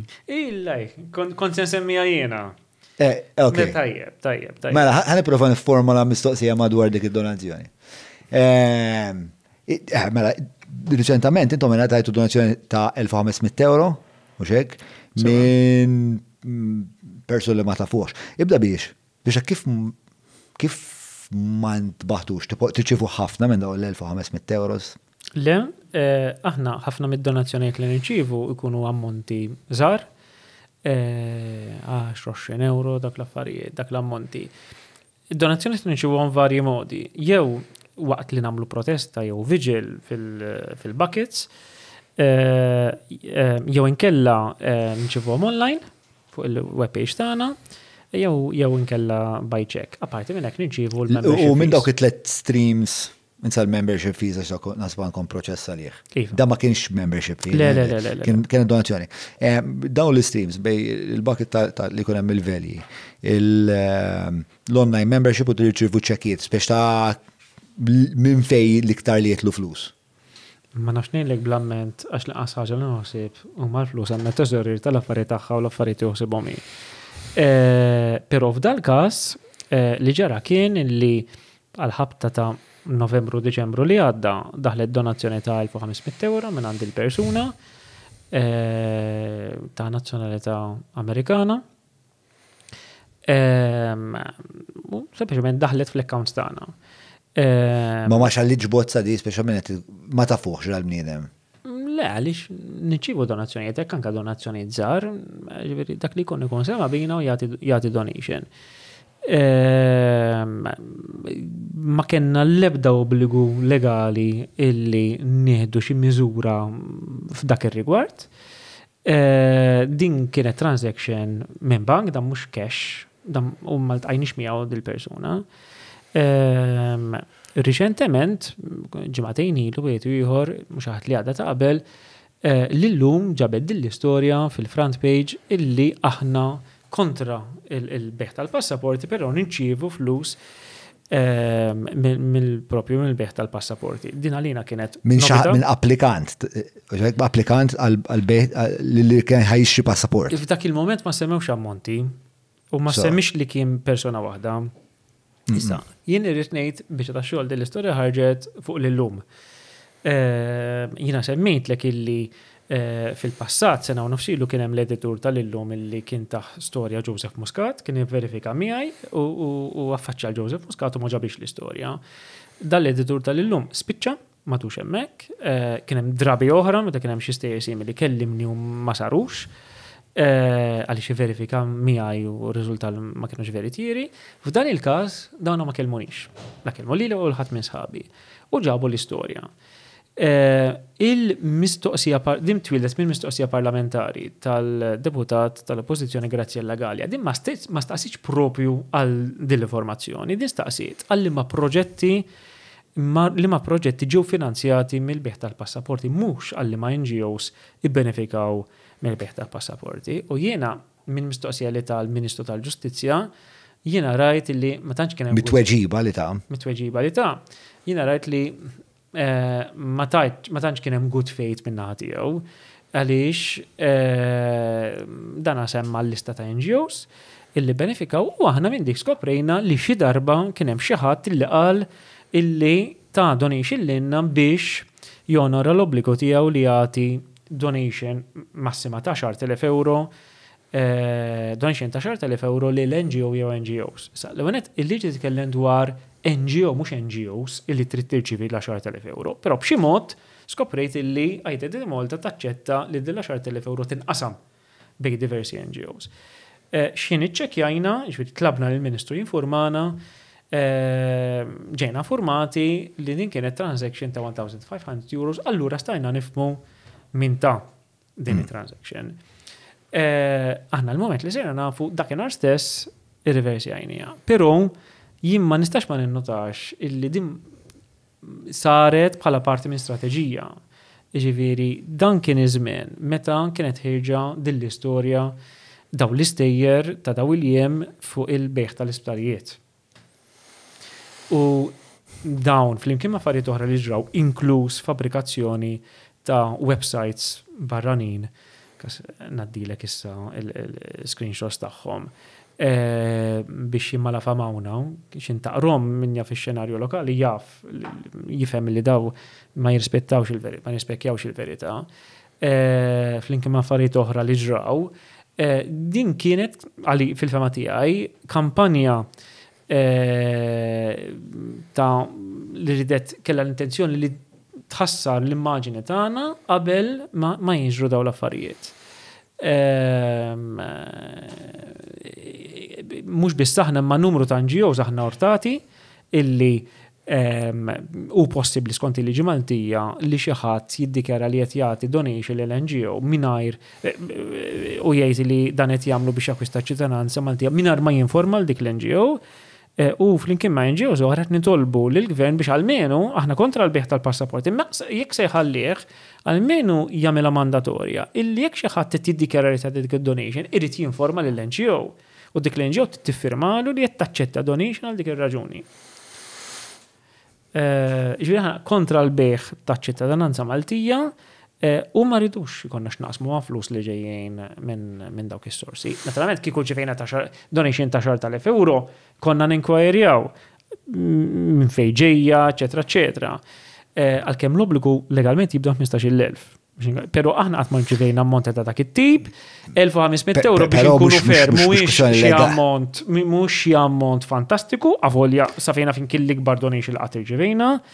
Ma fid-dinja tal-lum 1,500 euro assolutament mhux fantastiku. Żewġ affarijiet li nixtieq ngħid hawnhekk. Mela one oret m'hemmx l-obbligu legali, imma naqblu tnejn li aħna li dak li huwa legali mhux neċessarjament morali jew ġust jew speċta billi ma mhux billi mhux qed nikser liġijiet ma jfissirx li mhux qed inġib ruħi inkorrettament jew.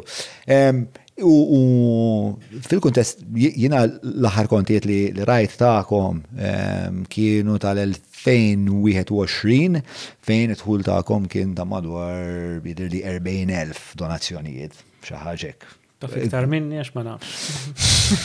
Ma flus ma mmessi jena. Le, u speċjalija f'kuntest ta' 41,000 euro donazzjonijiet, 1,500 euro huma sostanzjali. Biex taħseb li għandkom bżonn b'xi mod ittejbu għandkom due diligence? Għanna ma għal donations għal ammont ikbar minn hekk. 1500 euro fil-verità fil-ħajja ta' NGO mhumiex ammont kbir.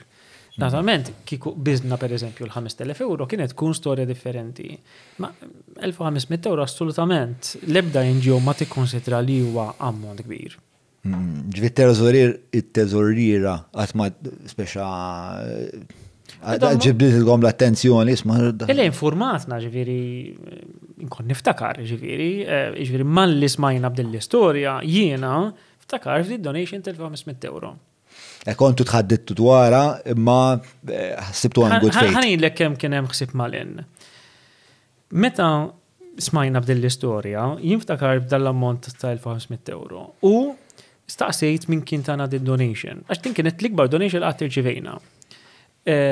Unt għalli li semu l-kunjom, jiena bħala notar għandi aċċess ta' Central Database ta' Identity Malta u mort niċċekkja biex nara x'dettalji hemm, biex nifhem x'konsekwenzi oħra hemm.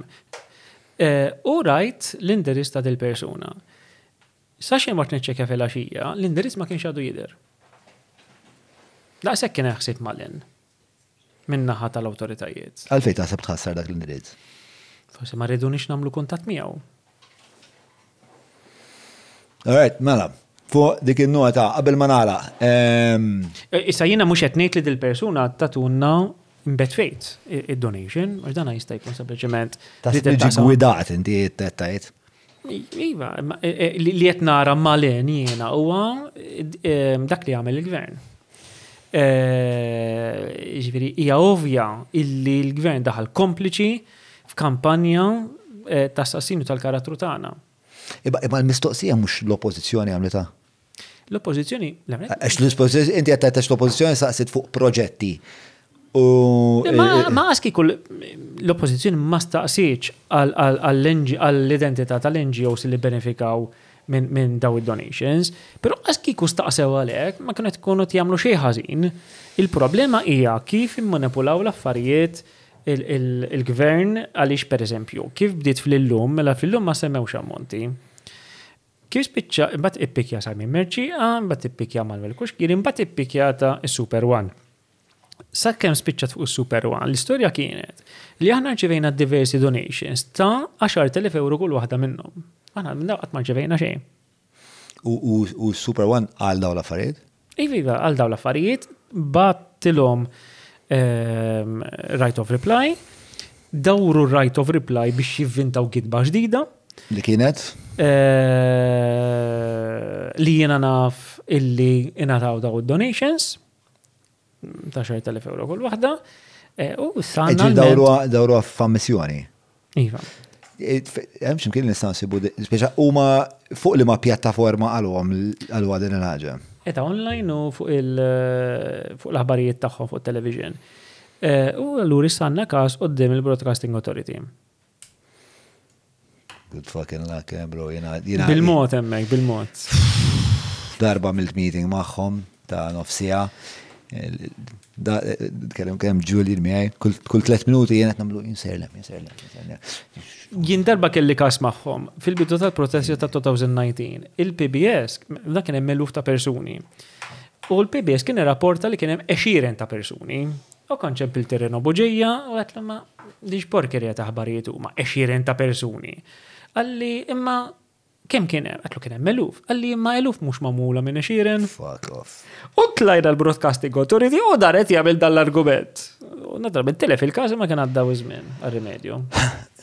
Kien għadda żmien għar-rimedju. Riċentament anke l-ADPD minn għalija rebħu xi każ li jew każ solar. Insomma, il-problema tal-Broadcasting Authority li bażikament li hija istitut ċoħe istituzzjoni mejjet kadavru ambulanti fiera fej il-medja saret kompletament differenti minn dak li kienet, naħseb laqqas bħala autorità ma da tista' taqdi dak li xi darba kienet taqdi għax il-medja tant inbidlu tant qed tinbidel u tant ħadd kompli tinbidel dejjem brata aktar aġġiela. Il-problema ħat issolva billi television stations jiġu phased out. Mod naturali, ħabba media oħra. Hija eżatt, hija spiex ta' din l-evoluzzjoni naturali teknoloġika li fl-aħħar li wkoll għandha ħafna x'taqsam mal-fatt li m'għadniex daqshekk nazzjoni indottrinata x'qabel inti l-medja tiegħek kont inġiba jew mill-wan jew minnet jew mix-xandir li ħafna drabi dak ix-xandir kienu kull maħtuf mill-gvern. Plus mhux xxeni ta' kbira jew il-Broadcasting Authority nofshom nazzjonalisti nofshom laburisti u l-pija tan-nies fejn qegħdin. Is-soċjetà ċivili fejn qiegħda, l-independent media indipendenti fejn qiegħda. Imma diħat mut mewta naturali fil-fema tiegħi ġamejta u taf. Mela, qed tipprova turini xi ħaġa, ħabib kbir tiegħi. Mela, l-Għaqda Repubblika hija fost dawk li fl-aħħar xhur ħadu donazzjonijiet minn persuni li kisbu ċittadinanza Maltija permezz ta' programm ta' ċittadinanza.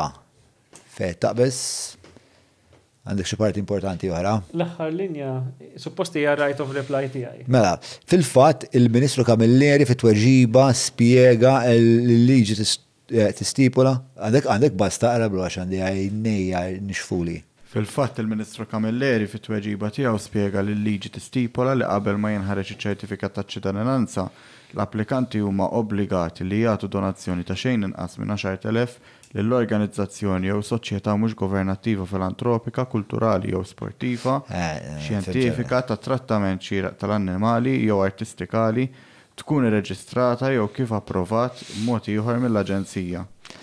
Mela, 1 artistikali Aqqasin ma nasal najda. 40 artisti testikoli, jew xi ħaġek. 2, l-implikazzjoni hija li ħadtu 10,000. Xek. U x'in kien hemm programmi ta' television tal-One jgħidu hekk li ħadna diversi donations ta' 10,000 euro. Ir-right of reply, l-aħħar linja li ġabu l-One, tajt il-kontrarju tal-li jena għedt fl-istqarrija. Intant il-President ta' Repubblika badritta risposta u qal li ma kienx jaf min ta' din id-donazzjoni, anke jekk x'aktarx din id-donazzjoni ta' mijiet jew eluf ta' euro. Na kollu meċċejjina. Mela, Bert, jiena ħanala, però qabel ma nagħlaq ma nafx forsi tagħmel xi starija tal-aħħar, anke forsi tina feedback hekk fuq l-esperjenza tiegħek hawnhekk fl-istudio. L-esperjenza hawnhekk hi pożittiva immens. Jekk li nispera li ħareġ waqt dal-podcast huwa illi dak li nagħmel jiena flimkien ma' sħabi hu motivat biss minn xewqa li l-affarijiet ikunu iktar fair. Li is-sewwa jipprevali. Aħna ma nagħmlux li nagħmlu b'xi ambizzjoni politika jew b'xi forma ta' mibeda assolutament xejn minn dan, però naħseb illi pajjiżna waqa' ħafna lura f'dik li demokrazija, f'dik li jisaltna ta' dritt, dik li fairness. U jixraqna nkunu ferm aħjar. U biex nkunu aħjar irridu nxamru l-kmiem, bħal metta tagħmel inti, u rridu nitkellmu. U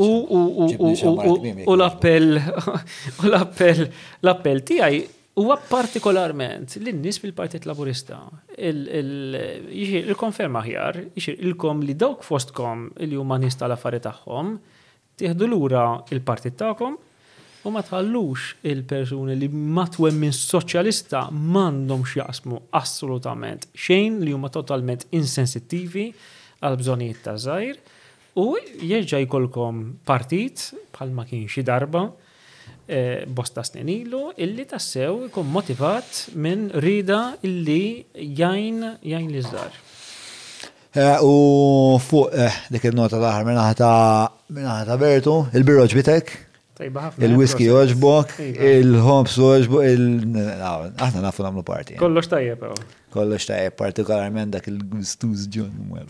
Mela, grazzi ħafna bro tal-ħin tiegħek, ħasset li kont sinċir u anke risposti tiegħek kienu autentiċi ħafna.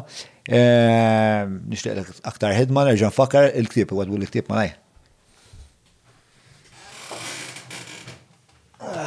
Nerġa' nfakkar għal min għadu ma kesibx kopja ta' Pilatus Laundromat Bank in Europe. Għarajt jgħetfu? Jista' jagħmel da billi jmur fil-ħwienet ewlenin kollha tal-Kodba Maltin, aktar minn hekk kanet ħolqa fid-deskrizzjoni sabiex intom tkunu tistgħu tixtruh minn fuq l-internet u jwaslulkom id-dar. Infakkarkom jekk dan il-proġett, dawn l-episodi, dawn it-taħdidiet li qed ikollna intom issibu valur fihom, nħeġġiġkom li tinaqdu bħala Patreons magħna, jekk tridu bagħtu donazzjoni ta' 1500 euro ħana naċċettaw ukoll, mhux mill-passaporti. Patreon.com/John Malija biex ittuna daqqatitu tkomplu tgħinuna inkabru dejjem din il-familja dan il-proġett, da proġett li għandu ħafna ambizzjonijiet, ħassiru tafu dwar iktar avvenimenti li se nagħmlu, ħassiru tafu dwar proġetti fil-medja wkoll li s-sena d-dieħla għandna pjanati, u dan kollu jsir għax intom spiex, għax intom warajna ta' spalla lina, ta' sostenna lina, u apparti il-fatt li meta aħna naraw dan ix-xorta ta' entużjażmu minna għatagħhom, aħna għawilna qalbna, uħossuna wkoll nasib dal-privileġġ jiena nħossu wkoll dal-privileġġ u r-responsabilità speċa hemm isa dis-simbjożi bejniethom. U aħna speċa apparti qed għandu buzz ta' vera.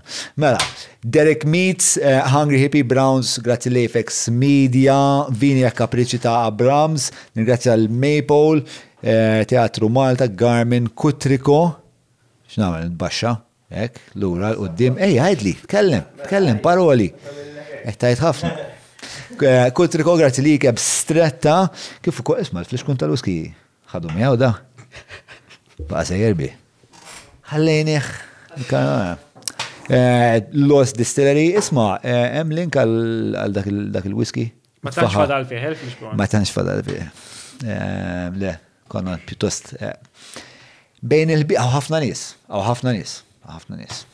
Mela, grazzi ħafna, il-lejl tajjeb, Patreon.com/John Malija, għal darbora Roberta Aquilina.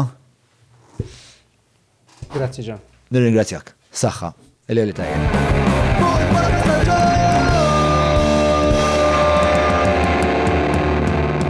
Mela, tlaqna?